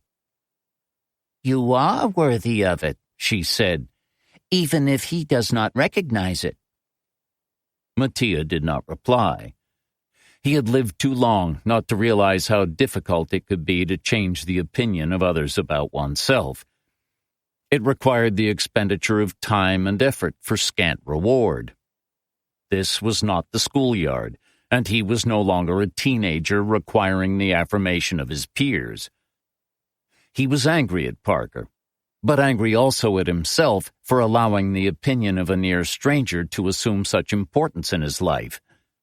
Yet it had hooked his heart, and the barb would not easily be removed. "Come to bed," said Amara. "Tomorrow we visit Stefano and Giulia. You'll need all your energy for them." Their grandchildren were the secondary lights of her husband's life, and in turn greeted his arrival as though he were Santa Claus, helped by the fact that he always brought gifts. Their daughter Carla and her husband would be glad to have the children taken off their hands, giving them an afternoon to themselves. "I'll finish my tea," said Mattia. "It'll help me rest, maybe." Amara rose, kissed his forehead, and returned to bed. But she could not close her eyes. She loved him, her feral man, loved the strength of him, the sureness. She hated to see him this way, just as she winced to see him stumble or pause to catch his breath, these signs of weakness reminding her that she might someday be deprived of him. This Ficcanazzo Parker was nothing like her husband, even if she could not declare him unfit to tie Mattia's shoes. There was no doubting his courage or his commitment to others, but to seek to emulate or impress him could only lead to trouble. Her Matty was a good man. He might not always have been so, but he had tried to make recompense for his failings. He had altered the trajectory of his life and was a loyal husband and loving father. But when he saw himself reflected in Parker's eyes, he glimpsed only what he once had been, and perhaps what he feared he still might be. At last he came back to bed, but she pretended to be dead to the world so he would not know that she continued to fret about him. The next morning, nothing was said about their conversation. Mattia went out early, returning with fresh croissants from the bakery for their breakfast and sticker books for the grandchildren. She checked with her daughter that it was still okay for them to drop by, and shortly after 2 p.m. they drove north to Bath, where they went walking with the kids at Lily Pond and ate an early dinner at Matteo's hacienda. As usual on their visits to the restaurant, her husband joked that Matteo was his brother from Mexico, and the staff played along with the gag, calling Stefano and Julia their sobrino y sobrina. If Mattia appeared subdued, only his wife noticed. But as for his anger, well, that remained concealed, even from her. Chapter 25. Colleen Clark was already up and about when I woke. I could hear music playing in the kitchen and pots and pans crashing, followed shortly after by the smell of frying bacon. I suppose I should have warned her I wasn't a morning person and rarely ate breakfast, but it was too late. I showered and went downstairs, thinking a house guest neither invite nor be. Colleen had made a pot of coffee, along with toast, bacon, and fried eggs. She was wearing jeans and a long-sleeved blue shirt, and her skin glistened with some recently applied cream, but her eyes were swollen and rimmed with red. Bright sunlight shone through the kitchen window. From it, I could see a juvenile little blue heron standing on a low branch of one of my red maples. It was watching the water, waiting. I pointed it out to Colleen. Why is it called blue when it's kind of white? Because it's still young. They stay white for their first year before their feathers darken. My grandfather told me that one of the reasons was protection. The young herons hunt with snowy egrets, and the egrets protect them, but only as long as the herons are white. When they turn blue, the egrets don't want them around anymore. That's rough. I think herons are solitary by nature in adulthood, I said, and they're good hunters. The heron, spotting prey in the shallows, disappeared from sight. I sat at the table to check my phone. Moxie, who had no objection to early mornings, only to those who objected to them in turn, had tried getting in touch twice already. Sometimes I think he liked to call just to remind me that the clock had a habit of turning 7 twice a day. I hope you don't mind my preparing breakfast, said Colleen. It was the least I could do after you made dinner last night. She put a plate in front of me. It held enough fried food to make me a poster boy for statins, and might even have given Moxie pause. I wasn't sure how you liked your eggs, so I went for over medium. I steeled myself and tried to make some inroads into the stack. I noticed Colleen was sticking to coffee. Aren't you having anything? I had an egg before you came down, she said. Is this where I tell you again that you have to eat? Only if this is where I ignore you. I remembered the wine she'd drunk the previous night. If I'd knocked back 3/4 of a bottle of red wine on a virtually empty stomach, I'd have been struggling the next morning. But she showed no ill effects. Her eyes were red from crying, not from a hangover. Yet on the night her son disappeared, she claimed that less than a single glass had left her sluggish. I asked what she planned to do with her day. She told me she was going to watch TV or sit in the backyard if the weather stayed fine. I've tried to read, but I struggle to concentrate since Henry went missing. I can't lose myself in anything because I always come back to him. It's gotten so that I'm almost afraid to forget him, even for a moment. If I do, the loss returns with greater force, just to punish me for letting him slip my mind. If I do it too often, he'll be gone forever. and I won't even be able to recall his face." She sipped her coffee. "I know you don't want to talk about your own child," she said, although she didn't look at me as she spoke. "And I think I understand why. This is a job for you. It's business. It doesn't mean you don't care, but you have to maintain a distance. Am I right?" "That's some of it," I admitted. "Just tell me one thing. How do you go on? Not just you. I mean, how does one go on? Because every day I want to die, and the only thing stopping me is the desperation to know what's happened to Henry. Once I have an answer, and if it's the one I fear, I think I may kill myself." She wasn't being melodramatic or seeking attention. I accepted the truth of what she was saying because I'd felt it myself. I'd lived through it and continued to live through it. I endured, in both senses of the word. "The pain grows duller," I said. "There are days you barely notice it." "And the guilt?" "Some of that went away when I realized I couldn't have stopped what occurred. The man who killed my wife and child made the decision to hurt them, and that was beyond my control.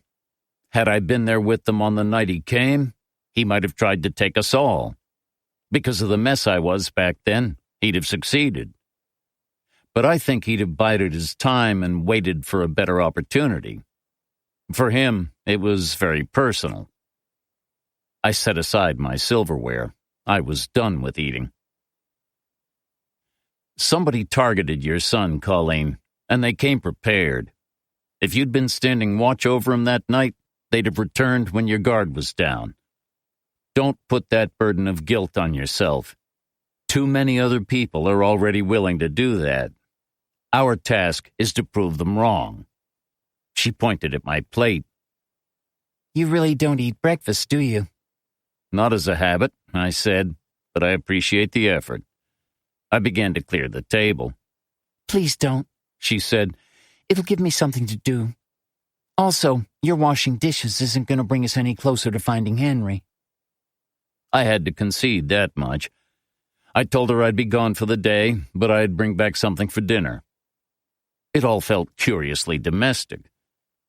"If you can," I said, "I want you to reflect on the last few months, including anything odd, however trivial, that might have taken place.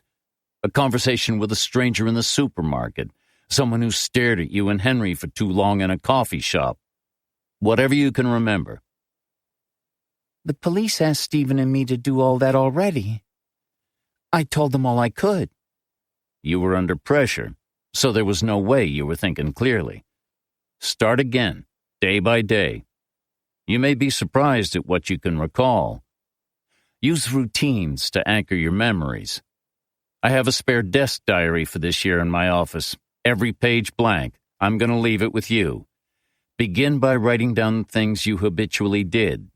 Daycare for Henry, weekly shopping, regular meetings with friends, whatever they might be. If you keep a record of appointments on your phone, add those as well. You'll find that recording regular occurrences will bring to mind irregular ones. We're back to patterns and grids. By detailing whatever fits, we have a chance of spotting what doesn't. Henry's abduction wasn't a crime of opportunity. You were being watched, Colleen, and it may be that some primitive part of your brain was alerted to it." She agreed to try. "Can I ask what you're going to do?" "I have 1 or 2 more interviews to conduct," I replied. "After that, I'm going to take a sharp stick and poke the undergrowth." "You're being deliberately vague," she said. "I am." "I imagine you were a frustrating man to be married to." "Yes," I said. "I imagine I was." Chapter 26.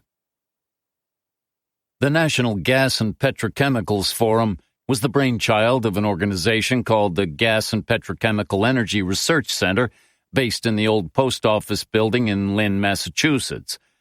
It was doubtful that asking for details about forum guests over the phone would yield positive results, So I decided it might be more productive to make the approach in person. I hadn't been in Lynn in years, not since someone had blown up the business premises of an elderly lawyer named Eldridge. Since then, Eldridge had dropped from sight. For all I knew, he might be dead. If so, it could have come as a relief to him. He'd suffered his own losses over the years, too many and too deep for an old man to bear. He'd also kept some very bad company, terrifyingly so. As I drove south, I touched base with Moxie. He was preparing his list of depositions, but Aaron Becker was playing hard to get on discovery, including confirming whether Colleen's husband would be called as a witness. "It's because Becca knows she's weak across the board," said Moxie. "We'll know more when we read the affidavit, but it'll come down to Stephen Clark's testimony, along with whatever corroborating expert opinion she can rustle up, backed by Colleen's subpoenaed medical and therapy records, assuming she can gain access to them, which we'll fight. After that, there's just the blanket from the car. Becca has nothing else." I hadn't seen the blanket, but Aaron Becker, aware of its power, had been happy to share pictures with Moxie, and he'd pass them on to me. All that blood. The blanket, if displayed as evidence in court, would do Colleen no favors. It could only have been sourced from inside the house, and she and her son had been alone there on the night he disappeared. But if Colleen wasn't involved in Henry's abduction, how had the blanket come to be used? "The police have obtained a warrant to search the Clark property," said Moxie. "They'll be looking for any traces of Henry's blood." This had been anticipated. It was only a surprise it had taken so long. "They'll find them, too," I said. "He was a young boy, still getting the hang of walking, and we already know he had bumps and bruises. There's a big difference between a cut that requires a Band-Aid and wounds that drench a blanket, but that won't stop them from adding anything that shows up to the evidence list. Have you spoken with Colleen's doctor and therapist yet?"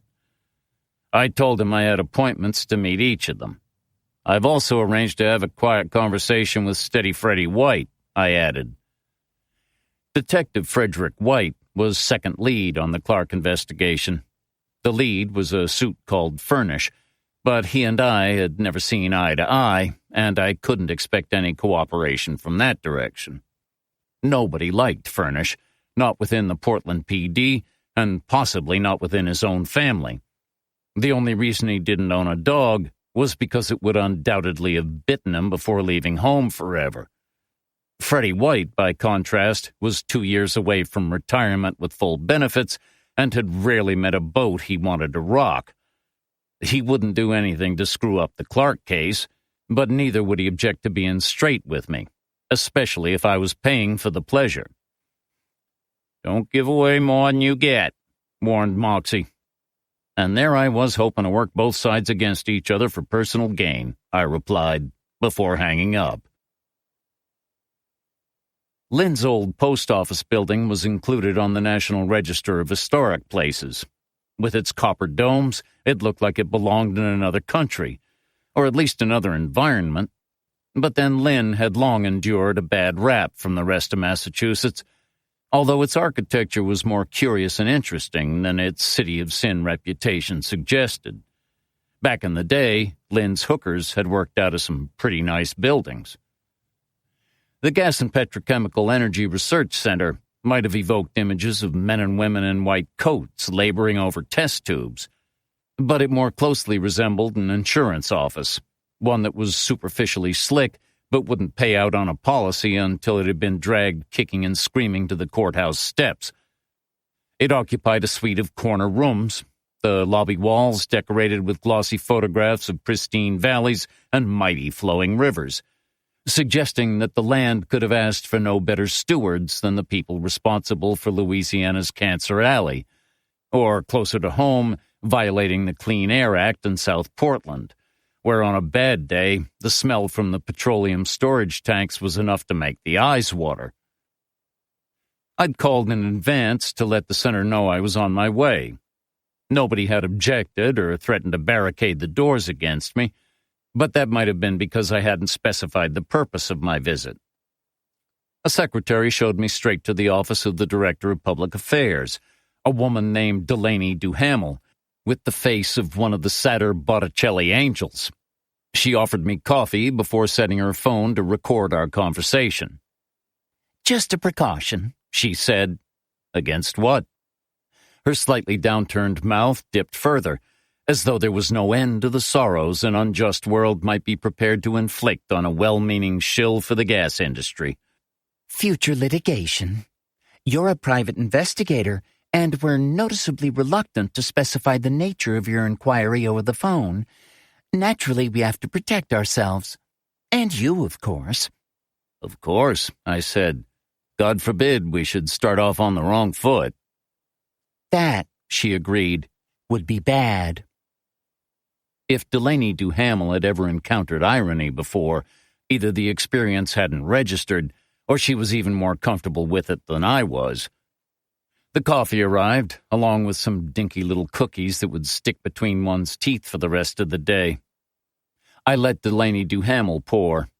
Someone laughed shrilly in an adjoining office, and she winced at the sound. So, what are you investigating, Mr. Parker? The disappearance of a child. Henry Clark? Sensibly, she'd Googled me before I arrived.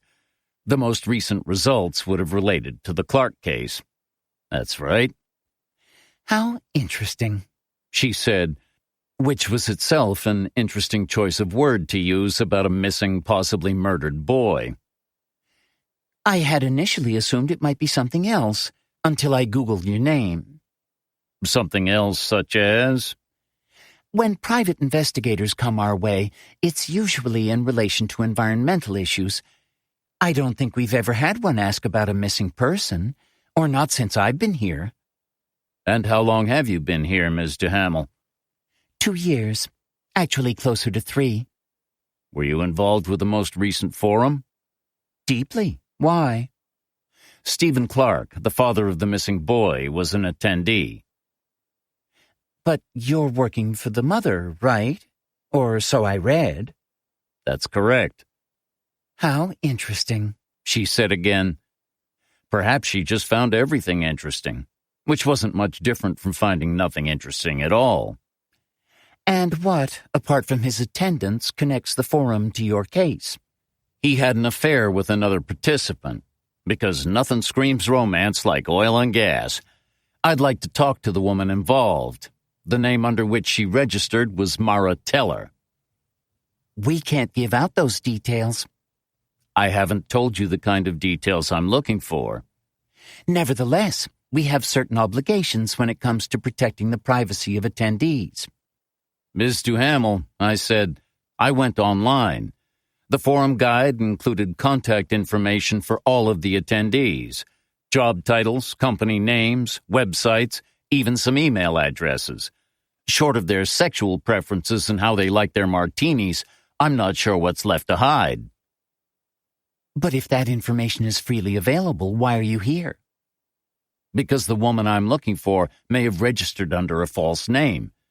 Her consultancy business consisted of a placeholder site and nothing more.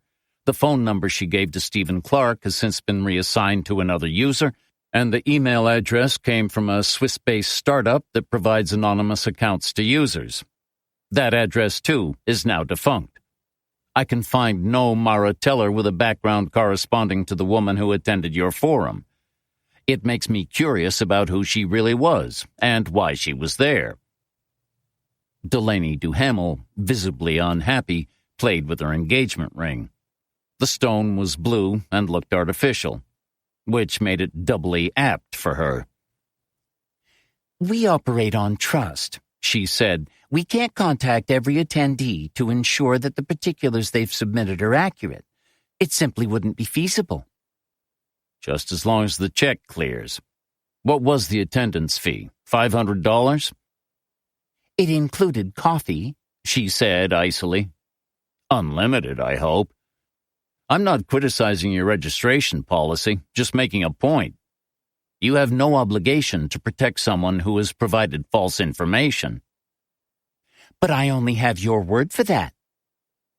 I'd have tried to look hurt if I thought it might have helped. Instead, I shrugged and made heavy work of getting to my feet. Well, then, the next step is for me to return to Portland and inform Mrs. Clark's attorney of your reluctance to divulge material that may be germane to the defense's case, and your unwillingness to assist in an investigation into the whereabouts of a missing child. He will relay that intelligence to a judge as the basis for a subpoena, which will become a matter of public record. It never looks good for a company to appear to be hiding something, especially when it comes to the abduction of a little boy. I wouldn't want to be forced to explain that position to the press. I didn't bother pointing out to Delaney Duhamel that since she was the spokesperson for a branch of the oil and gas industries, she was already mired in dirty waters as far as any question of reputation was concerned, though that didn't mean her life couldn't be made more awkward. But I was also aware that she was recording our interaction, and blackmail always sounded worse when played back in court. Delaney Duhamel regarded me with disappointment. "Men," that look seemed to say, "first they stiff you with a bum stone." She killed the recording. "Everything from this moment on is off the record," she said. With respect, I wasn't the one recording the conversation to begin with. She conceded this with a wave of a hand, like a dowager duchess wafting away the smell of poverty. "Other issues have arisen out of recent forums," she said. What kind of issues? 2 sexual harassment suits and 1 allegation of serious sexual assault, which is under police investigation. Some of these men are little better than animals in suits. The harassment allegation should be settled quietly, but the sexual assault case may go the distance. In other words, you don't need any more bad publicity. It would be unwelcome. It might also cost me my position. I can't help but detect a note of ambivalence about the second part. Delaney Duhamel tilted her head, as though examining me from a different angle might explain this previously unsuspected level of perspicacity on my part. "Protecting would-be rapists wasn't part of the job description," she said. In my experience, companies prefer to leave that bit out. It discourages the better candidates, although it also helps to winnow out the ones with a conscience. "You're representing a woman accused of killing her child. How do you square that with your conscience?" Mine is very evolved, I said. Also, she didn't do it. You would say that? Not if I didn't believe it. And do you suspect Mara Teller may be connected to the disappearance of the Clark boy? Her consultancy could have hit the rocks before it even got started, I said. She might have decided to pursue an alternative vocation. She might even have found Jesus or got sick and died. But none of those would explain why Mara Teller, to my eyes, may never have existed. Delaney Duhamel took in her office. Through the glass partition wall, she regarded the staff at their desks and the pictures of unsullied rivers, mountains, and valleys on the walls. 2 older men in shirt sleeves passed through the lobby. Their shirts were pink and light blue, respectively, but each had a white collar. Depending on one's perspective, this was what passed for individuality in the corporate world, was nature's way of marking the wearer as a complete jackass, or both. If the details she gave were false, she said, then what we have won't be of much use to you. Perhaps so, but what about her attendance fee? She must have paid it somehow, unless she just turned up with cash on the day. Pre-registration was obligatory. We were oversubscribed. So there's either an electronic or a paper trail for the payment, I said. What about confirmation of identity? We asked for proof, but a company ID, even self-produced, would have been enough. We didn't make photocopies or take cell phone pictures, because that's a whole other can of privacy worms. Proof of payment was sufficient to gain access, and each participant received a welcome pack and badge on arrival. It wasn't as though we had anything to hide. We're not the Bilderberg Group. Did the badges have to be worn at all times? Yes, on a lanyard. The hotel insisted for security reasons. Did attendees have to sign up for particular sessions? Not for the main events, but they did have to register for roundtable discussions, workshops, and special presentations. Is there a record of those registrations? Only of the ones who put their names down in advance. If there was room, people could just show up and grab a seat. Theoretically, they were supposed to add their names to a list. In practice, that fell by the wayside after the first hour. It's still worth checking, in case anyone can recall her. Delaney Duhamel folded her arms and legs simultaneously.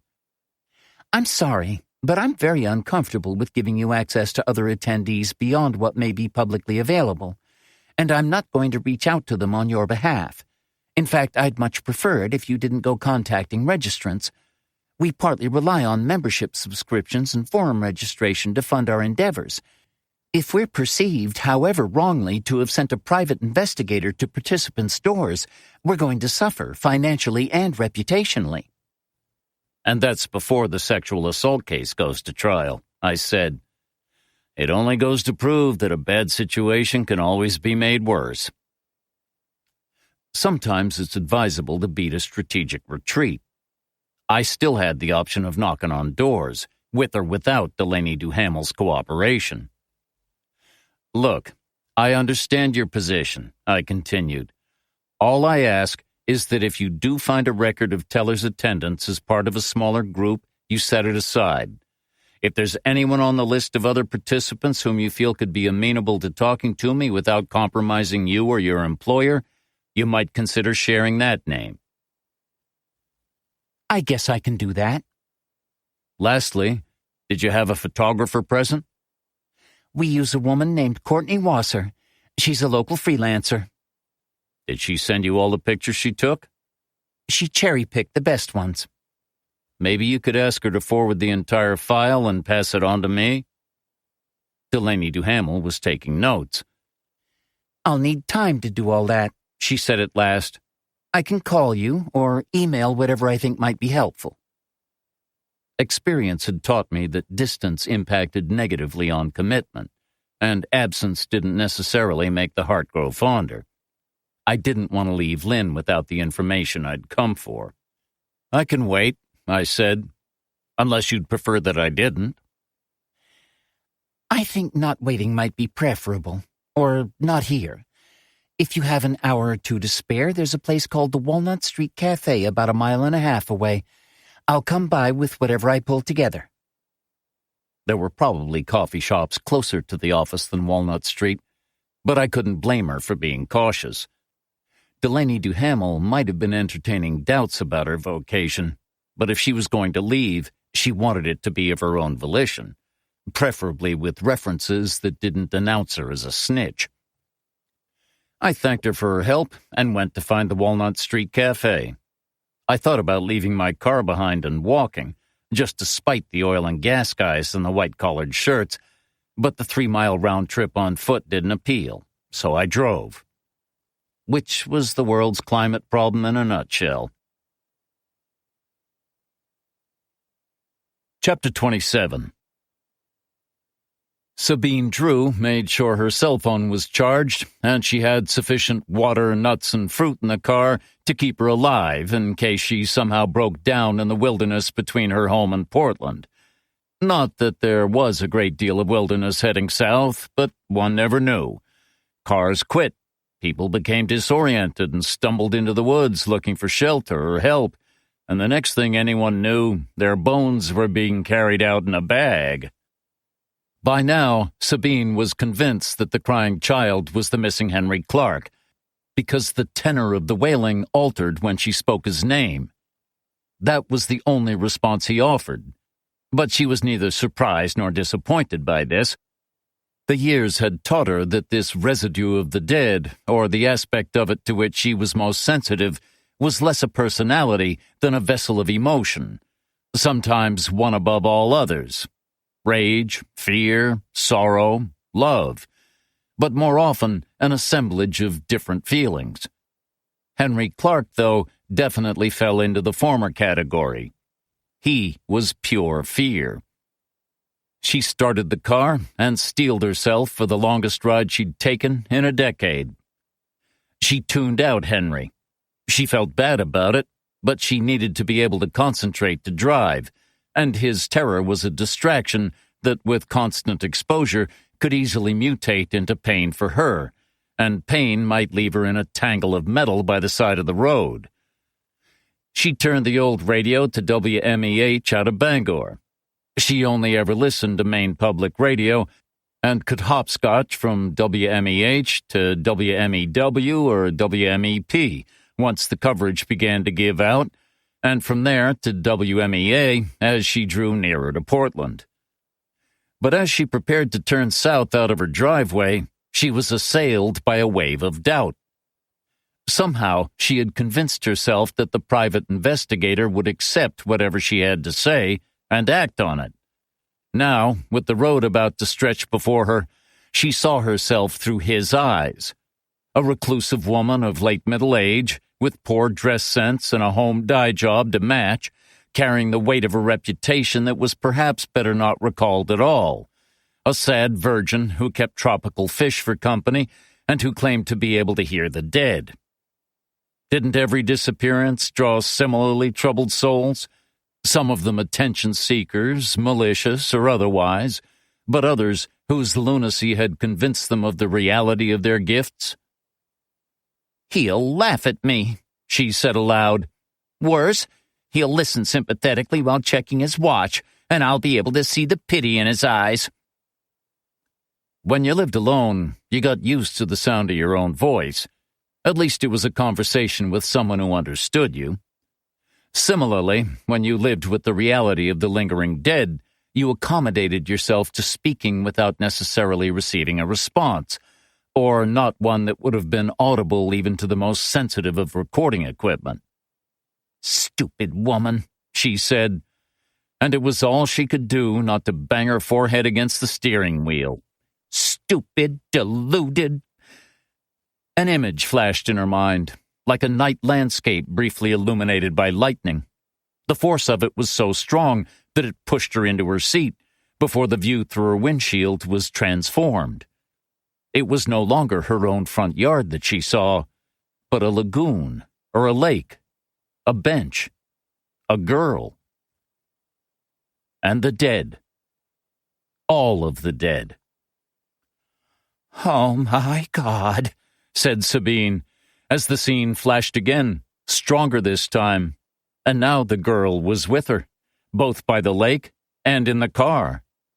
But the two versions were not the same.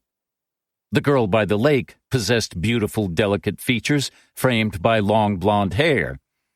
But the girl in the car kept her head down, concealing her face, and her hair was dark with blood. Sabine could smell it, could smell her, in all her desolation. "If he doubts you," whispered the girl, "speak to him of me. Make him listen. You have to make him listen." "Who are you?" asked Sabine. But even as she spoke, she knew. For who else could it be? Beside her, the girl touched Sabine's hand. "Say my name." "Jennifer Parker. Your name is Jennifer Parker." And for the first time in many years, Sabine felt afraid in the presence of the dead. Chapter 28.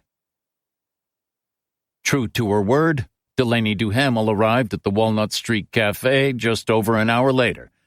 I saw her take a moment to look around before she entered, checking that no one else from her firm was present. I had a coffee in front of me, but I'd barely touched it. There was only so much coffee a person could drink, especially in middle age, and with a 90-minute ride home ahead of them. "Can I get you anything?" I said. "I won't be staying." She sat on the edge of a chair, produced a flash drive from her purse, and slid it under my copy of the New York Times. "It contains Mariteller's registration details, copies of all the photographs taken by the freelancer during the forum, and details of the attendees at individual sessions. I figured in for a dime, but I couldn't find her name on those lists.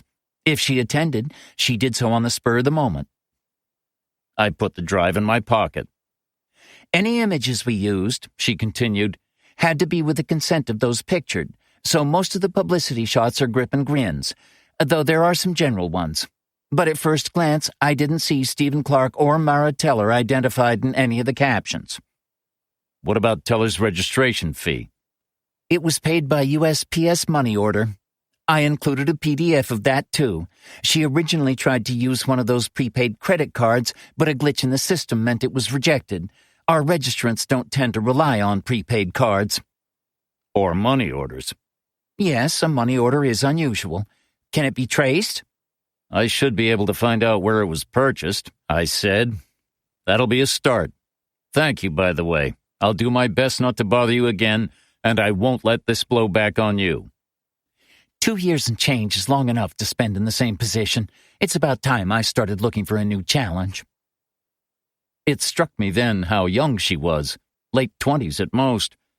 She was of a different generation.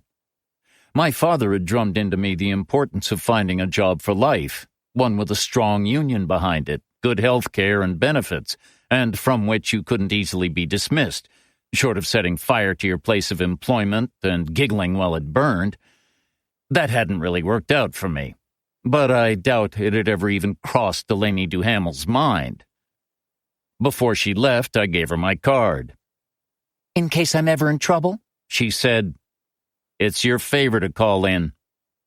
She placed the card in her purse. Are you sure Colleen Clark didn't hurt her son? Yes. What if you found out otherwise? I'd be under a legal obligation to share that information with the police, not to mention a moral one. And would you tell them? Yes, I would. Okay, then. Goodbye, Mr. Parker. It's been... Interesting. For the first time since we'd met, she brightened. Had he been present, Botticelli might have embarked on a new sketch.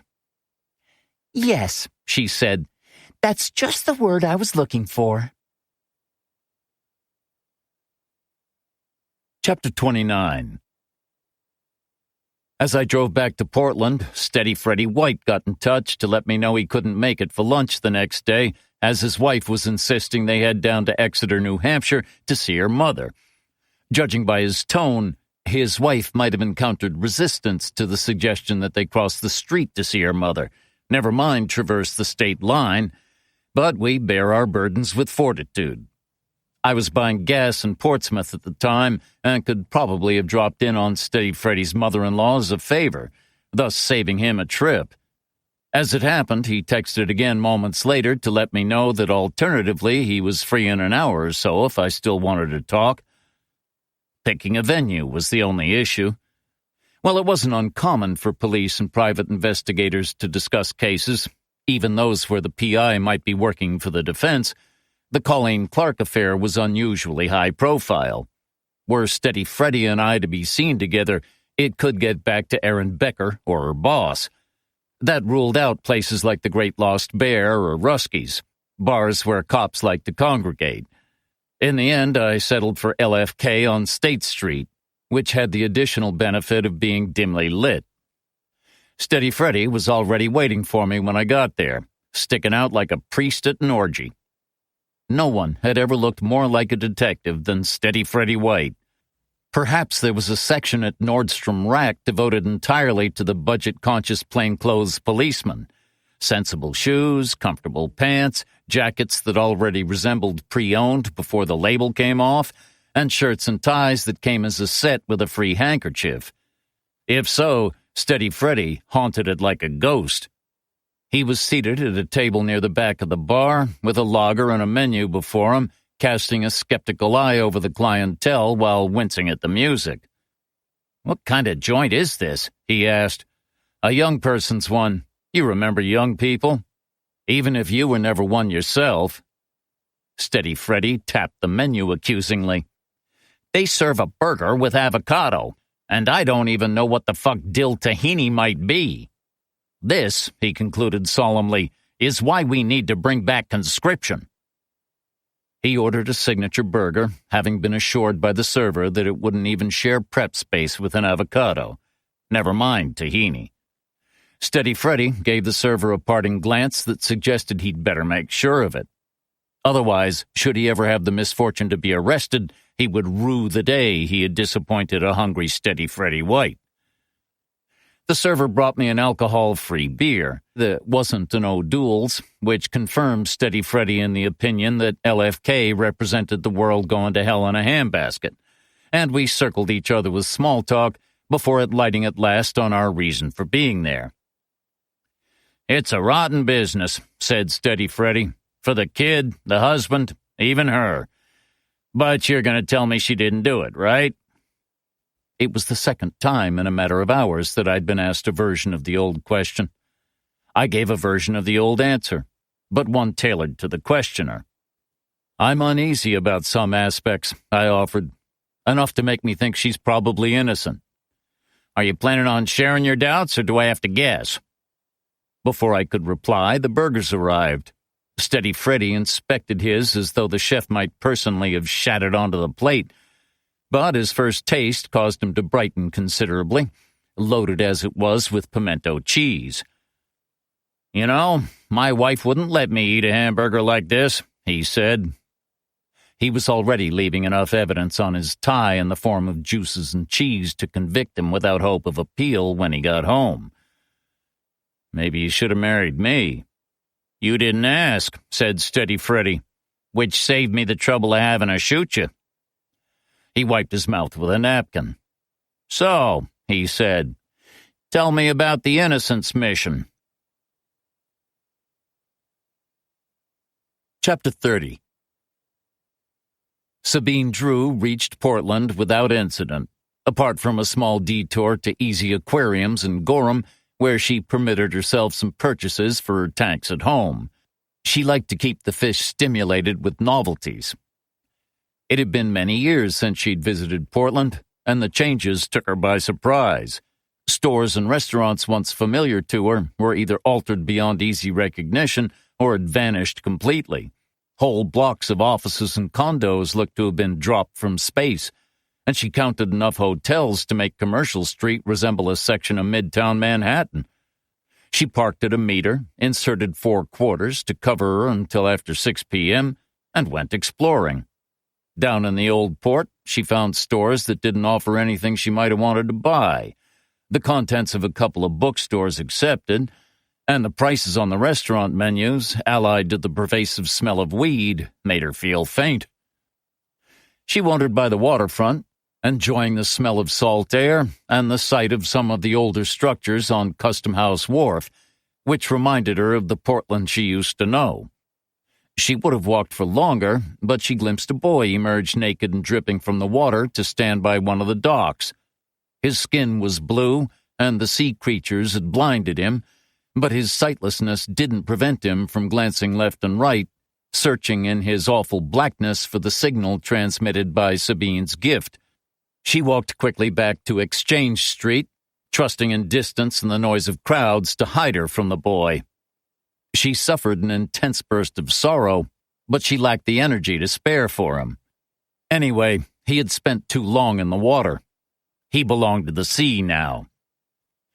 She did not have an address for the private investigator, but remembered from an article she had read that he maintained a connection with the Great Lost Bear on Forest Avenue. She thought she might ask after him there. She had a telephone number for him, but didn't want to use it.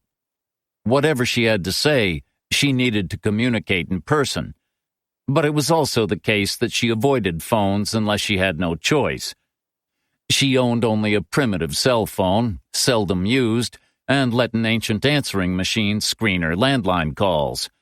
For Sabine, the phrase "ghosts in the wire" had come to possess a literal meaning. Specters inhabited the ether, and any conversation conducted by phone inevitably involved some uninvited third party only she could hear. But she was also afraid that if she told Parker who she was in advance, he might find a reason not to meet with her. If necessary, she would spend a night in town and try again the following day. She had researched places to stay and made a list of those she could afford. They wouldn't be anything fancy, but a couple offered premium cable and complimentary breakfast. It would be a treat to herself. She headed back to her car along 4th Street, the bars buzzing with early evening drinkers. Some of the groups of young men were very loud. They made her nervous, even though she was virtually invisible to them, a plain woman over 40 having no place or purpose in their lives. 2 police cars were parked in anticipation of potential trouble later, but then this part of town had always enjoyed a reputation for wildness. Back in the day, when she was much younger, a man had come on to her at one of its bars, a rare occurrence even then. He kissed her at the end of the night, smoking whiskey on his breath, and she kissed him back. He lived in the West End and invited her to return with him to his lodgings. But she turned him down. He asked for her number, and she gave it, but he never called. Sometimes she wondered what might have happened had she gone with him. Indeed, had she gone with any of the handful of men who had shown a passing sexual interest in her, she might have been married by now, or a mother. Alex Mazur, that was the name of the man who had kissed her. The surname, a relic of his great-grandparents' emigration from Poland during the 19th century. He was dead now, burned to death before he was 30, lost in a fire in that same West End apartment building, the one to which he had so wanted to bring her. He had come to her in the aftermath because he was single and solitary, an only child long estranged from his father, his mother having predeceased him. Sabine had calmed him and sent him onward to his mom, but the smell of his charred flesh had stayed with her for weeks after. She drove to the Great Lost Bear, the lot so full that she had to park on the street. The bar area was crammed for a beer promotion, so she found a seat in one of the quieter dining sections and ordered a glass of white wine and a portobello mushroom sandwich. "I'm looking for someone," she told the waitress. "A man who sometimes comes here. His name is Charlie Parker. He's a private detective." "I don't think he's been in tonight," said the waitress. "I'm sure we have a number for him if you need to call, or we can make sure he gets a message. He's pretty good about responding fast." Sabine thanked her and said she might try the number she had for him after she'd eaten. She needed to reconsider. Of course, he wouldn't have been there when she arrived. That would have been too much of a coincidence. It struck her that she wasn't thinking straight. It might be best if she accepted the waitress's offer and asked her to pass on a message. But what to say without revealing too much, while also revealing just enough? Her wine arrived. In a bar like this, she should probably have ordered a beer, but beer always smelled better to her than it tasted. Her sandwich followed not long after, along with a massive shadow that cast itself across her table. She looked up to see, standing before her, a man almost as wide as he was tall. He was wearing a golf shirt stretched taut over his arms and torso. She had no idea how he'd managed to get into it, but was convinced he'd have to be cut out. And the sort of tan pants favored by construction workers, the ones with pockets everywhere. "Pardon me for intruding," he said, and his voice was gentler than she might have expected. "But the server mentioned you were asking after Mr. Parker?" "Yes, I was." "My name is Polly Fulci. I'm proud to call myself his friend. Are you in some kind of trouble?" "No," said Sabine, "but a child is." Chapter 31. Steady Freddy listened while I told him of my conversation with Stephen Clark and my interest in the woman who called herself Mara Teller. I neglected to mention my earlier meeting with Delaney Duhamel or the material she had provided. I didn't want Steady Freddy, or, God forbid, his colleague Furnish, turning up on Duhamel's doorstep. Not yet. If I was in possession of information that the police did not yet have, I wanted to remain ahead of them until it suited me to share it. "I got to admit," said Steady Freddy, "that the Teller woman is kind of interesting. Or was, until we found the blanket in Colleen Clark's car. After that, Teller and anyone else ceased to be of much relevance as far as Aaron Becker was concerned. She didn't want anything muddying the waters. If Becker was a guy, I'd have said she had a hard-on for your client, but in the worst possible way. Out of due diligence, I did the basics on Teller. I came up with the website and not much else. She's a splinter under a fingernail for me, but I'm learning to ignore the irritation. What about Furnish? Furnish, said Steady Freddy, and I was surprised at just how much scorn could be poured into 2 syllables. You ever read any John Sanford novels? I've read all of them, I said. Sanford's as good as they come. Yeah, I save 'em for my vacation. You know how in the books they call Virgil that fucking Flowers? Well, you can't spend more than a day at Middle Street without someone talking about fucking Furnish, and not with any affection, not like Virgil. I bet Furnish is already writing up the chapter about Colleen Clark for his memoirs, and hoping Becker will remember him when she comes into her kingdom. For him, the case is done and dusted. And for you? I'm just trying to go along to get along. That splinter accepted. Which is why you're here, obviously, eating a hamburger on my dime. A very good hamburger, too, though I remain troubled by that avocado business and may have to remonstrate with the management about it. He finished his beer before peering into the glass to trace the hole in the bottom. I ordered another round. Where were we? He asked, once a server had been dispatched in the direction of the bar. We were talking about how you were inclined to go along to get along, splinters notwithstanding.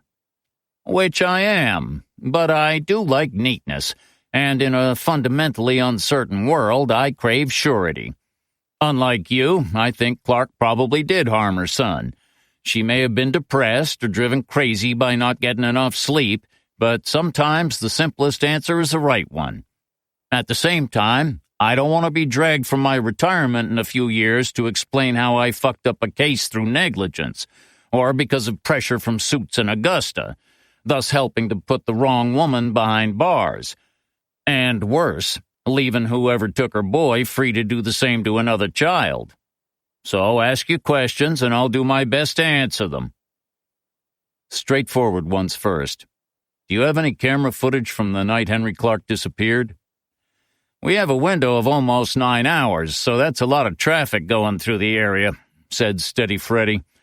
Also, the residents have an association, and together they decided to discourage the use of security cameras with a range beyond the edge of anyone's yard. Even then, a few of the homes, including the Clarks, lack any kind of camera at all. We appealed for dashcam footage early in the investigation and checked on business premises with external cameras. What we got didn't amount to much, or amounted to too much, depending on your point of view, and hasn't resulted in any useful leads. Moxie can ask for what we have during discovery, but I think you'll be wasting your time unless you already know what it is you're looking for, which I'm guessing you don't. Now, with Colleen Clark being charged, we'll be searching closer to her home. The working assumption is that she killed the boy in the house and immediately got rid of the body by burying it nearby. That, or she held on to it to dispose of later. Either way, trawling through license plates from the night in question won't help us. We have her phone, and that's under forensic examination. She says she kept it with her at all times. If true, we'll soon know everywhere she went and how long she stayed there. But unless she's dumb, she'd have left the phone elsewhere when she was interring her son's remains. I let it go. We were back to assumptions of guilt and innocence. If Colleen was innocent, the police weren't going to find anything on the phone to prove otherwise. I was operating on the basis that she wasn't responsible for Henry's disappearance, but nevertheless, he had been removed from the area somehow. Unless he had been taken away on foot, which would have been risky, a vehicle must have been used, as the neighbor, Mrs. Gamet, had noted. A quiet one, well-maintained, so it wouldn't draw attention or break down at an inopportune moment. What about Stephen Clark's brother and his wife? I asked.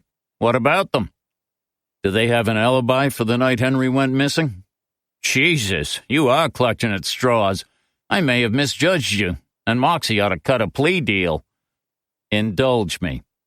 They were out of town, tickets to a music concert in Boston, and a hotel bed to go with them. A gift or their own purchase? A birthday gift for the brother. From Stephen Clark. Huh. Don't go jumping at conclusions. Though in your case, that's like telling a dog not to chase a rabbit. It's just curious, that's all. An alibi for when they needed one, you mean? Alternatively, it's what's known to regular people as life. Take your pick, but they're off the hook. And Stephen Clark was in New York. Do we know if he was alone? Hotel security footage has him entering his room unaccompanied shortly after 10 p.m. Nobody joined him subsequently, so the answer is probably yes. No hookers and no mistress. No Mara Teller.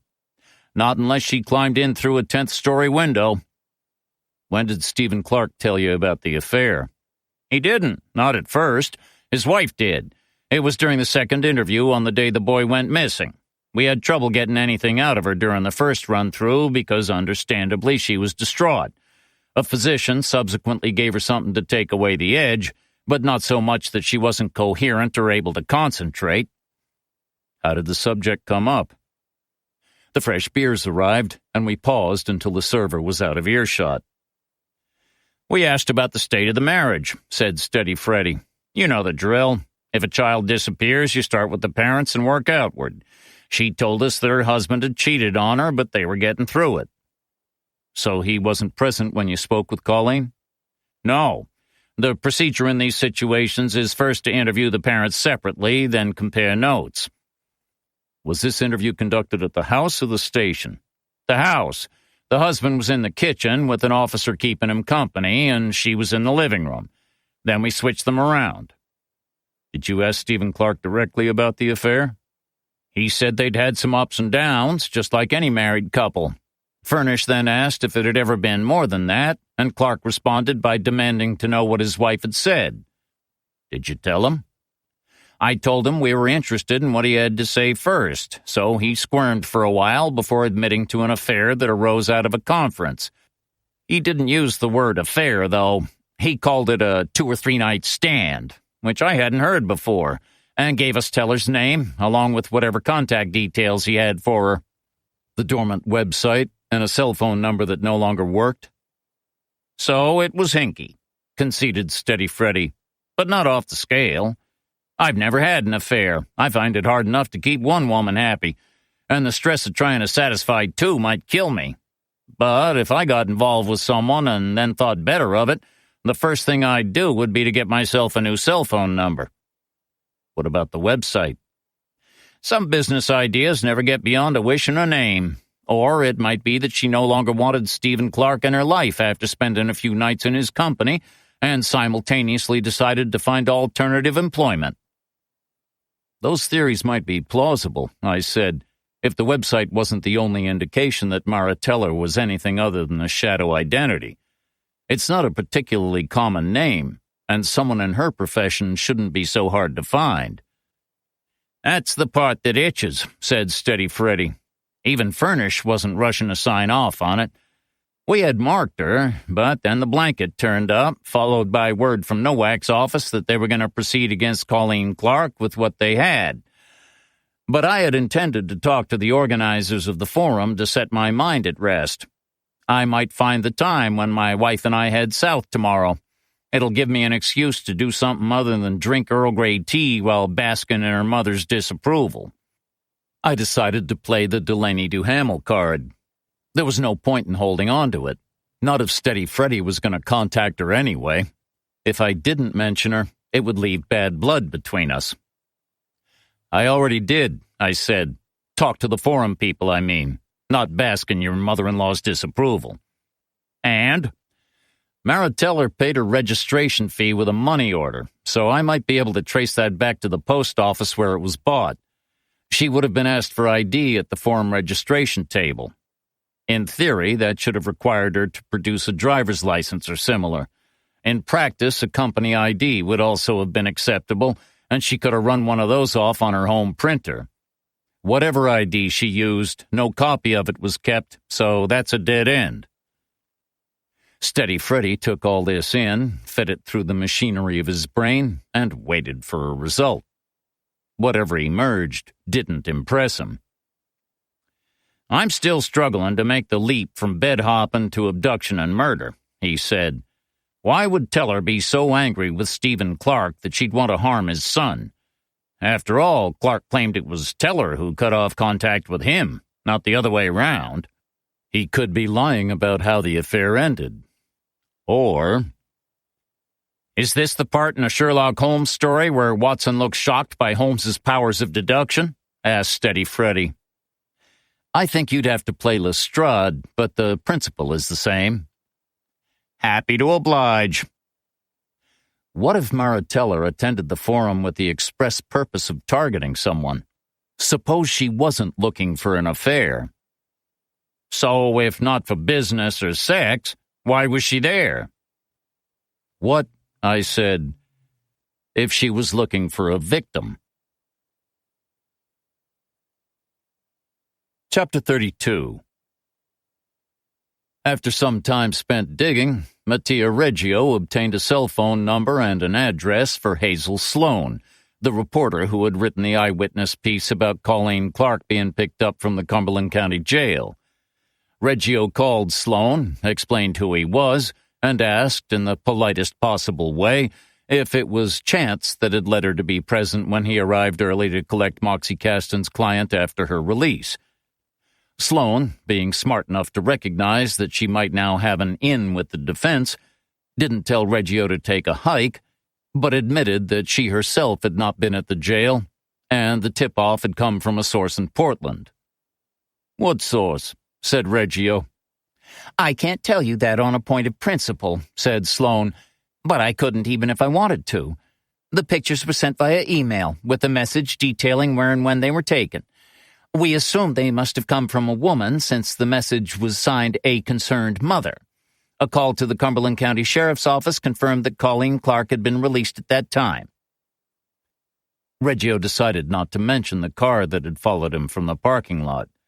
He had assumed, based on information received from Moxie Caston, that it was Sloane's vehicle.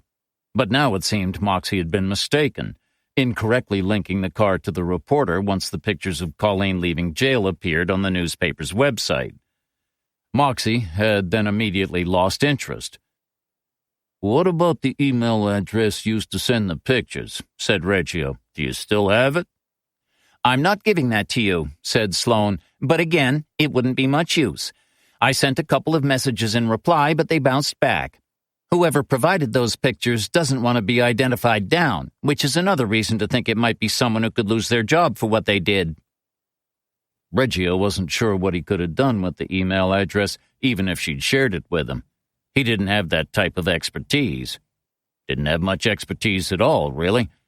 And what he did have was criminal. You've been very helpful, he told Sloane. Thank you. I'm hoping it might be a two-way street. After all, But Reggio had already hung up. He had no interest in being a source. No, call it what it was. A rat for a reporter. If she wanted information, she could get in touch with Moxie Caston, who would know how to roll those dice so they came up sixes for him. Reggio heard a soft knock on the door of his den. This was his personal fiefdom, and Amara never entered without asking first. It was a holdover from the old days, when it was better if she didn't know what might be stored in the drawers of the old metal desk that had accompanied them to Maine. She never even cleaned the space, leaving the care of it to him. He did vacuum the floor occasionally, but only when he could no longer see his feet for dust and debris. Reggio told her to come in. Amaro was carrying his nightly cafe corretto on a tray, a shot of espresso with a small glass of brandy on the side. She placed the tray on his desk and stroked his hair. I didn't want to disturb you while you were on the phone, she said. Anything I should be worried about? Nothing, said Reggio. He took her right hand in his and kissed it softly. It's all good. Chapter 33. I prepared to leave LFK little wiser than I had been when I arrived, a pattern that was becoming uncomfortably familiar. I hadn't managed to get a lot out of Steady Freddy, but I might have succeeded in sowing a few seeds of uncertainty regarding Colleen Clark's guilt. Also, from what he was willing to share toward the end of our conversation, any earth-shattering revelations from the prosecution were unlikely. As Moxie had anticipated, Aaron Becker was relying on the evidence of the bloodied blanket and the absence of an alibi as the basis for her case, along with testimony from Stephen Clark regarding his wife's supposedly hostile feelings toward their son, and, if Becker could swing it, evidence from Colleen's physician and therapist that the accused had been suffering from severe depression and had admitted to feelings of anger toward her child. "Becker's good," said Steady Freddy as he ordered one more for the road on my tab. "But my guess is that it's still 60-40 in favor of a conviction at best. We're under pressure to locate a body." "Meaning?" I said. "Meaning we finally start digging at the Clark property tomorrow morning." Becker and Nowak had been hoping that Colleen would break down and confess, thereby avoiding the necessity of a blind excavation. But, frustratingly for them and their ambitions, she continued to protest her innocence, even with the prosecution mooting a shorter sentence in return for a guilty plea and a burial site. "I heard you were looking for a warrant. Has Becker alerted the media to the search?" "Won't make much difference one way or the other. As soon as we arrive with spades and a cadaver dog, we'll have coverage up the wazoo. Wherever you've stashed Colleen Clark, you'd be advised to keep her there until we're done, because the carnival is about to set up again in her part of town." "What about the house itself?"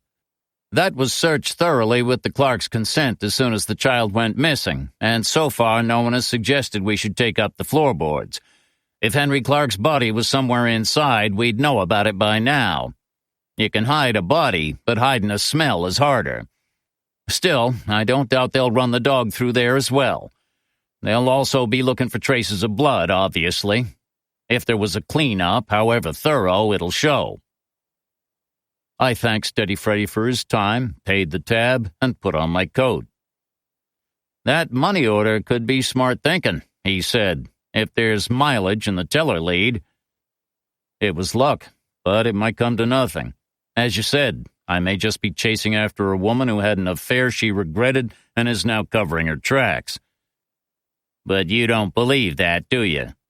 "No, I don't. And do you want to hear something else?" He raised his fresh glass of beer. "You pay the piper," he said. "You call a tune." I think Stephen Clark hasn't been straight about his relationship with Teller, whoever she really is. Not with you, not with me, and not with his wife. By being unfaithful, he's demonstrated that he's capable of deceit. He may even have become habituated to it. Steady Freddy sipped his beer. "I've revised those odds," he said. "Already?" "Yeah. I think I was mistaken earlier. 70-30 in favor of a conviction." And there I was about to congratulate myself for changing your mind. Neither of us had distress that our meeting should stay between ourselves, even though nothing major had been conceded or revealed on either side. Discretion was understood. "I'll see you around, Freddie." "That you will." As the server arrived to pick up the credit card receipt and his tip, Steady Freddy tapped him on the arm. "Son," he said, "I'd like you to send a manager my way. We need to have a conversation about avocado." Paulie Fulci called as I started my car. "I was at the Bear," he said. "I drove over to get takeout for Evelyn and Tony. You know how my brother likes the Angry Bird." The Angry Bird was a fried chicken sandwich loaded with hellfire sauce, jalapenos, and blue cheese. Tony Fulci's version was customized for him with a few added drops of something called Chili Pepper Pete's Dragon's Blood Mega Hot Sauce. Moxie had tried it once and spent the whole of the following day afraid to leave the house. "Is there a problem?" I said. "If they've run out of hot sauce, I can't help." "There's a woman here," said Paulie. "She was asking after you. She says she knows something about Henry Clark. She's, He struggled to find the right description before settling for strange. Crazy strange? Just as I had expected the police to get around to a more extensive examination of the Clark property, I had also been anticipating the emergence of lunatics and self-promoters. Missing persons cases drew them like flies, but particularly those involving children. Paulie Fulci might not have been a trained psychiatrist, but he'd been around enough of them in his life, along with the folk they'd treated, to be able to spot signs of disturbance in others. "I don't think so," said Paulie. "Or if she is, it's the mellow sort." I heard a muffled voice from nearby. "Wait a minute," said Paulie. "Dave wants to speak to you." Moments later, Dave Evans came on the phone. "It took me a while to figure out who she is. The woman waiting for you," he said. "I knew the face was familiar, but it's been a few years." "Well," I said, "it's Sabine Drew." Part 2. I shall not commit the fashionable stupidity of regarding everything I cannot explain as a fraud. C.J. Jung, addressed to the Society for Psychical Research, 1919. Chapter 34. 5-year-old Verona Walters went missing from Mill Park in Augusta, Maine, on a bright July day in 2015. She and her father, Chris, had been playing hide-and-seek among the bushes and trees, and Chris had turned his back on her while he counted down from 10 to 1. In reality, he'd been peeking, unwilling to let his daughter out of his sight. But she caught him looking and instructed him to cover his eyes properly. Later, he would tell detectives that he couldn't have had his back to her for more than 3 or 4 seconds, 5 tops, before he went searching. By then, she was already gone.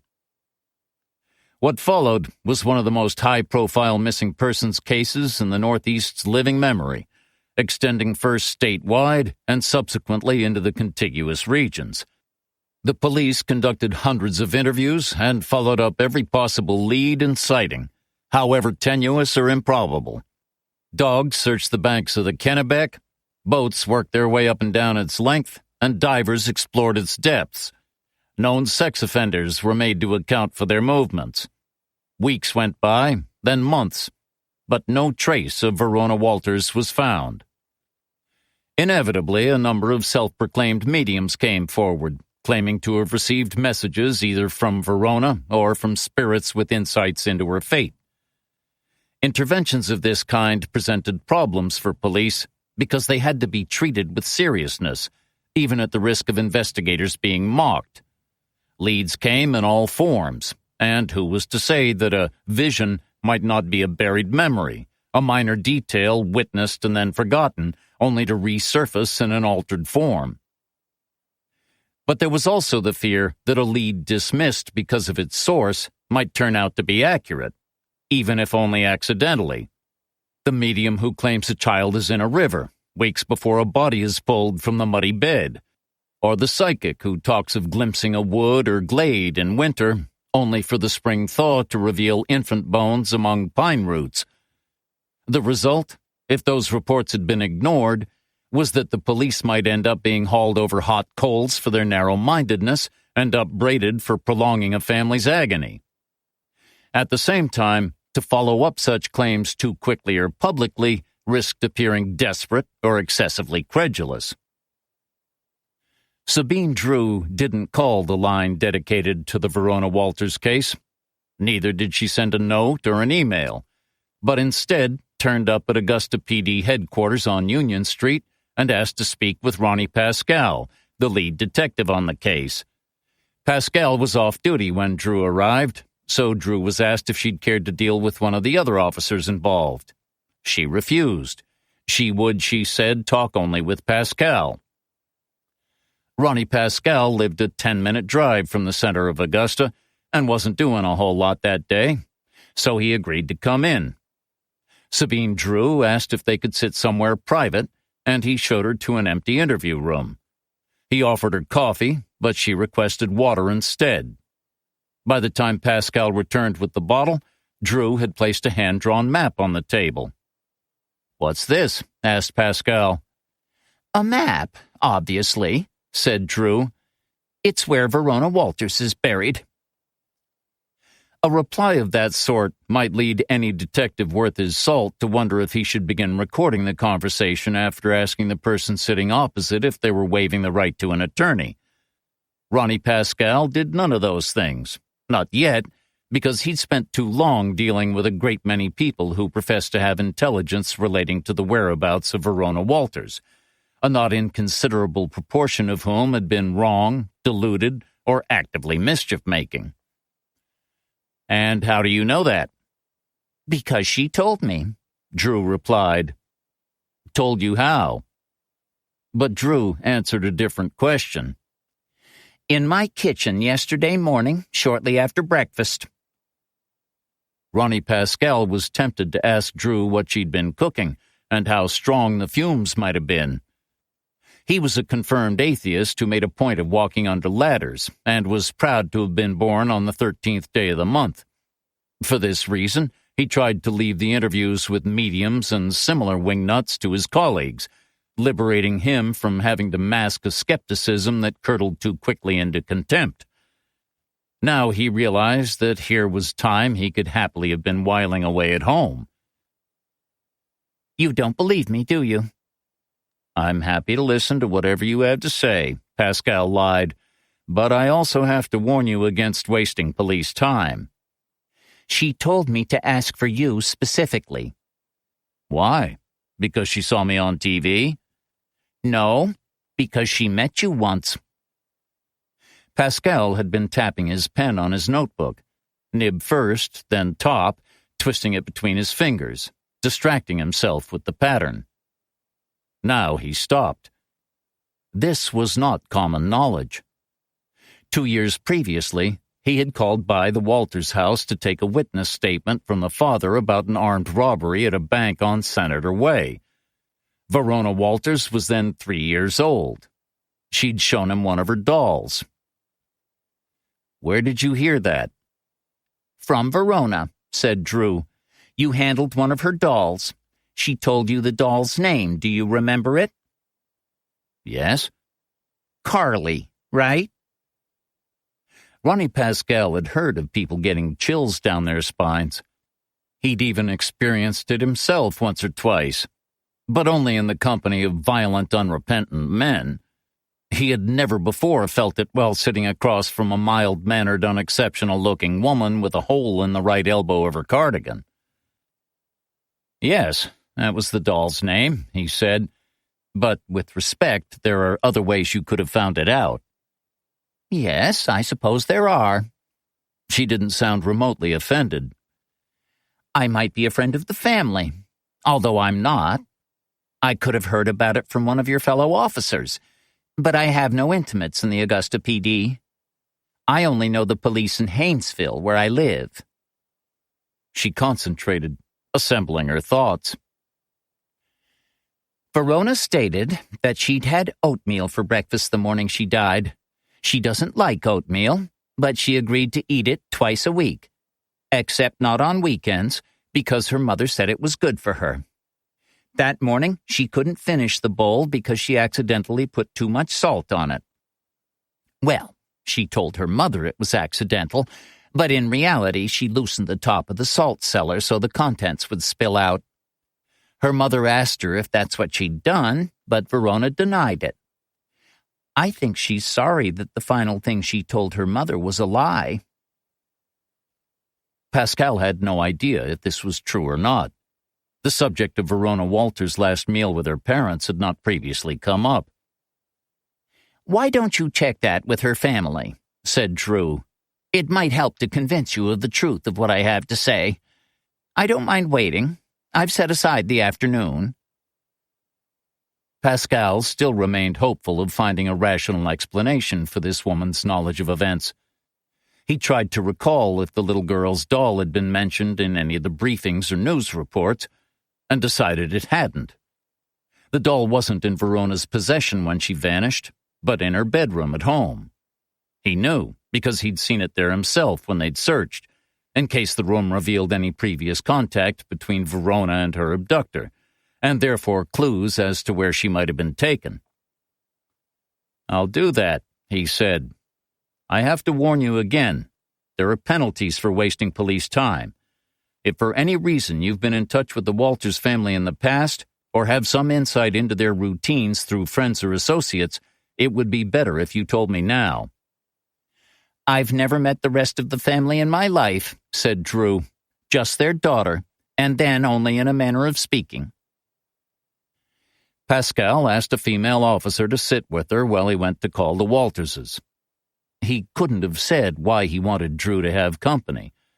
It wasn't that he thought she might damage police property or harm herself out of some further derangement. Perhaps he was afraid she might begin levitating or walking through walls. He made the call from his desk. Lorraine Walters was at home with their infant son while her husband was at work. He was a supervisor at the city's public works department and had been offered extended compassionate leave with full pay while the search for his daughter continued. He was inclined to accept, but his wife advised him to return to his post. She loved him, but he was driving her nuts, and she was close enough to madness as things stood. "This may sound like an odd question," said Pascal to Lorraine Walters, "but would you happen to remember what your daughter had for breakfast the day she went missing?" Even as the last words emerged from his mouth, he was already regretting them. Dumb. So dumb. Thanks to all the forensics-led shows on TV and the mystery section in the local Barnes & Noble, everyone was now an expert on autopsies. But the Drew woman had thrown him. It was her calmness. "Have you found a body?" asked Lorraine. "My God, you have, haven't you?" No, Mrs. Walters, we haven't. I can't even explain right now why this might be important, but I'd be obliged if you'd answer the question." "She had oatmeal, just a spoonful or two," said Lorraine. "She doesn't like oatmeal, but we try to encourage her to eat it a couple of times a week. She can be fussy about food, and that's a slippery slope. Next thing you know, she'll be refusing to eat her greens and subsisting on fried food and Butterfingers." He noted her use of the present tense and wondered how often she now found herself lapsing into the past when speaking of Verona. "Did she refuse to eat her oatmeal that morning only because she doesn't like it?" he asked. "No. She claimed the top had come off the salt cellar and doused the bowl, but I suspect she might have tampered with it. Verona has more tricks up her sleeve than David Copperfield. Now, can you please give me some idea of what this is about?" Pascal contemplated just how much he should share with her. A little, and no more. "Are you or your husband acquainted with a woman named Sabine Drew?" There was a silence while Lorraine Clark rummaged through her memory. "I don't recognize the name. Have you spoken to Chris? She might be someone he knows from work." "I'll ask him, but I wanted to talk to you first. The name doesn't ring any bells at all? That's Sabine Drew." Pascal spelled it out for her. "Definitely not. Who is she? Do you think she had something to do with Verona's disappearance?" "No, that's not why I'm asking about her." Pascal wasn't sure if this was true. He knew certain types of killers like to circle a case, even involving themselves as potential witnesses.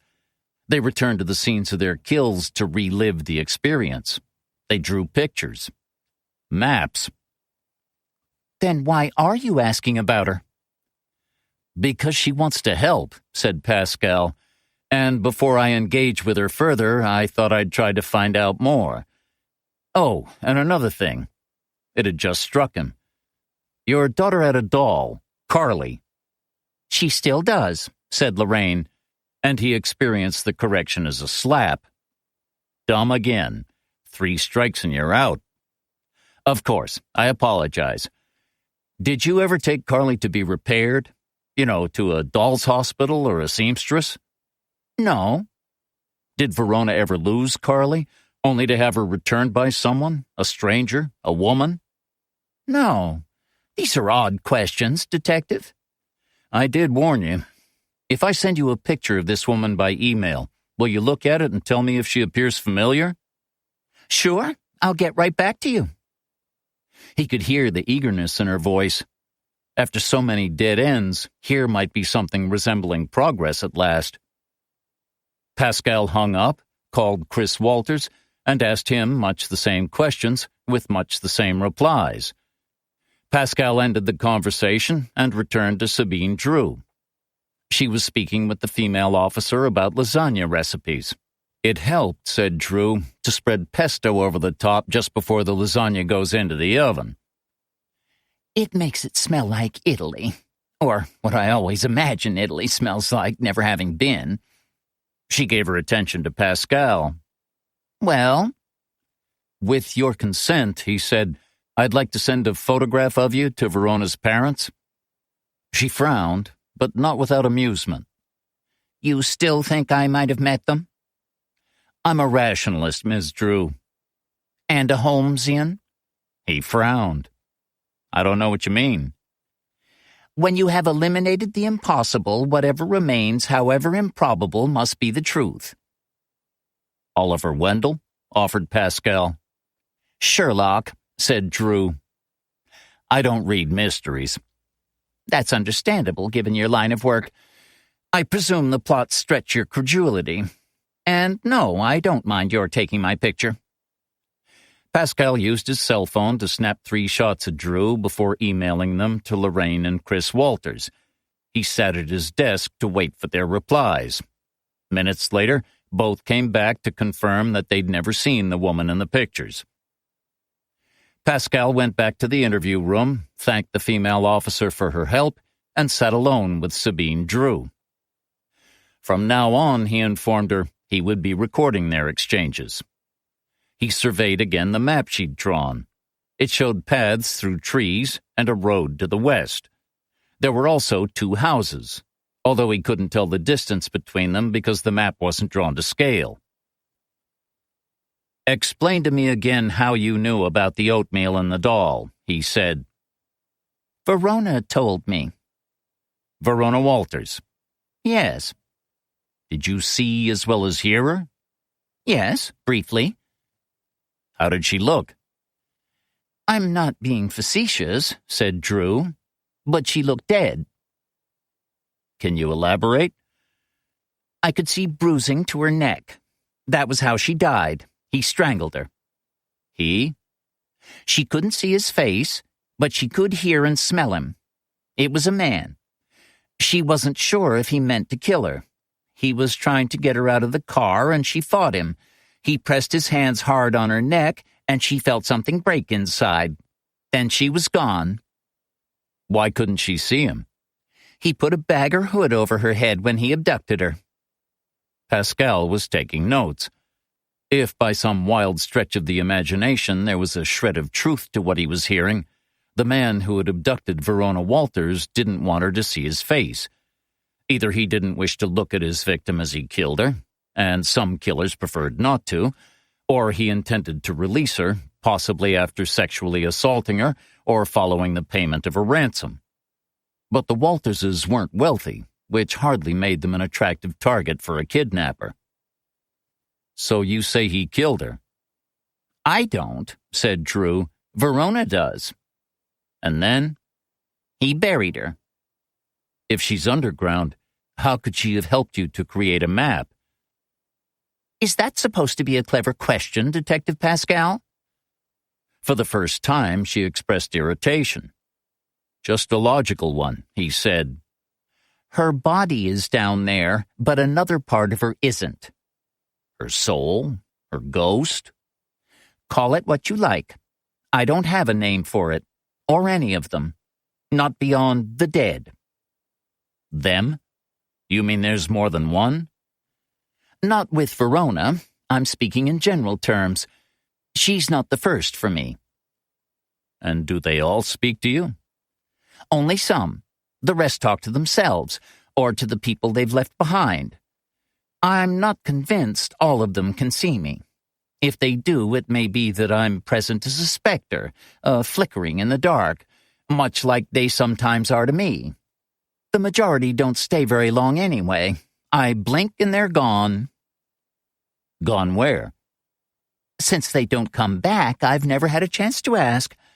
Nor would I wish to, even given the opportunity. I try not to have unnecessary discourse with them. I find it's best to ignore them unless they're insistent, or I can be of help. Why is that? Because, Detective, the dead are very dull. And the ones that aren't dull or frightened, angry, or sad. That's not company anyone would willingly keep. Yet you say Verona Walters spoke to you. And I to her. Why? Because, said Drew, I went looking for her. Chapter 35. It was odd, Sabine Drew reflected, how the extraordinary could so quickly come to seem quotidian. In the beginning, once she'd stopped being frightened of the figures that drifted through the shadow landscape of her life, she became quite naturally fascinated by them. It was like watching some rare pale species of fish inhabiting, however briefly, a dark exoreic region, destined to remain in place only for as long as it took to locate the egress stream leading to the sea. Like fish, the dead had to be approached carefully. They were similarly alert to observation, though unlike fish, they favored approaching the observer in turn. The departed, in addition to being dull, were easily distracted. But having them draw close was an unpleasant experience. They didn't smell bad, or not usually, but there was an undeniable miasma about them, a fog of confusion, even despair.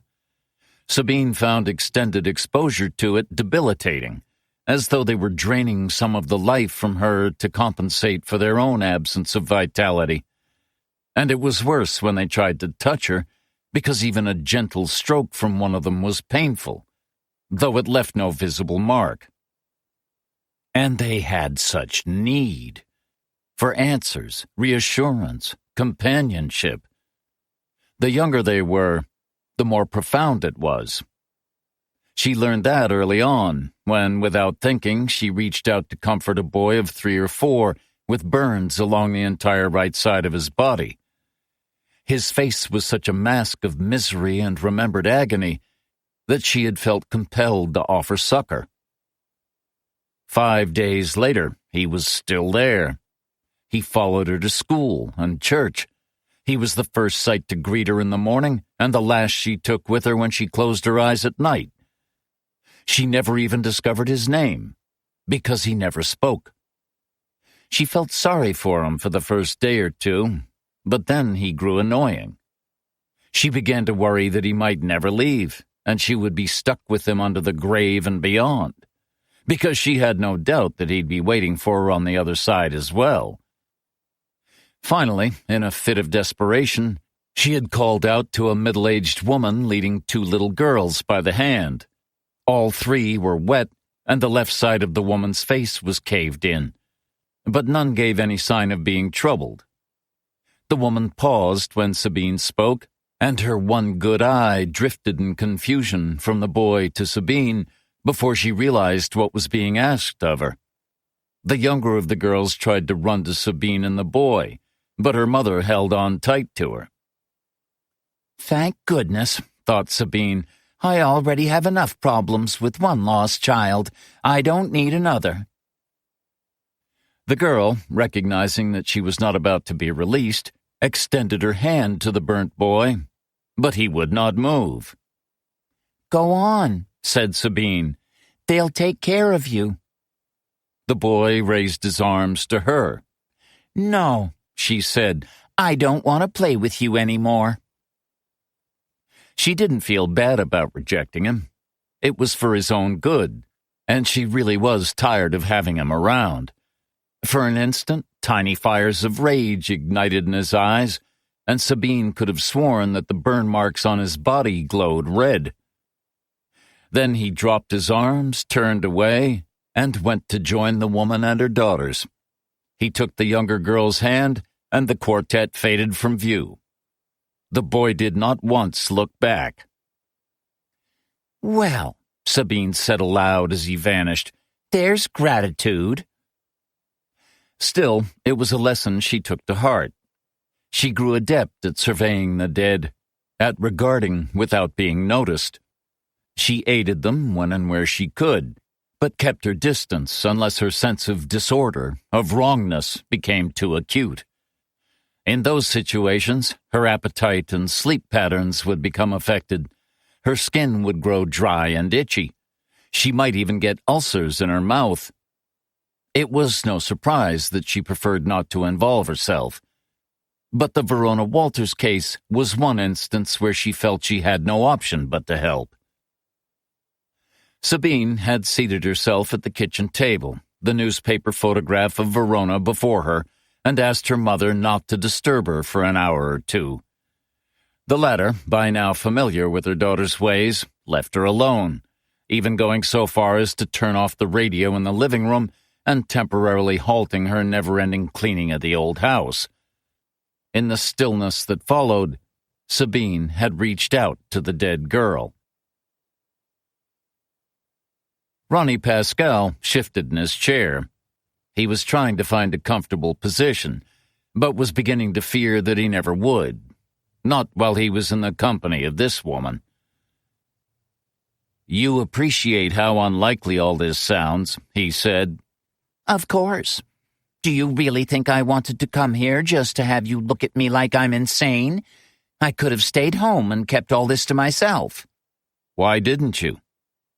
Is that a serious question? "No," said Pascal. "I guess not." He examined again the notes he'd made and came to a decision. It went against all his beliefs, but not, oddly, against his instincts. He would treat this woman as a potential witness and approach her testimony as he had that of the others who had come forward to help with the case. After all, what harm could it do? Pascal took off his jacket and told her to call him Ronnie. She, in turn, asked him to call her by her first name. "Sabine, you say that Verona told you that the man who abducted her smelled. Did she mention how? You know, was he sweaty or unwashed?" She said he smelled of garbage. Garbage? Like the inside of a trash can. Something tickled Pascal unpleasantly, like a bug on his skin preparing to bite. What else did she notice? What about his hands? He wore gloves. She saw them when he took her. He smothered her mouth to stop her from screaming. What kind of gloves? Sabine didn't even pause. Green, but a dirty green. Hard-wearing, with padded fingers. A workman's gloves. They, too, smelled bad. "You're very sure of that," said Pascal. Not I. Verona. "Well, someone has good recall, down to small details." Aren't small details important in a case like this? All details are important. Well, there you are. I remember everything Verona told me. Don't you think you'd remember all that a dead girl said to you? I can't say I've ever had the experience. You should count yourself lucky. Sabine rummaged in her purse, produced a packet of tissues, and blew her nose noisily. "Excuse me," she said. "Allergies." When she was done, she carefully placed the used tissue in a plastic Ziploc bag before sanitizing her hands. Years later, with the coming of COVID-19, such actions would become unremarkable. To Pascal at this time, they only added to the woman's eccentricity. "You still doubt me," she said. "I don't blame you. Honestly, I don't. But it will become very tedious before too long.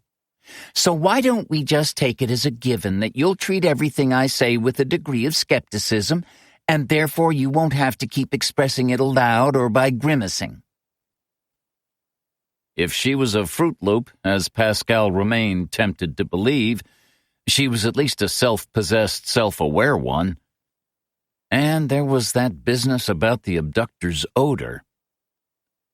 "What else did she tell you?" he asked. "Did she see a vehicle?" "Verona thinks it was a cream car, or perhaps yellow. She was panicking, so she can't be sure. He put her face down in the trunk and covered her head. When she kept struggling, he hit her, not too hard, but enough to subdue her. Then he tied her hands behind her back and bound her legs." "And in all that time, she didn't get a look at his face?" He was wearing sunglasses and a scarf wrapped across his mouth. Then the hood went on.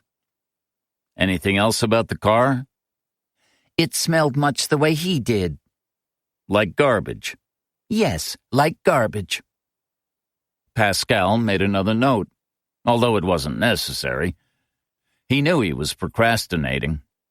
He didn't yet want to progress to the next stage, the death of the girl. He was a father himself, of 2 daughters. One could not be both empathetic and objective, and only the latter would serve any purpose here. You're hesitant to ask about what happened next, aren't you? Sabine asked, even though we need to talk more about how she died, or what happened after. You ought to be a psychologist. Maybe I am in my small way. For the living, I mean. Oh, generally the living are even less interesting than the dead, she said. Who'd want to listen to their problems, even at payment by the hour? Leastways, the dead have real cause for complaint. That, thought Pascal, was undeniable. You know you share your name with a philosopher? Yeah, the wager guy. Our lives are a bet on the existence or non-existence of God, said Sabine. Or so he posited. I take you as a bettor for the non-existence team? You take me right. Have you ever heard of Pirot? Can't say that I have. Was he Pascal's older brother? Hardly, not unless he was unusually long-lived. He was a Greek philosopher among the earliest skeptics, although one unlike yourself, skepticism being an oft misused term. Pascal realized he'd just been given a ticking off, even if he couldn't have said exactly how or why. Pirot, continued Sabine, believed that one should suspend judgment on non-evident propositions, the existence of gods, for instance, or ghosts, because there can be no truth to them, only arguments for and against. You should consider my testimony as an argument for. And what do I set against it? Whatever you choose. Results? She thought about this. Results might do it, though you could ascribe them to coincidence if it made you feel better about the whole business. She sniffed and rummaged for another tissue. I ought to read more philosophy, but there are only so many hours in the day. I was more invested when I was younger, in the hope that it might assist me in understanding my responsibilities, but either I wasn't smart enough or the philosophers weren't. Then again, it may be that we were equally at fault. She stopped talking and waited expectantly for him to resume, as though their exchange should have put an end to any reasons he might have had for further hesitation. You said, he corrected himself, Verona said that he choked her to death? Once more, she doesn't think it was his intention, but that's what it amounts to. She managed to get her hands free while she was in the trunk and attacked him when he unlocked the lid. He took hold of her throat to restrain her and fractured something inside. There's a little bone. The hyoid, said Pascal. Yes, that's it. I had to read up on it, but you just knew. That's impressive. Although it bespeaks experience I'm glad I don't have. It seems the hyoid is very delicate, especially in children. Or am I mistaken? No, you're correct. Then that may be what he broke inside her. Afterward, he buried her. Was his face still obscured when he popped the trunk? Yes, but in the moment before he could react, Verona caught sight of those aspects of the landscape that I've reproduced on paper for you. Which brings us to the map. It resembled a sketch a child might have created, and Pascal experienced an absurd temptation to ask Sabine if, in fact, Verona herself might have been responsible. He saw a pen moving of its own volition while Sabine watched. He waited until the image had passed before continuing, even as he wondered if exposure to this woman was somehow polluting his rationalism. He was also, he had to admit, still smarting about that Pirot crack. I concede, said True, that my artistic skills leave much to be desired. Did Verona describe this scene to you? Not exactly. Some of it she described, and some she showed me. Showed? It's like a camera flash going off in a dark space, except the image is blurred. Like so much else, it's hard to explain. So what did you see in this flash? Trees, dirt, sky, parts of those 2 buildings or houses, but only briefly.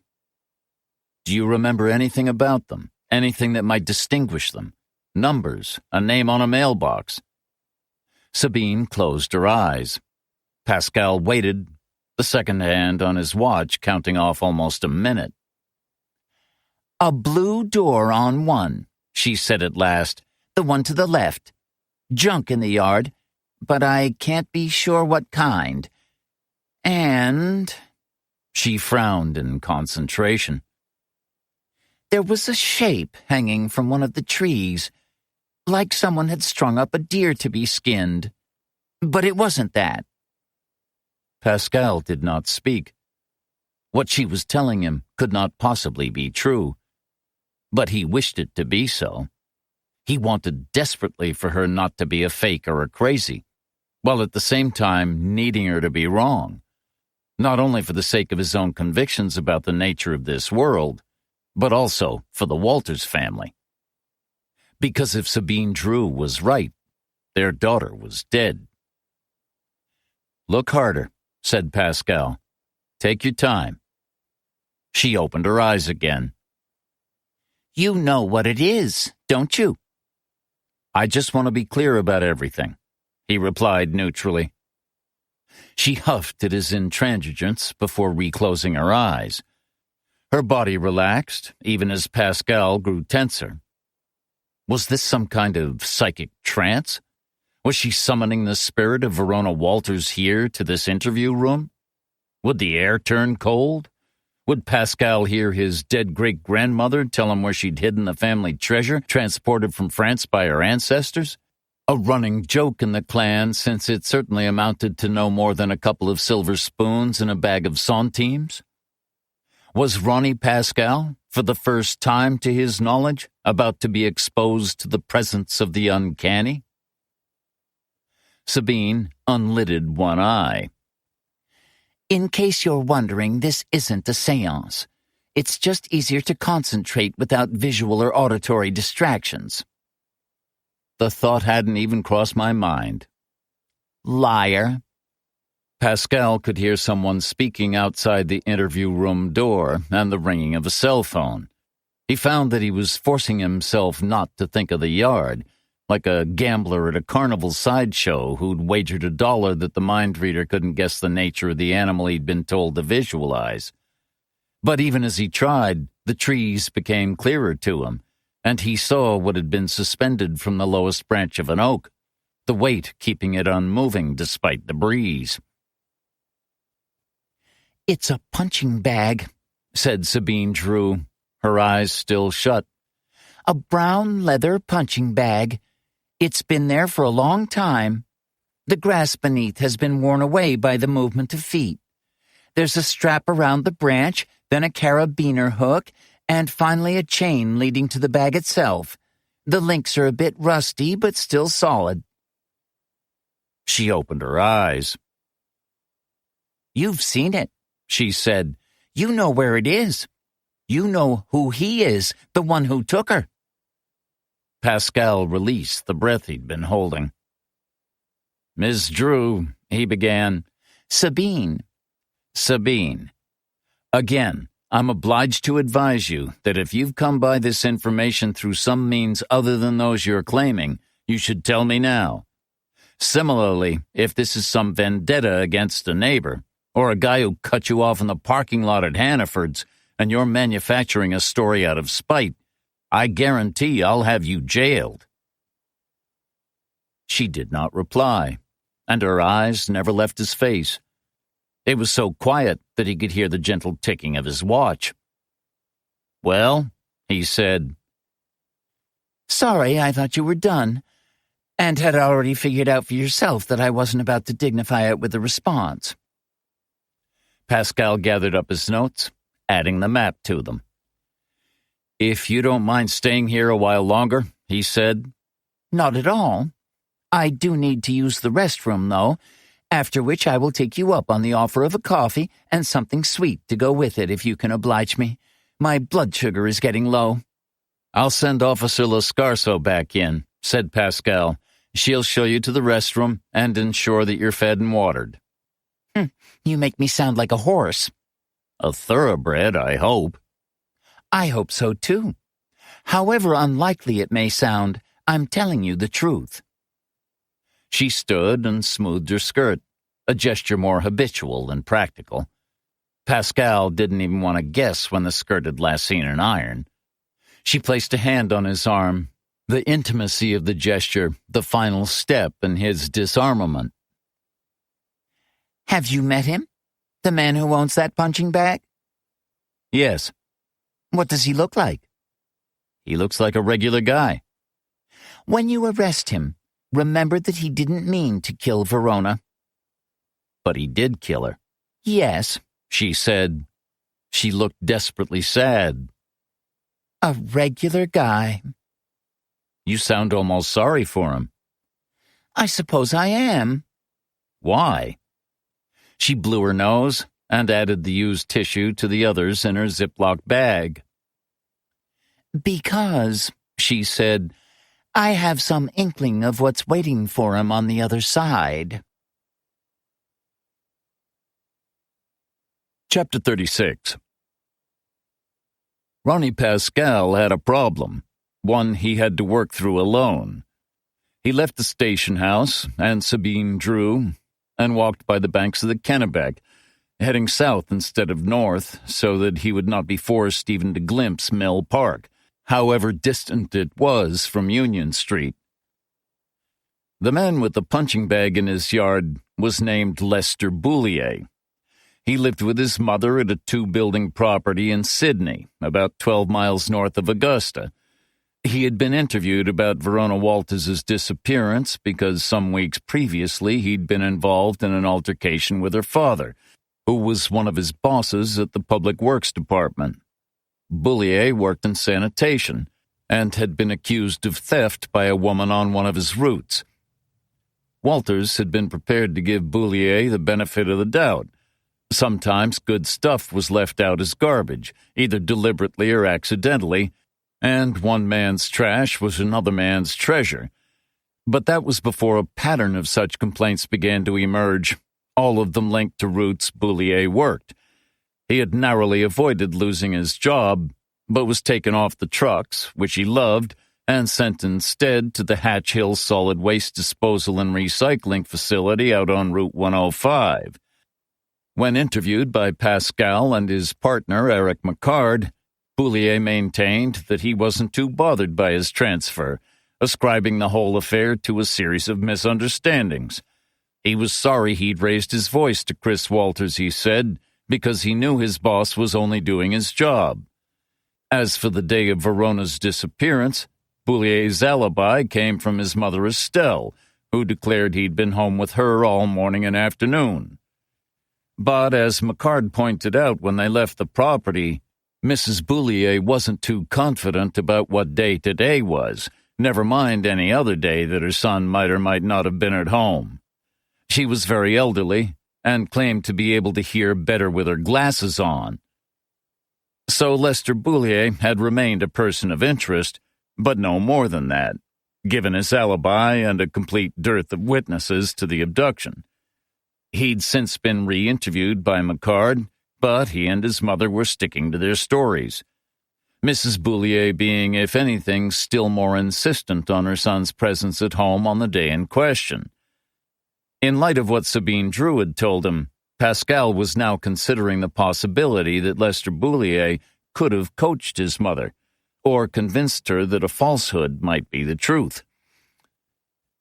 After leaving Sabine, Pascal made a call to Kennebec County Registry of Deeds to be told that the Boulier family owned a total of 40 acres around Sydney, largely planted with pine to be sold for Christmas trees.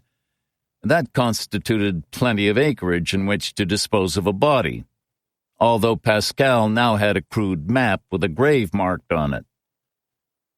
That brought him back to his main problem. He couldn't approach a judge or justice of the peace for a search warrant based on the evidence of a woman who claimed to be psychic, a medium, or whatever. Pascal couldn't say in what world that might constitute probable cause, but it wasn't this one. He could ask for Boulier's consent to search the property, though that was unlikely to be forthcoming if Verona Walters really was buried on it. Except Lester Boulier wasn't the registered owner. That was his mother, who had inherited the land following the death of her husband in 1999. Of course, the old lady might be sharper than she acted, in which case she'd send them on their way before they could get their spades dirty, but not before calling her son, a lawyer, or both. On the other hand, if she really believed that spectacles improved her hearing and refused to accept a black man was president, they had a chance. Pascal returned to Union Street in the interview room, where Sabine Drew and Officer Lascarso were now speaking about books from childhood. Pascal requested that Lascarso join him outside. What he was about to ask of her didn't necessarily make him feel good about himself, but potentially allowing Verona Walters' disappearance to remain unsolved would make him feel a whole lot worse. "Your mom has Alzheimer's, right?" Yes, said Lascarso. She has good and bad days, but lately she's started thinking I'm her sister. So far it's harder for my pop, my brother, and me than it is for her. My mom doesn't show any signs of being disturbed by it. Long may that continue, for her sake. Amen. Here's the thing. I might need your help on the Alzheimer's front. You mean to help you talk to someone who has it? No, said Pascal. I was thinking more along the lines of taking advantage of them. Minutes later, Pascal was thanking Sabine Drew for her time and help and telling her that she could go. "What are you planning to do?" she asked. "We're going to attempt to search this man's property." "Attempt?" "What you've shared with me isn't even close to enough for a warrant. We'll have to find another way, but you've given us information that may prove crucial." Sabine remained seated. "Lou," she said. "What?" "That's the only detail I've kept back. Verona thought his first name might be Lou. Someone called him on the phone while she was in the trunk. It came over the speaker in the car, and she heard the caller use that name." Pascal experienced the sharp, familiar pain of disappointment. All his doubts threatened to flood back. He was about to expend a great deal of effort and possibly endanger his career by pursuing an elderly, vulnerable woman and her son on the evidence of a psychic. Sure, the names Lester and Lou both started with the letter L, but... Jesus. "Boo," he said. "Excuse me?" "Boo," Pascal repeated. "That's what his friends call him. He told us back when we first spoke to him. Not Mr. Boulier, just Boo." Sabine Drew buttoned her cardigan and put on her coat. "Boo," she said. "You clever girl, Verona." Chapter 37. The discussion about how best to handle Lester Boulier and his mother took place behind closed doors. Officially, it never took place at all. Present were Pascal, his partner McCard, Lauren Noyes, deputy chief of the Augusta PD, and Rod Turin, the commander of the Bureau of Criminal Investigations, who had served as Pascal's mentor when he first joined the force. Pascal shared with them exactly what Sabine had told him, leaving nothing out, not even his own qualms, including the possibility that he was interpreting what he had heard in a manner that would justify targeting Lester Boulier. He wanted Boulier to be the culprit, he knew, because he, as much as the Walters family, needed closure. When Pascal was done, Turin turned to McCard. "What do you think of all this?" "I only just got here," said McCard. "You brought your ears. I can see 'em on the sides of your head." McCard jerked a thumb at Pascal. "Then whatever he said." "You know how many psychics contact us for major cases?" asked Noyes. "We could open a touring show, we got so many of 'em on the books."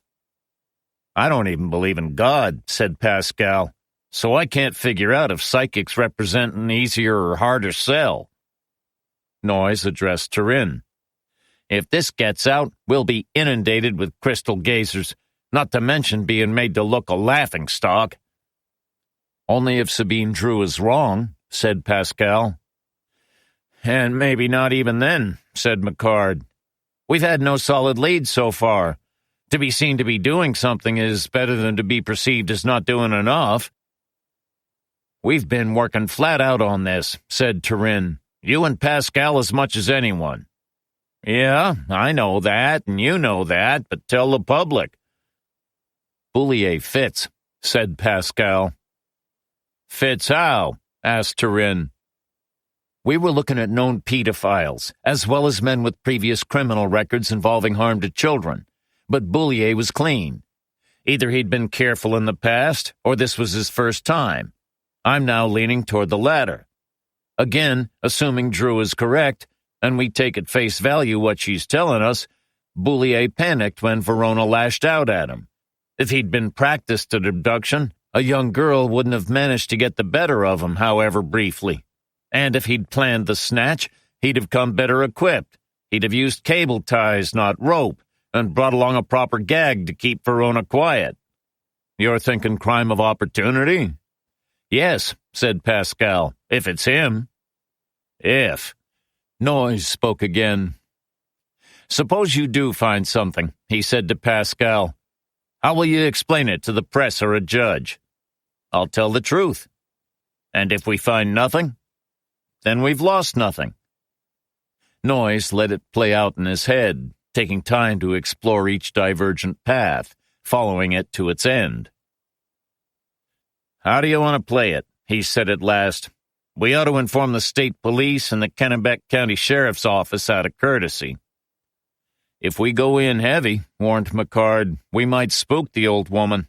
And if too many people know that we're looking at Boulier," said Pascal, "it'll send vibrations down the wire, the kind he might pick up."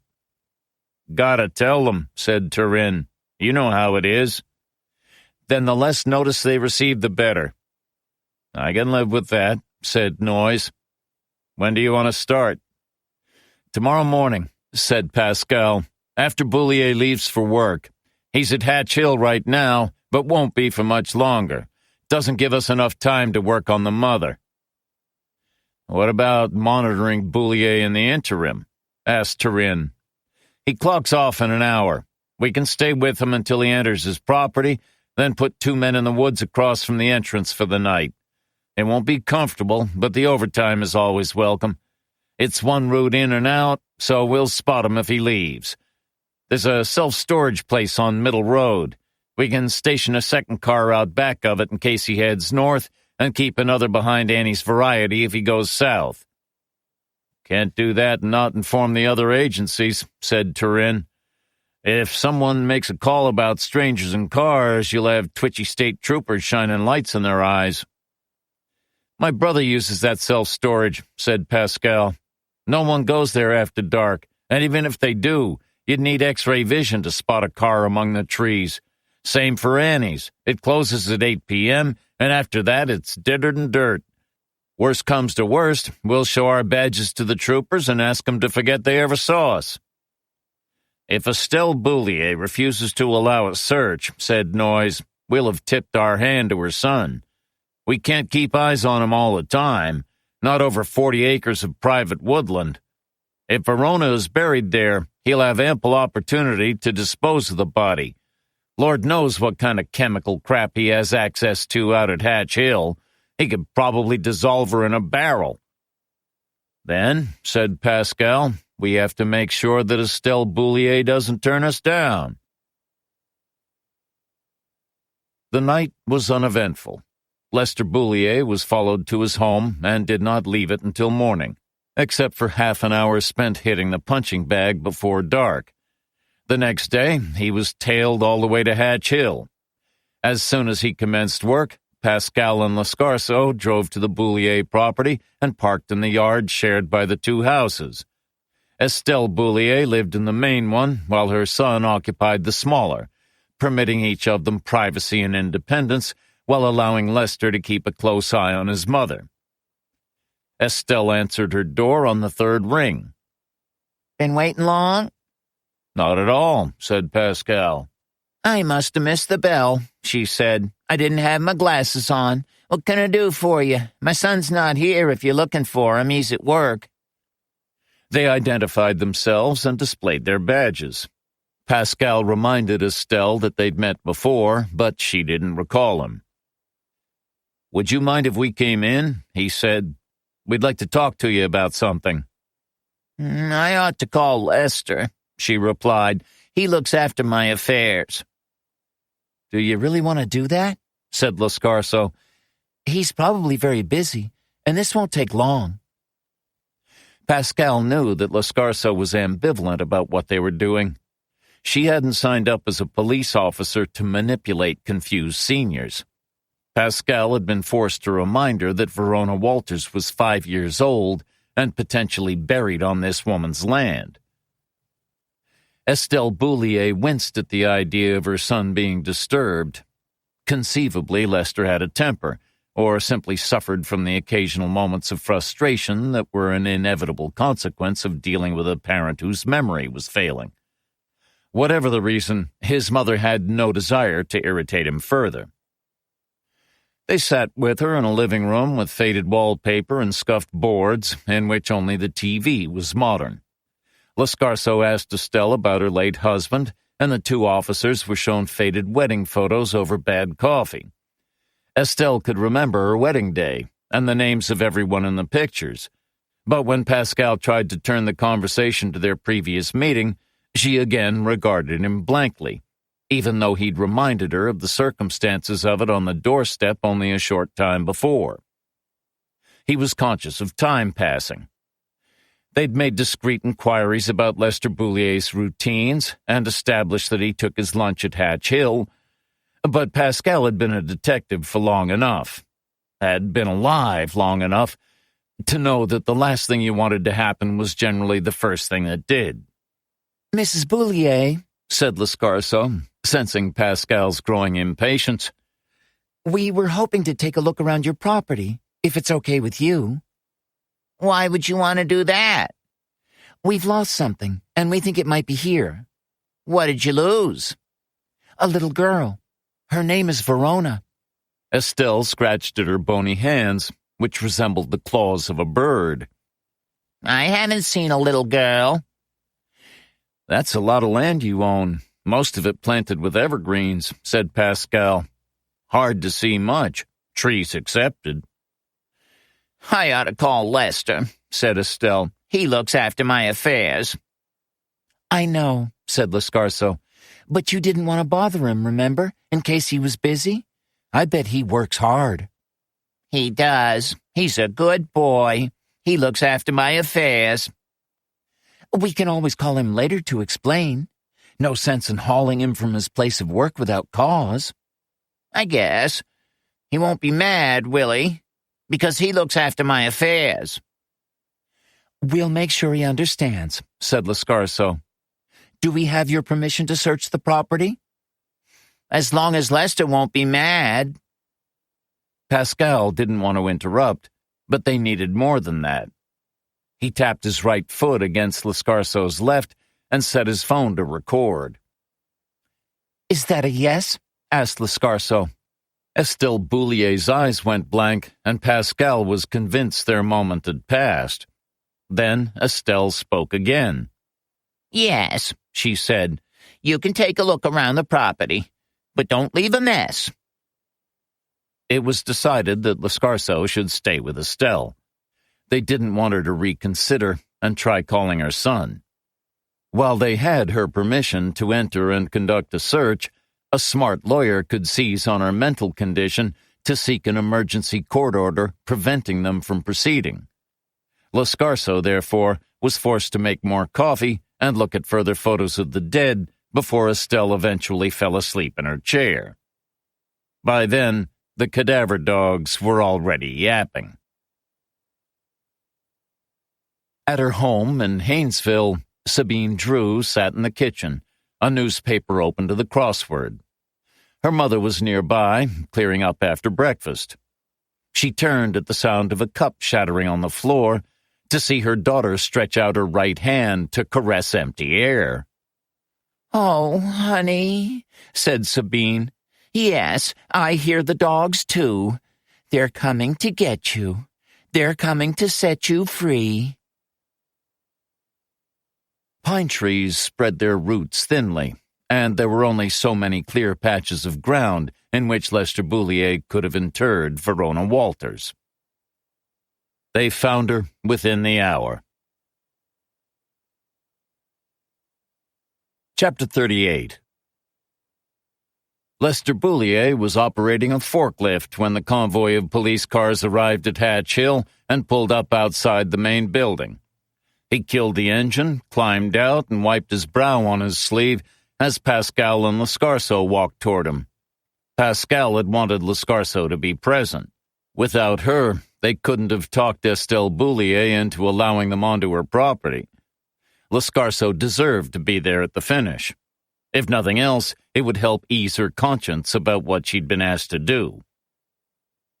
Boulier didn't try to run. He didn't even look especially unhappy to see them coming.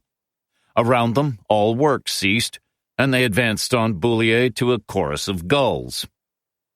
"Lester Boulier," said Pascal, "I'm arresting you for the abduction and murder of Verona Walters."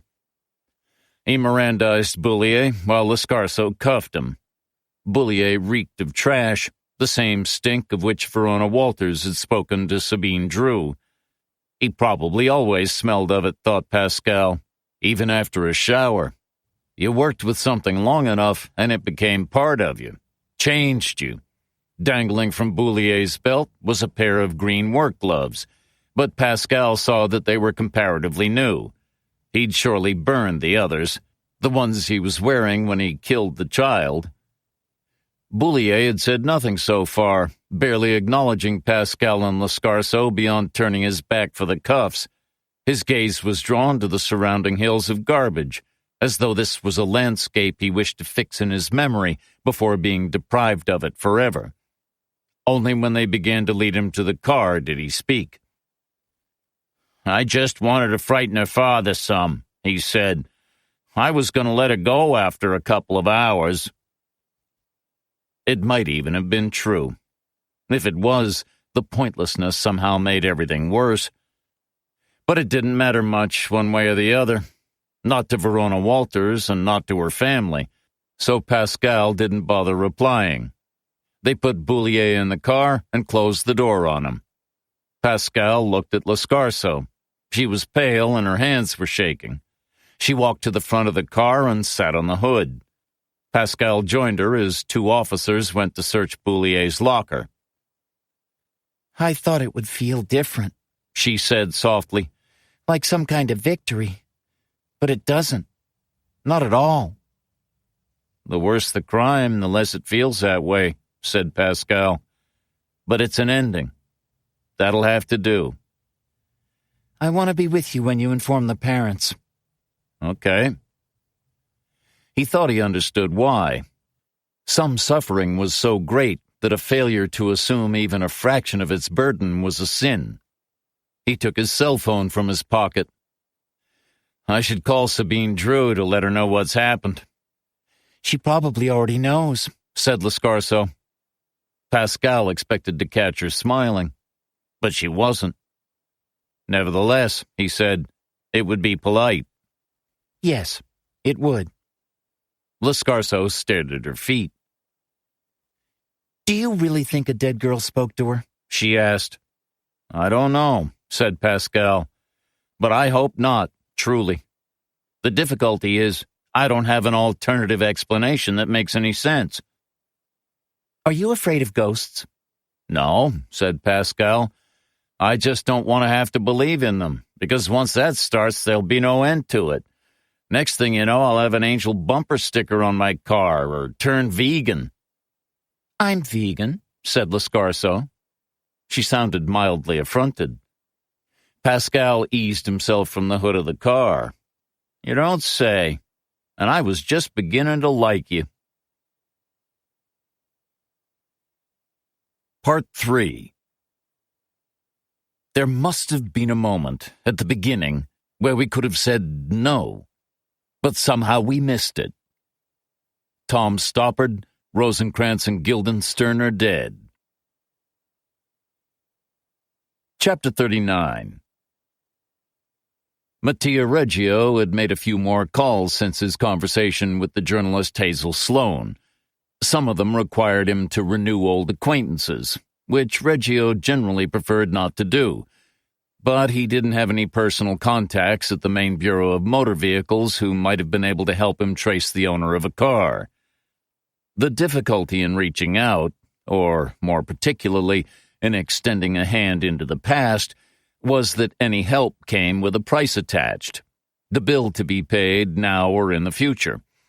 You asked a favor, you owed a favor. That was how it worked.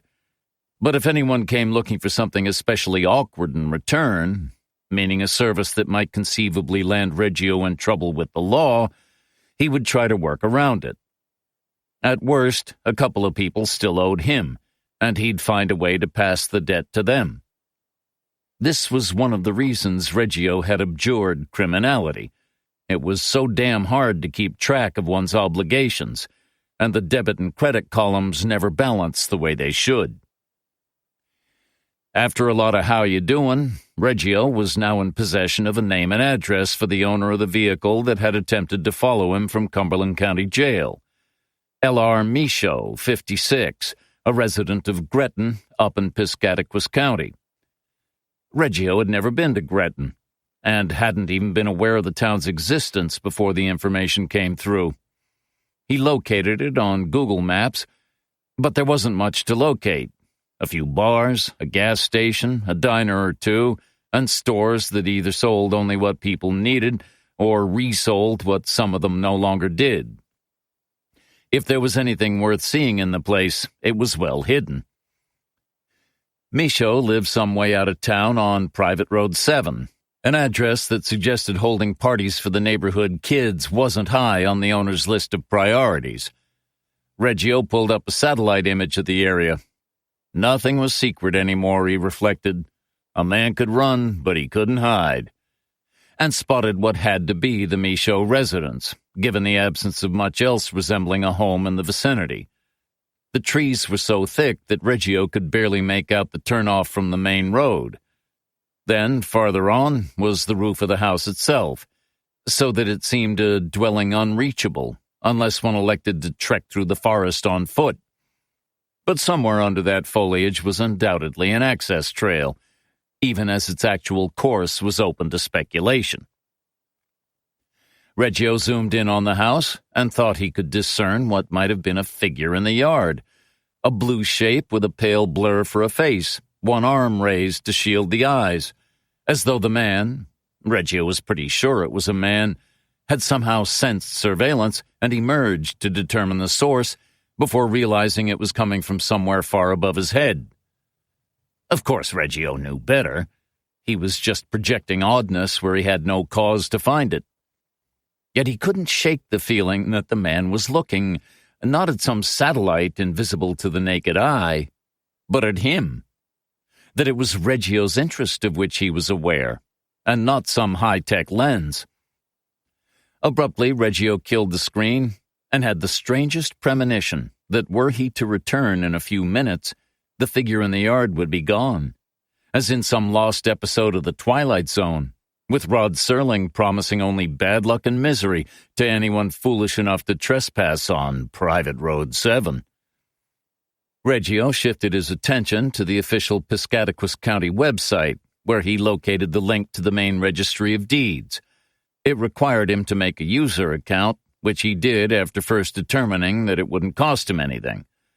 He could have logged in as a guest, but he wouldn't have been given printing privileges, and he might as well have documentary evidence of any useful information he came across in the form of maps, plans, or land records. He hadn't yet decided what he was going to do with whatever he collated, or so he told himself. He could pass it on to Moxie Caston or Parker and let one of them figure out what it all meant. Then again, he was open to taking a little road trip, because it was always good for a man to explore new vistas. And he had a point to prove, to Parker and himself. The county land records dated from 1948, but some of the plans came from as far back as 1812, although only those from 1970 onward included images. Michaud was a common enough name in Maine, and the region around Gretton had more than a few of them. It took Reggio some time, because he had to open and read each document. But with patience, he weeded out the ones that weren't pertinent, whether they were ultimately related to the object of his interest or not, to be left with index data from the start of the 19th century relating to Michaud Jotham T., registered owner of 50 acres that roughly corresponded to the relevant area off Private Road 7, then referred to only as a certain lot or parcel of land westerly of Sullivan Creek. Jotham T. Michaud, already in situ at the time of the earliest records, had begun extending his family's initial holding by purchasing tracts of adjoining territory. Reggio worked through them all, printing off each item of paperwork and making note of any new names that were mentioned, until he had amassed a pile of deeds, probates, leases, liens, wills, and death affidavits, forming an official history of the Michaud family's presence in Gretton. Among them was evidence of a second house on the land in the form of plans lodged. But when he returned to the Google satellite image, the figure in the yard thankfully still present, so in your face, Rod Serling, he could see no trace of it. Perhaps, he thought, it had rotted away or been demolished. He glanced at the clock and saw that he'd been at his computer for the best part of 3 hours. He couldn't remember the last time he'd spent so long staring at its screen. In the main, it was useful for looking up solutions to baffling crossword clues or watching videos of old shows and ball games on YouTube. He rarely even bothered with email.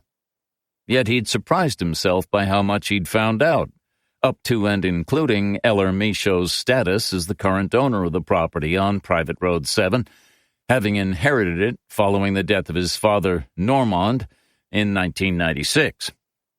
But one pressing question remained. Why should L.R. Michaud, scion of a family that seemed to have put down roots in Piscataquis back when God was a boy, be interested in the movements of Colleen Clark, a young mother accused of abducting and killing her child? Before switching off his computer, Reggio ensured that his browsing history was deleted. Force of habit, never leave a trail. He then went to his office closet and recovered a lockbox from the highest shelf, far beyond the reach of even the most determined grandchild. From it, he took a snub-nosed Smith & Wesson Model 10. The gun was nearly 50 years old, the same one he'd carried back when he was running with Cadillac Frank. Model 10s had more than a century of reliability behind them, were easy to carry concealed, and, unlike a pistol, would never jam. A man needed nothing more from a gun. Reggio had never taken a life with his Model 10. He'd fired it a couple of times, but he didn't think he'd ever hit anyone, or not that he'd heard about later. He'd whipped a few heads with the muzzle and the butt, if only when all attempts at reasoning had failed, but he'd never signed up to put someone's lights out permanently. Every guy he knew who'd killed for the office ended up either dead or in jail. Every single one of them. But he might just have hung out with some very unlucky people. If so, he'd done his best to make sure their bad luck didn't rub off on him, which was why he was currently at liberty, despite having secret blood on his hands. He very much intended for that state of affairs to continue until he expired of some cause that didn't involve a bullet. He'd take the revolver along on his road trip, though, because you never knew just how the LR Michos of this world might take it into their heads to respond to an unexpected visitor. In Reggio's experience, every man who truly valued his privacy had something to hide. Chapter 40. Sabine Drew watched the private investigator enter the Great Lost Bear. One could tell a lot from the way a man occupied a public space. Women were different, less prone to imposing themselves or annexing territory. The detective held the door for the older couple walking in behind him, but she noticed that he used it as an opportunity to survey the area immediately around and then beyond him, his attention briefly alighting on customers and staff alike. She wondered if he was aware of doing it, so ingrained had the behavior become. She didn't detect any fear in his movements, even though from what she knew, some apprehension would have been justified. A man who has been shot once will do his best to avoid being shot again, but a man who has been shot multiple times will wake from his sleep to the fading sound of bullets fired, unable ever to be fully at ease for the rest of his days. But in the investigator's face, Sabine saw only a preparedness, an alertness. He'd grown used to danger, she thought, and his psychological processes, both conscious and unconscious, had adapted themselves to it. He was simultaneously hard prey and evolved predator. The bar owner intercepted him near the door, and they exchanged a few words. Sabine adjusted the front of her shirt and picked food crumbs from her old jeans. She found herself wishing she'd put in more effort when selecting her outfit, before realizing that it wouldn't have made any difference. Her entire wardrobe was uniformly functional, down to the sole nice black dress she kept for funerals. Most of the time it didn't matter. But suddenly, in this bar, with the investigator approaching, it did. Now, here he was, his shadow and hers uniting briefly in intimacy. "Ms. Drew," he said as she got to her feet, "my name is Parker."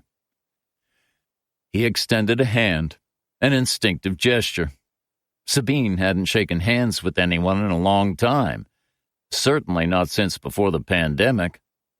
But she accepted his, and was instantly among the dead. Chapter 41. A series of trails cut through the woods from both sides of Private Road 7, like branches growing from a tree trunk, narrowing the farther they extended from the parent limb. Some had become desire paths for deer, and Eller Michaud could smell their spoor as he walked. The animals roamed unhindered on Michaud territory. Eller did not hunt on this land, and no others were permitted to hunt there either. This was, in its way, sacred ground. Although the Michaud prohibition on hunting had not prevented Eller from arming himself before leaving home with a Tikka T3X superlight bolt-action rifle loaded with a 10-round magazine. He carried a flashlight, but had not turned it on. The moon was full and bright, illuminating the way. Yet even without it, he would not have struggled. These were his woods, and he knew them well. He had walked them with his father and mother as they tested him on the names and properties of trees, bushes, leaves, and berries, until there was none he could not identify. He had no respect for those unable to do likewise, even if all they owned was a single small garden.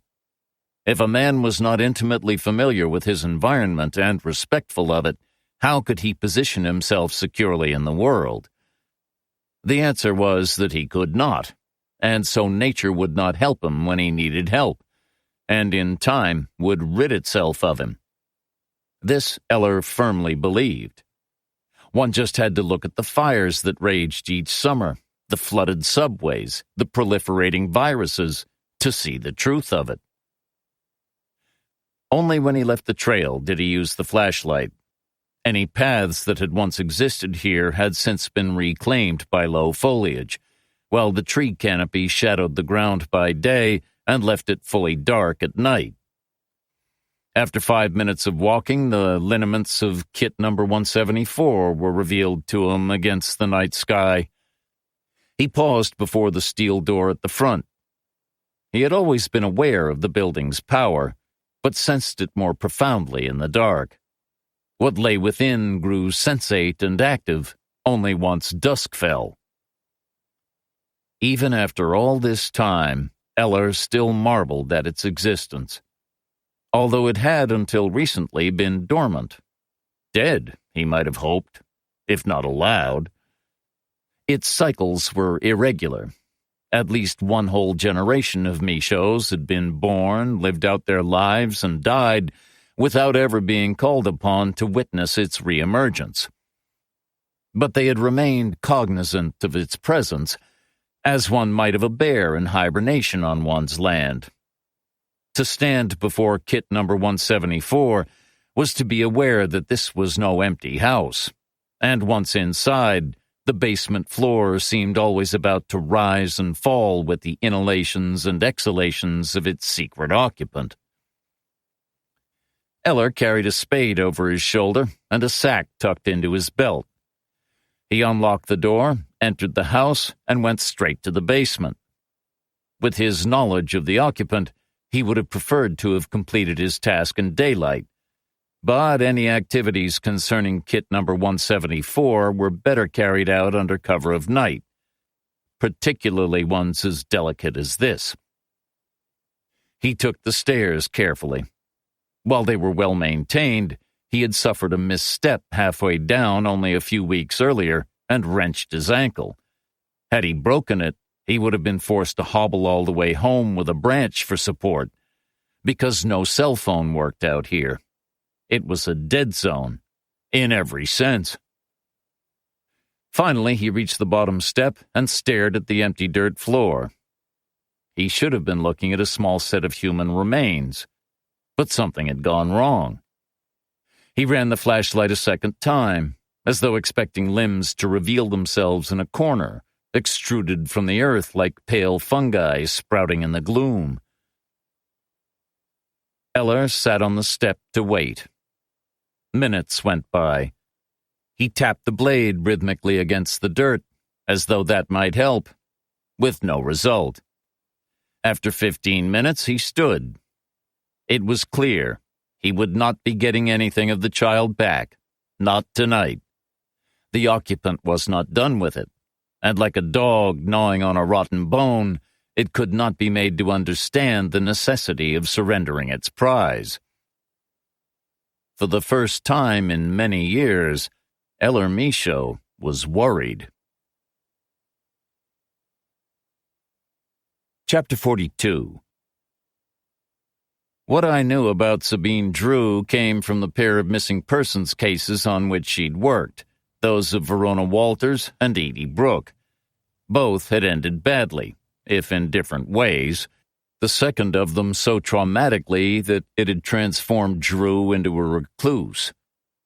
But between those two investigations came a brief period during which she was one of the most conspicuous people in the state, and among the best-known mediums in the Northeast, assuming you accepted the reality of psychic phenomena.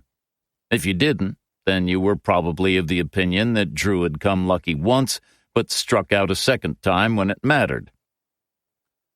I wasn't sure what I believed. I knew Ronnie Pascal because Maine was a big state but a small society, and the law enforcement community was smaller still.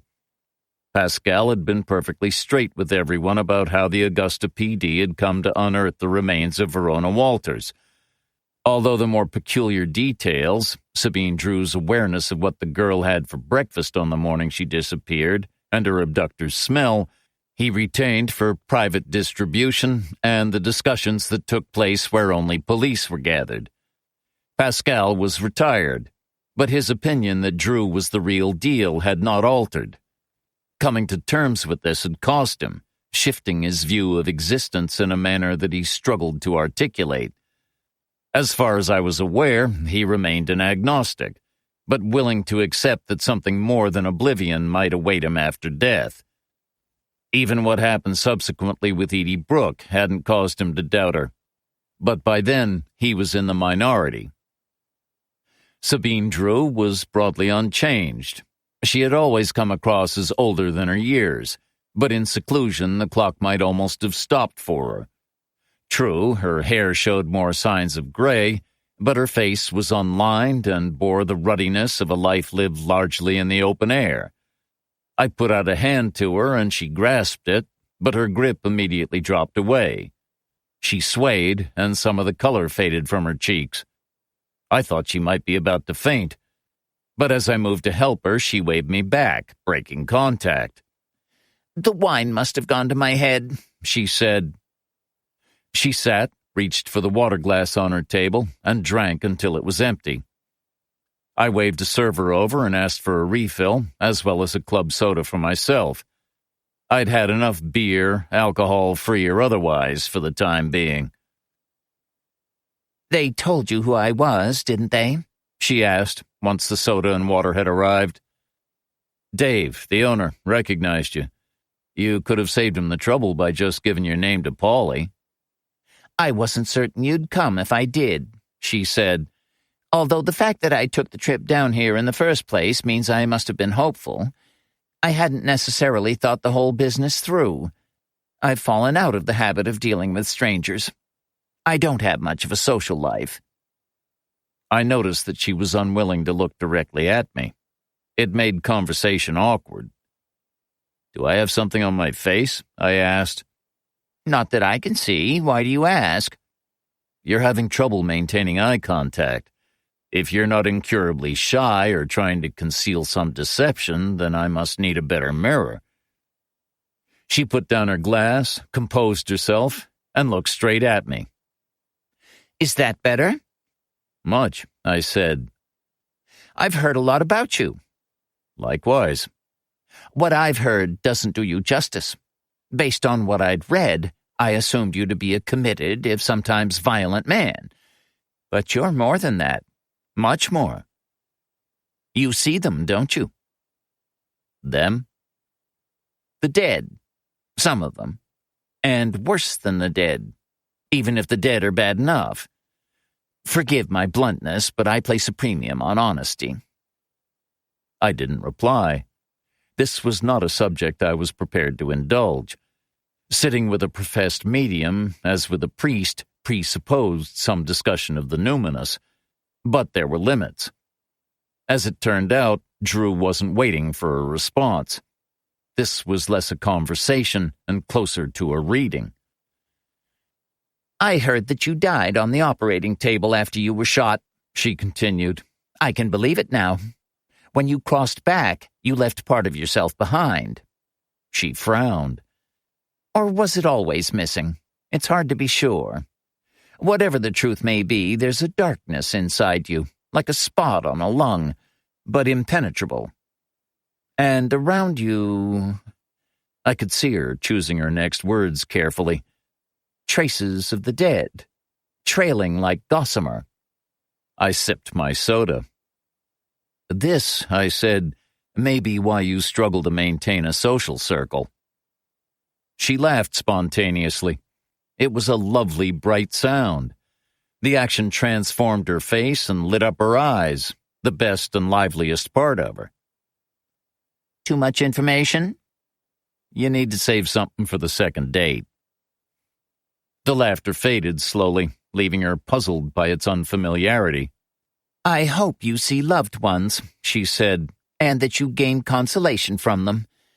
I've never been able to see those to whom I was close. I tried reaching out to my mother after she died because I missed her so, but she was gone. I like to think it was because her death was peaceful and natural. There was little pain to her passing, and no rage. The dead are not meant to vacillate. If they do, it's only because of anger and hurt. In my experience, there are no happy ghosts." "Do you still see them?" "Oh, yes, but I choose not to engage for the most part." I tried to recall an odder recent conversation and failed. "I was told," I said, "that you might have some information about the Clark case." "I think I know where Henry Clark can be found.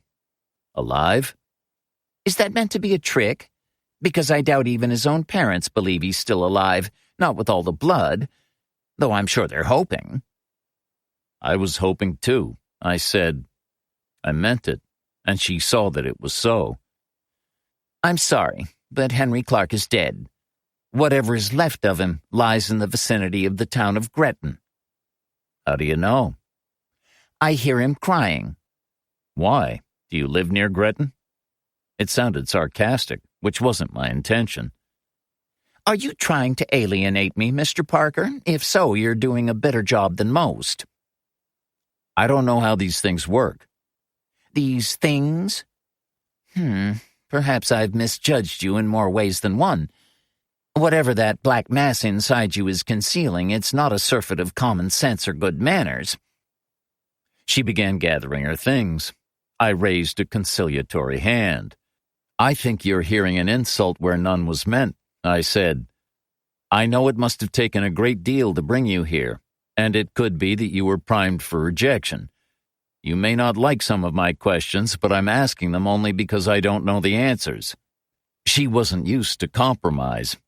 Those who live alone rarely are. I could speak from experience, but I saw that she was still inclined to depart. My daughter, I said. What? You asked about the ones I see. I see my dead daughter. I lowered my hand. It suddenly felt very heavy. Among others. Chapter 43.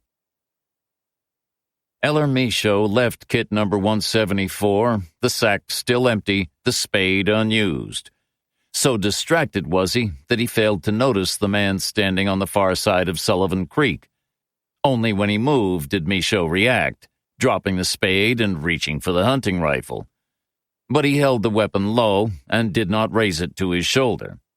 Not yet. "Oh," said the man by the water, raising his hands. "I'm just taking a walk in the moonlight. I didn't mean to startle you." He stepped forward, emerging from the shadows so Eller could see his face. Eller thought his name might have been Ungar, Lars Ungar. Not that it was of any importance. They would never be friends, because this man did not belong in the woods. "You ought not to be there," said Eller. "I'm on our side of the creek. I'm not trespassing." Our side, noticed Eller. This from an interloper. "That's a matter of dispute," said Eller. "Mr. Hickman says otherwise." The Hickmans had owned the land east of the Michaud property for more than a century and a half, although their interests and those of the Michauds had not come into direct conflict until the 1970s, when Denon Hickman, Den to his friends, or those who would admit to it, was still in his early 20s. The Michauds had long been trying to induce the Hickmans to sell them a parcel of land that would act as a buffer to the east, extending far beyond Sullivan Creek. But the Hickmans had refused all reasonable offers. As a result, the two families fell into a state of cold enmity that had persisted for the best part of 50 years. But over the last decade or so, the animosity between the Michauds and the Hickmans had descended into outright loathing. The reason for the deterioration in relations was Sullivan Creek itself, which had, due to natural causes, principally the collapse of a promontory back in 1986, begun to alter course until it flowed farther west than before. The Michauds believed it now moved through their property, but Den Hickman had argued that the original deed ceded to his family the territory east of Sullivan Creek. It was there in black and white for anyone to read, and the stream's new channel did not alter that fact. All of which should have been incidental, a source of irritation to the Michauds, but not much else, given the size of the affected terrain. But this would have been to ignore the attachment of families to their land, especially those with a lineage dating back centuries. In this case, Sullivan Creek's redirected meanderings also brought it close at its westernmost point to kit number 174. So close, in fact, that from the far bank one could pick out the roof through a gap in the trees. To compound the difficulty, Den Hickman, possibly as a means of further antagonizing his neighbors, had recently rented out a patch of clear ground to a group of men and women to form a semi-permanent settlement. They varied in age from late teens to mid-40s, and a few were related to one another. According to local gossip, the ones who weren't related were sleeping with each other, and some of the ones who were related might have been sleeping with each other too. A number of the men and women sported tattoos, among them the twin lightning bolts of the Schutzstaffel, along with the good old swastika, beloved of inbreds, peckerwoods, and general shitheads everywhere, as well as an iron cross or two. A few also had Russian flag bumper stickers on their vehicles, and one of their trucks had been sprayed with the letter Z, in the manner of the Russian tanks in Ukraine. Ungar was one of the old-school types, with a small jailhouse swastika tattooed at the corner of his left eye. It crinkled when he smiled. Eller Michaud didn't pay politics a lot of mind, and had never voted in his life, but he knew enough about history to recognize that if the guy next to you was wearing a swastika, you were keeping the wrong kind of company. And if a whole such tribe moved on to the land adjoining your own, they presented a quandary that was moral as much as anything else. They could take their promises about keeping to their own side of Sullivan Creek and shove 'em up their asses, because that was what the Nazis had said about the Danube. Den Hickman had recently hosted a brown bag lunch in Gretton for a speaker from the William Stonehurst Foundation for American Ideas, a political and social pressure group founded by the retired Portland businessman Bobby Stonehurst, better known as Bobby Ocean. As far as Eller Michaud could tell, the Stonehurst Foundation didn't like Jews, blacks, Asians, Mexicans, feminists, queers, or Catholics. Eller didn't know very many people in any of those categories personally, a few Catholics aside, and wasn't likely to lose sleep should something bad befall them. But he wasn't about to go out of his way to make that happen either. Some of those living on Hickman's land had attended the lunch meeting, and one of them had apparently threatened to beat the shit out of a reporter from the Bangor Daily News in the parking lot afterward. It might even have been Ungar, currently hollering at Eller Michaud over Sullivan Creek. Eller reckoned that sooner or later these people were going to attract serious attention from the law, government agencies, protesters, or the media, none of which would be helpful to the Michauds. Ensuring the outsider's departure from Hickman land was therefore an issue of some urgency. "You better be on your way," he told Ungar. "I don't even like you looking at my property." Ungar grinned. "See, you got yourself a house back there," he said. "Anyone living in it?" Eller returned the gun to his shoulder and prepared to walk away. He was already done here. "Maybe you ought to consider renting it out," continued Ungar. "Some of us are tired of trailers. We like it around here. We're contemplating a more substantial relocation, isn't that right, fellas?" More men were emerging from the trees.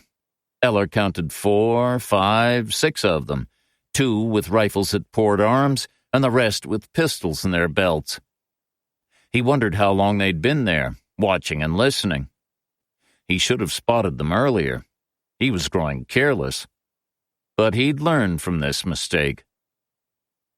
"We should try to get along better," said Ungar, "seeing as how we're neighbors and all." "I don't think so," said Eller. "That's just a shame.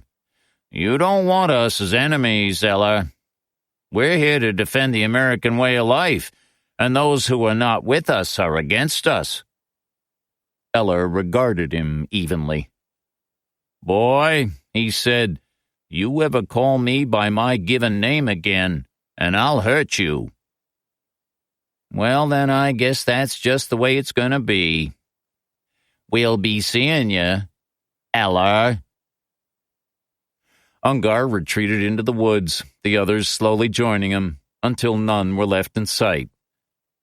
Only then did El Hermisio continue on his way, but he did not turn his back on the creek, keeping it in sight until he, too, was taken by the trees. Chapter 44. The Senzatti Jet Sprinter was a luxury people carrier based on Mercedes-Benz technology, a lighter version of the original Sprinter. Its captain's chairs could be configured in club seating for meetings, and it boasted its own private bathroom. It was as close as one could get to a private jet while traveling by road, and it was popular with discerning executives. On Interstate 91 in Connecticut, just beyond the Meriden exit, one particular Senzatti Jet Sprinter currently lay sprawled across 2 lanes of traffic. A truck had hit it side-on after the Senzatti's driver appeared to lose control of the vehicle. Since the truck was traveling at almost 70 miles per hour and carrying a full load of home appliances, the effect on the Senzatti and its passengers was catastrophic. All 4 men in the rear were either dead or dying, and the driver, although not fatally injured, had suffered a broken back. Blood and oil leaked from the main body of the vehicle, and glass and metal, caught by moonlight and headlights, spangled the highway. The casualties in the rear were all senior executives at Davmad Hunter Industries, a modestly sized but highly regarded oil and gas consultancy based in New Hampshire.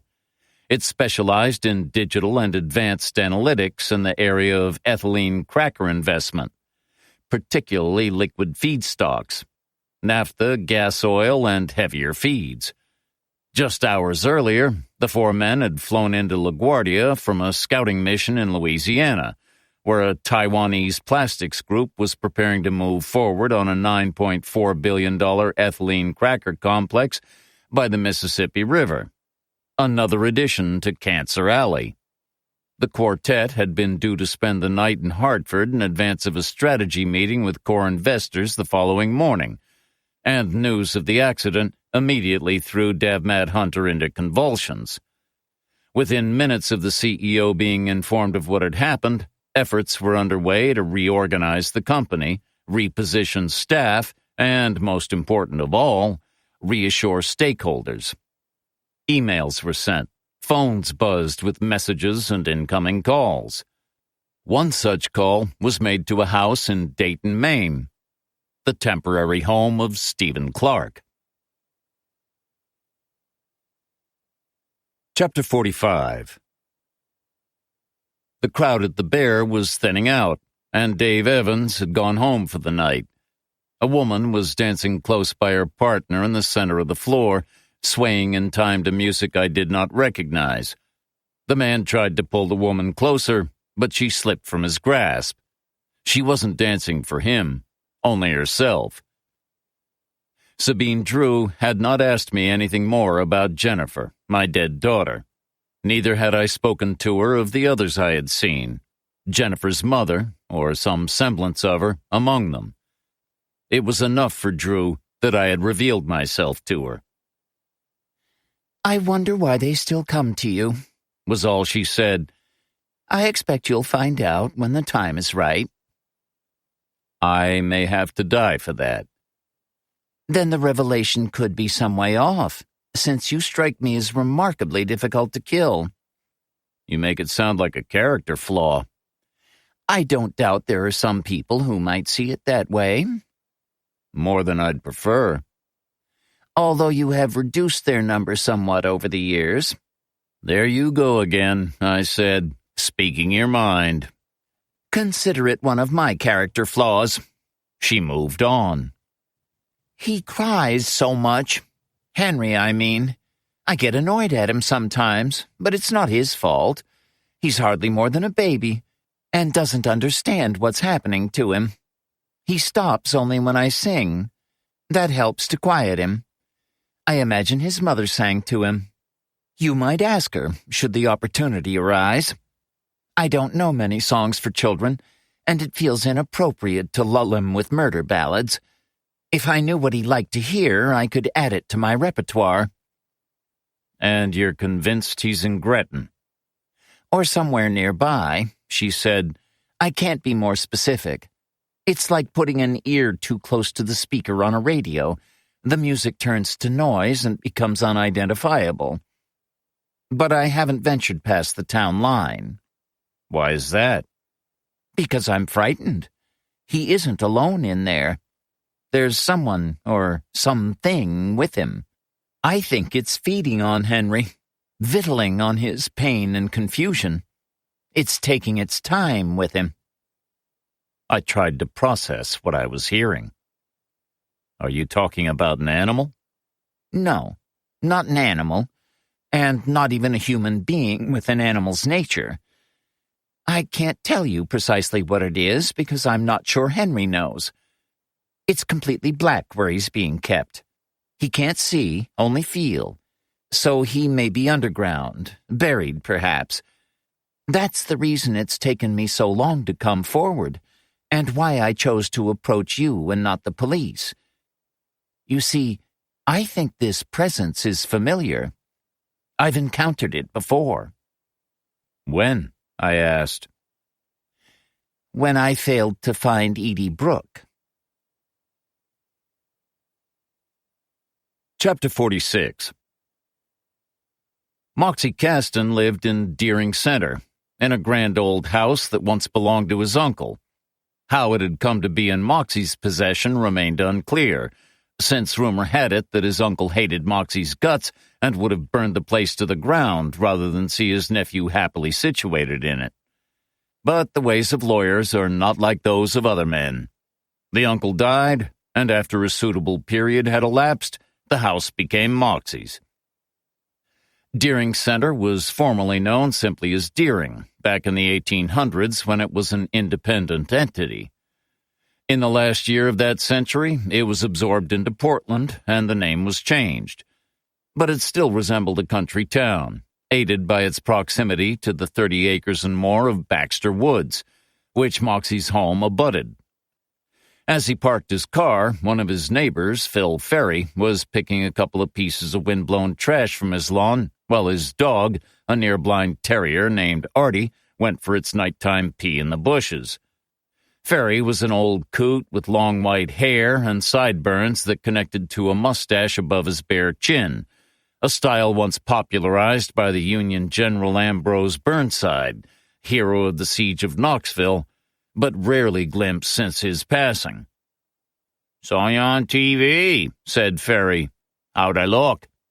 "I gotta say, you looked like you were enjoying yourself." "It's what I was bred for." "Plus," said Ferry, "you got skin harder than a jockey's ass. You'll need it, too, for what you're mixed up in. Half the state already has your client fitted for a jail suit." "Only half? That seems generous."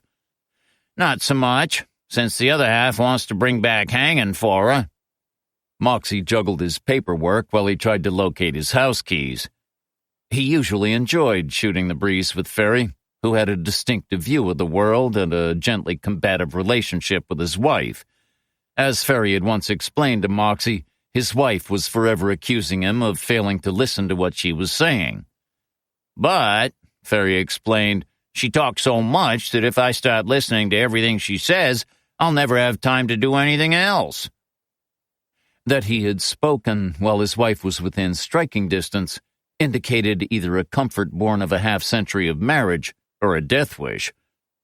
Tonight, though, Moxie wasn't in the mood for conversation.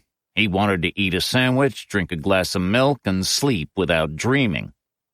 "Were you expecting company?" asked Ferry. "Company?"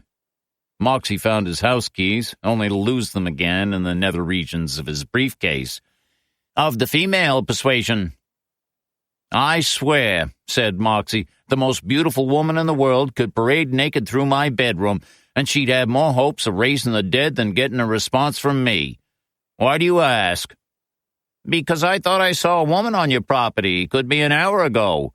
She went around back, which was how come I wondered if she might not have been expected, and knew where you kept a spare key. When I went out to check on her, she was gone." Moxie paused. "Did you get a look at her?"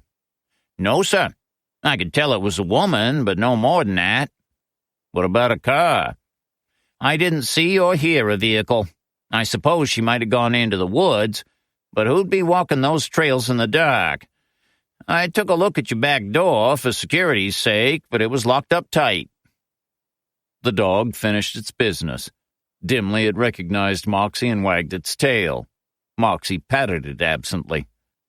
"If you see anyone around here again," he said, "I'd be obliged if you'd let me know. You have my number." "Or I could call 911 if you prefer." "I'm not anticipating that level of vexation on my doorstep." Ferry picked up his dog. "With the Clark case, maybe you ought to be," said Ferry. "Because I am." Stephen Clark was smoking a cigarette at the table in his sister-in-law's yard. Before him was a glass of the 16-year-old Lagavulin he'd rescued from his marital home before leaving. It had been a gift from Gary Champagne, Senior Vice President and Personnel Officer of Davmat Hunter. Well, less a gift and more a consolation prize for missing out on a promotion for the second year running, albeit with a suggestion, however vague, that the next year could be his. Clark wasn't sure he believed it, though. He'd believed it the previous year and the year before that, but wasn't disposed to be fooled 3 times in a row. He was sure that Champagne didn't rate him highly, a view supported by restroom gossip. But Gary Champagne was now dead. He was among the men involved in the crash on I-91, along with one other senior vice president and 2 executive vice presidents, essentially annihilating the second tier of Davmat Hunter's management. A strained phone call from the company CEO, Kenny Knapp, had apprised Clark that he was now acting executive vice president for sales, an appointment that would be confirmed formally once the board of directors had an opportunity to convene. The subject of remuneration would be dealt with as soon as possible thereafter. For the present, it was crucial that the ship was steadied so key investors didn't take fright and run. The company would also have to find time to bury and mourn its dead, Knapp said, but Clark noted that burial and mourning qualified as marginally more than afterthoughts for Knapp, who'd have whored his daughters to add 10% to DMH's share price. Clark had responded by assuring Knapp that he wasn't even thinking about money right now, only the future of the company and the relatives of their deceased colleagues and friends. That was how the call had ended, with both parties having made all the right noises and sincerity left to the fancy of the beholder. Now, here was Clark, a cigarette in one hand, a glass of whiskey in the other, and a better future stretching before him. His sister-in-law emerged from the house to stand at the edge of the cone of illumination cast by the porch light. "What are you doing out here in the dark?" she asked. "Are you okay?" "I'm just reflecting." "On those poor men?" "Yes." "What a terrible thing," she said. "Just awful." She came to him and placed a hand on his shoulder. He reached for it, grasping it tightly. He'd always liked her. Sometimes he thought she might have married the wrong brother, and suspected she felt the same way. "It is," he said. "One of them gave me this whiskey." He raised the glass. "Then it's an apt way to celebrate his life," she said. Clark took a sip of the Lagavulin and rolled it in his mouth. It brought to mind Gary Champagne, with his 2 white teeth and his 2 tight suits, his $200 haircuts, and his collection of showy watches. Champagne had died in the ambulance, the last of the 4 to give up the ghost. Clark hoped he'd suffered. "Celebrate," he said. "Yes, that's the word." Chapter 47. Sabine Drew had never wanted to be on TV or pointed at by strangers on the street.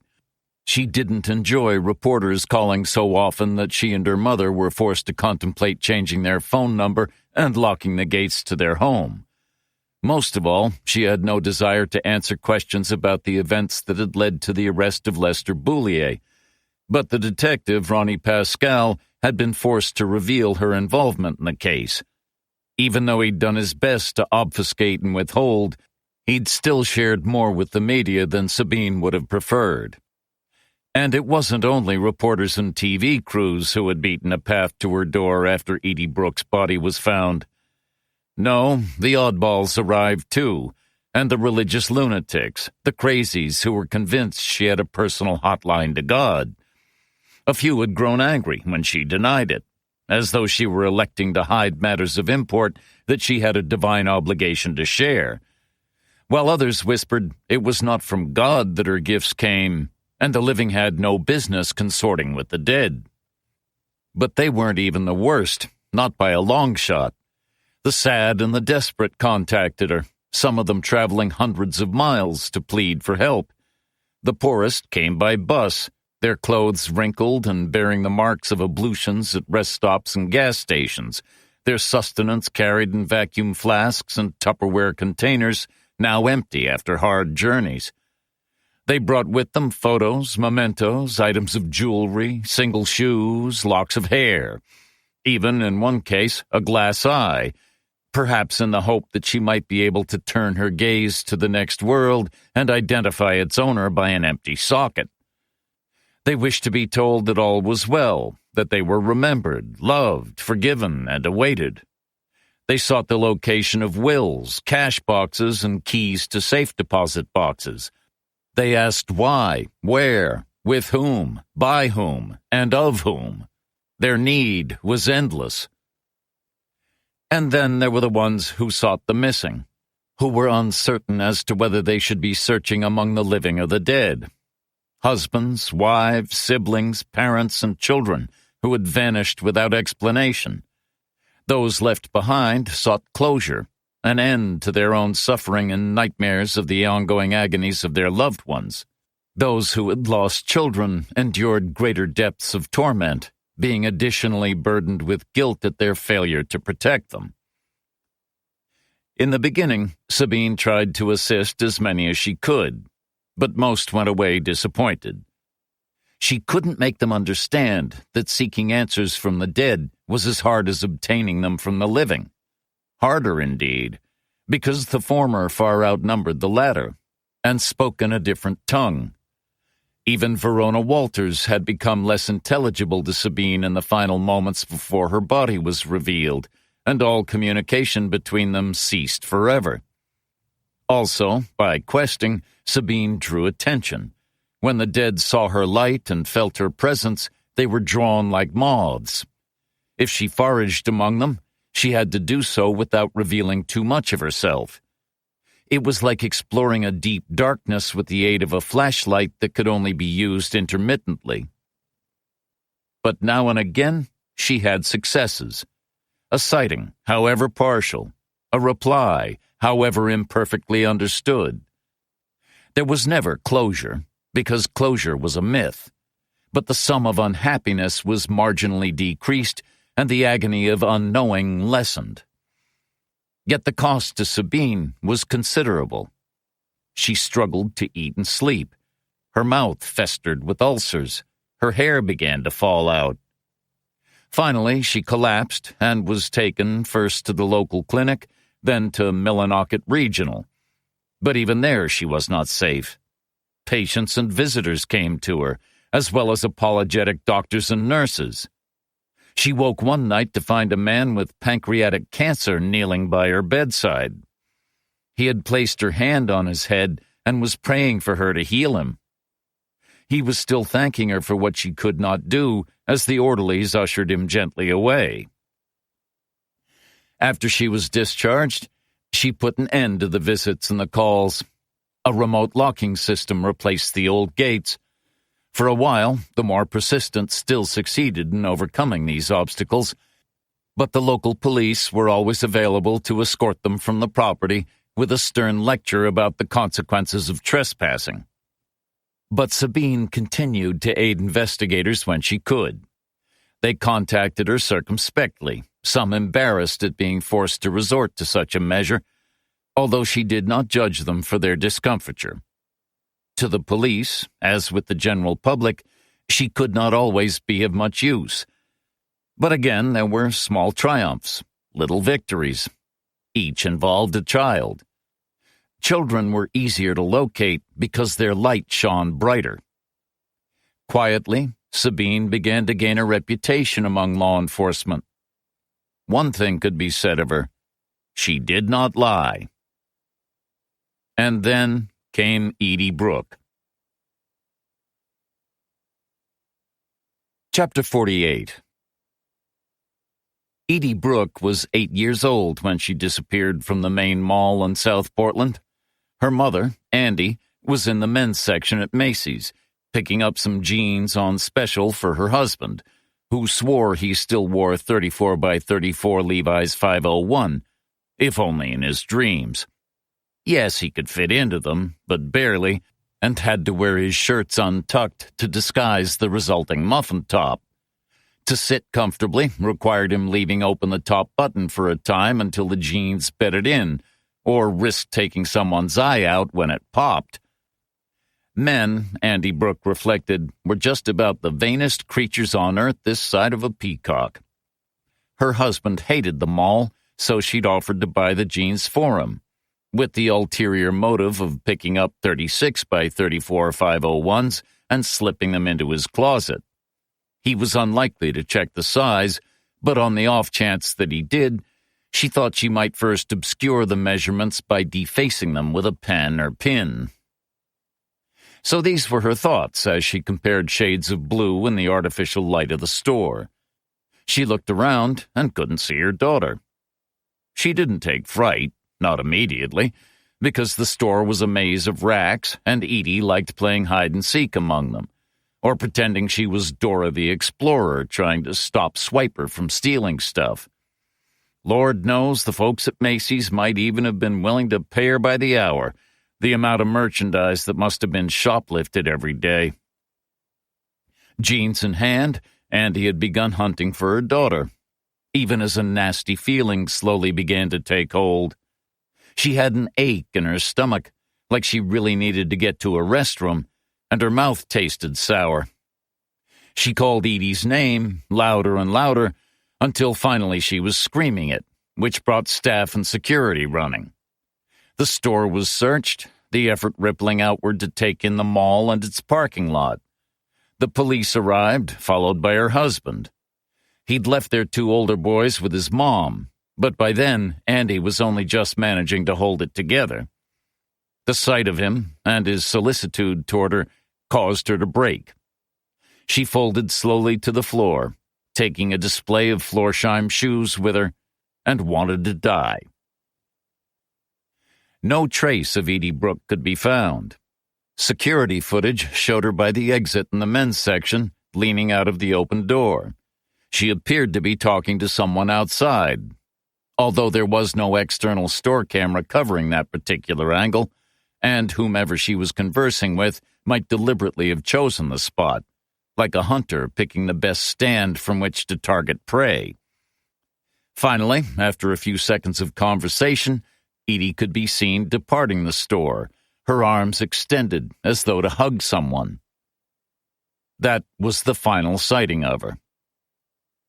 An Amber Alert was issued. The main external cameras in the mall parking lot, which ordinarily would have given a view of the doors, had been obscured by an illegally parked truck at the time of Edie's disappearance, but 3 other vehicles, including a panel van, had stopped briefly during the window established for what was now being treated as an abduction. The drivers of the truck and the 2 cars were quickly traced because all were still on mall property. But the van, a dark blue 1990 Ford Falcon XF, was not. The police started tracking it, using adjacent cameras to establish its exit route from the mall, and came up with a license number, but the plate and vehicle didn't match because the plate should have been attached to a silver Town & Country. 20 minutes later, a report was received of a vehicle on fire in a disused lot over in North Deering. The vehicle in question was a Ford panel van, its blue paint already almost completely scorched away by the heat of the flames. Hanging from a nearby tree was Edie Brooke's yellow rain jacket. After that, The trail went dead, despite repeated searches of the area, tearful appeals from Edie's parents, and a $75,000 reward from a local businessman for information leading to her safe return. The reward was as much a hindrance as a help, because the promise of easy money lured lowlifes and scoundrels, any number of psychics among them, some fake, others sincere, and all wrong. 1 week after the vanishing of Edie Brooke, Sabine Drew began hearing her voice. It came to her at the same time each day, just before 4 p.m., asking for a glass of grape juice and an Oreo. Sabine was still in mourning for her mother, who had passed away a few months earlier. The voice was, in its way, a welcome distraction from her grief. After 3 days of listening to it, and some tentative reaching out to the source, Sabine approached the South Portland PD, a force she had not previously assisted. Calls were made, one of them to Ronnie Pascal, and assurances received about Sabine's bona fides. She ended up sitting in another police interview room, different but similar, and told them what she knew. "I think Edie's alive," she said. "How do you know?" asked the lead detective, a man named Wilbert Sullivan, whose attitude Sabine didn't care for, not one bit. She could tell he didn't trust her, and gave no credence to a word she had to say. Short of being marched into the interview room at gunpoint, he couldn't have looked unhappier at being there. But it wasn't as though he and his colleagues were doing so well without her help. Edie was still missing, and parents in the area were one scare away from cuffing their kids to their wrists. Sullivan's demeanor probably caused Sabine to present herself more forcefully than was her norm. "I can tell the difference between the living and the dead," she snapped. "Can't you?" "We've had some experience of it, yes," said the man seated next to Sullivan, another detective, this one named Cogan. He was less hostile than his partner, which wouldn't have been hard. A woman who had been standing in the shadows but not yet introduced stepped forward. "This is unfamiliar territory for us, Ms. Drew," she said. "We try to treat all offers of assistance with respect, but we've already wasted a lot of time on false leads, some of them from individuals claiming to have certain, gifts." "You have the advantage of me," said Sabine. "You know my name, but I don't know yours." "My name is Detective Sharon Macy. This investigation involves the efforts of multiple branches of law enforcement across the state and beyond its borders. I'm the acting liaison officer between the Portland and South Portland PDs, but I also have experience coordinating multi-agency operations in the state. I try to smooth the way when I can." Sullivan didn't look any happier at Macy's intervention. Sabine wondered if he didn't like women very much. He opened his mouth to regain control of proceedings, but Sabine continued to address herself to Macy, as much to annoy Sullivan as anything else. "I try to smooth the way, too," said Sabine, "so we have that much in common. And I'm not interested in any reward money, if that's what you're worried about. I don't need $75,000. I already have enough to get by." "How do you earn a living?" said Macy, "if you don't mind me asking." "I channel the numbers for the state lottery," said Drew. "I stick with pick 3, though, so as not to draw attention. On straights and box 3-ways, I can usually clear $600 a week, give or take." There was silence in the interview room. Sabine let it build, then said, "Actually, I work part-time at Muller's grocery store in Haynesville, which helps pay the bills. But my mom and dad left me with enough investment income to support a frugal lifestyle, and I don't have a mortgage. You guys, I swear, it's a wonder nobody has swindled your watches and wallets from you before now." But rather than lighten the mood, this turned out to be the final straw for Detective Wilbert Sullivan. "I don't have time for this," he said, and left the room. Cogan and Macy stayed, the latter taking Sullivan's chair. "Detective Sullivan hasn't enjoyed a good night's sleep since this began," said Macy. No one involved in the case has, so patience is at a premium. I think Edie Brooks' parents gave her grape juice and a cookie as a treat each afternoon, probably at around 4 o'clock, said Sabine. She prefers Oreos. You might want to check that with them. How do you know this? Asked Kogan. Because that's what I hear her asking for. Kogan looked at Macy. I'll do it, he said. He went away. Macy didn't try making small talk, which Sabine appreciated. Kogan returned after about 5 minutes, nodding once at Macy. Is it a trick? Macy asked Sabine. It's no trick. Macy spun her cell phone on the table while she thought.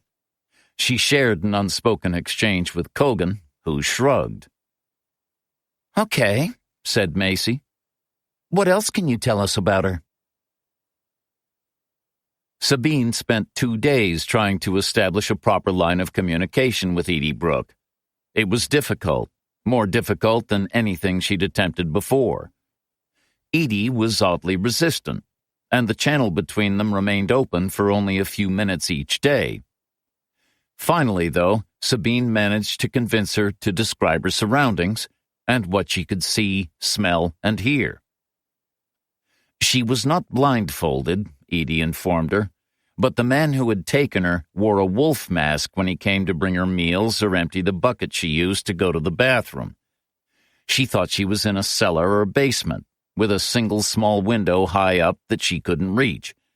She could hear vehicles passing, but not people.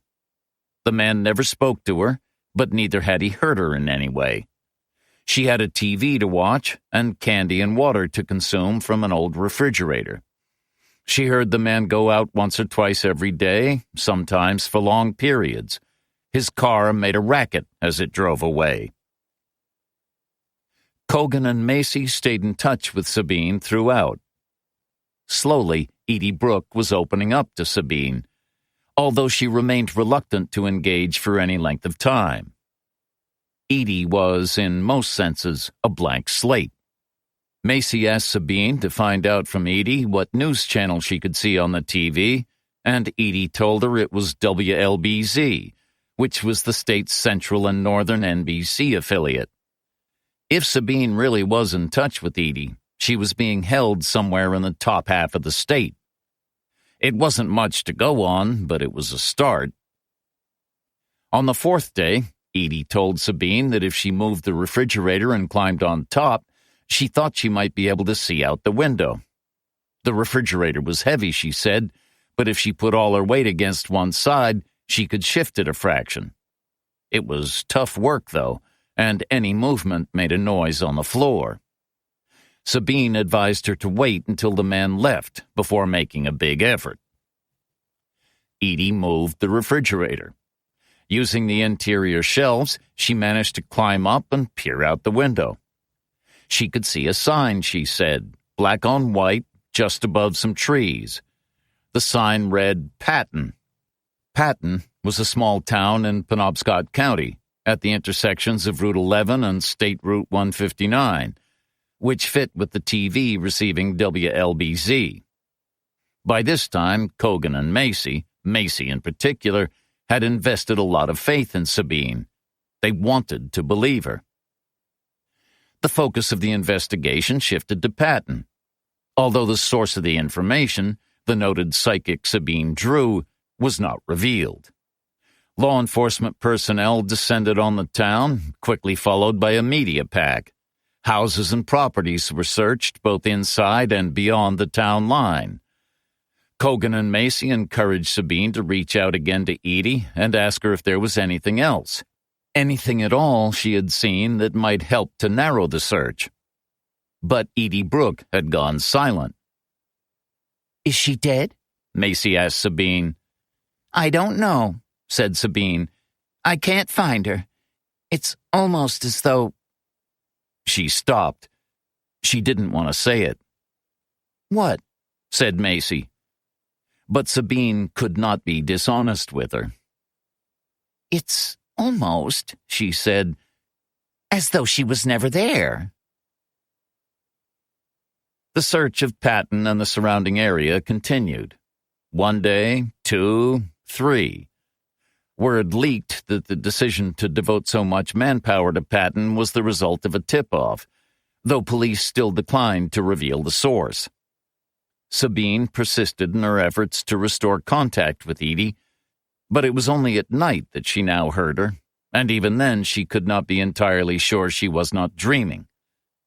In the dark, between sleeping and waking, Edie told her that the man holding her captive had become anxious. She thought she'd heard sirens in the distance, as well as the shouts of men and the howling of dogs. Then daylight would come, causing Edie to fall quiet again. On the final day of the Patton search, and 200 miles to the southeast, a woman named Myrna Liddy was rowing in Scarborough Marsh with her granddaughter Erica, Myrna's American water spaniel Chloe seated between them in the canoe. As they rounded a bend in the channel, Chloe, as was her wont, dove into the water and swam toward a clump of reeds. Myrna expected to see a duck ascend, quacking in panic, but no bird flew, and Chloe was content to circle the same spot.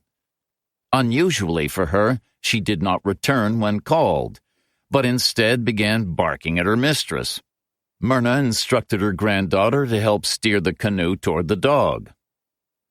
The clump of reeds lay close to the margin between high and low marsh. The areas of high marsh had been growing fewer and fewer each year due to rising sea levels. Soon, it was said, half the ecosystem would be underwater. Said her granddaughter. The reeds were alive with European green crabs. Myrna could see that Chloe had been drawn by what looked like the top of an old sack that had broken the surface of the water. It was crawling with crabs. Gingerly, Myrna touched it with the tip of her oar. It felt solid and was shaped like a ball. Using the oar, she traced the lineaments of the form below the water until she could reach no farther. "What is it, Grandma?" asked her granddaughter, but Myrna was already dialing 911.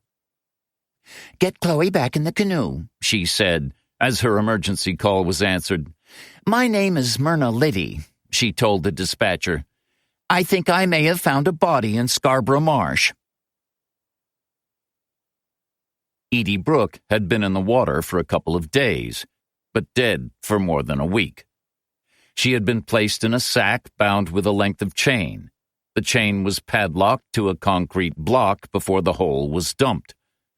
Had her killer taken the time to pierce the corpse, preventing the accumulation of gas, she might not have been found, or not so soon. But detectives speculated that whoever put her in the water had wanted her to be discovered. There were better places to hide the body of a young girl than a tidal marsh. As soon as the remains were identified, questions were asked about the lead that had brought the police not to Scarborough, but to Patton. Sabine's involvement was made public, but by whom was never established. The denunciations came thick and fast. She was a fraud, an attention seeker, an exploiter of the sorrow of others. Perhaps, some whispered, she might even have killed Edie Brooke herself and used Patton as a diversion. Nobody involved in the case really believed this, but they didn't have to. Sabine's reputation and character lay in tatters within 24 hours of her being named in media reports. She was spat on in the street, and her car was set alight. Her mailbox filled with abusive letters and boxes of dog excrement. Someone sent her a .30-06 Springfield bullet, on which her initials had been written in whiteout. She stopped leaving the house. Her groceries arrived by special delivery.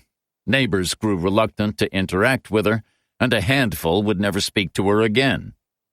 Police no longer sought her help with investigations. She continued to receive missives from those looking for the lost, but only the most despairing. Sabine ignored them all, until at last they slowed to a trickle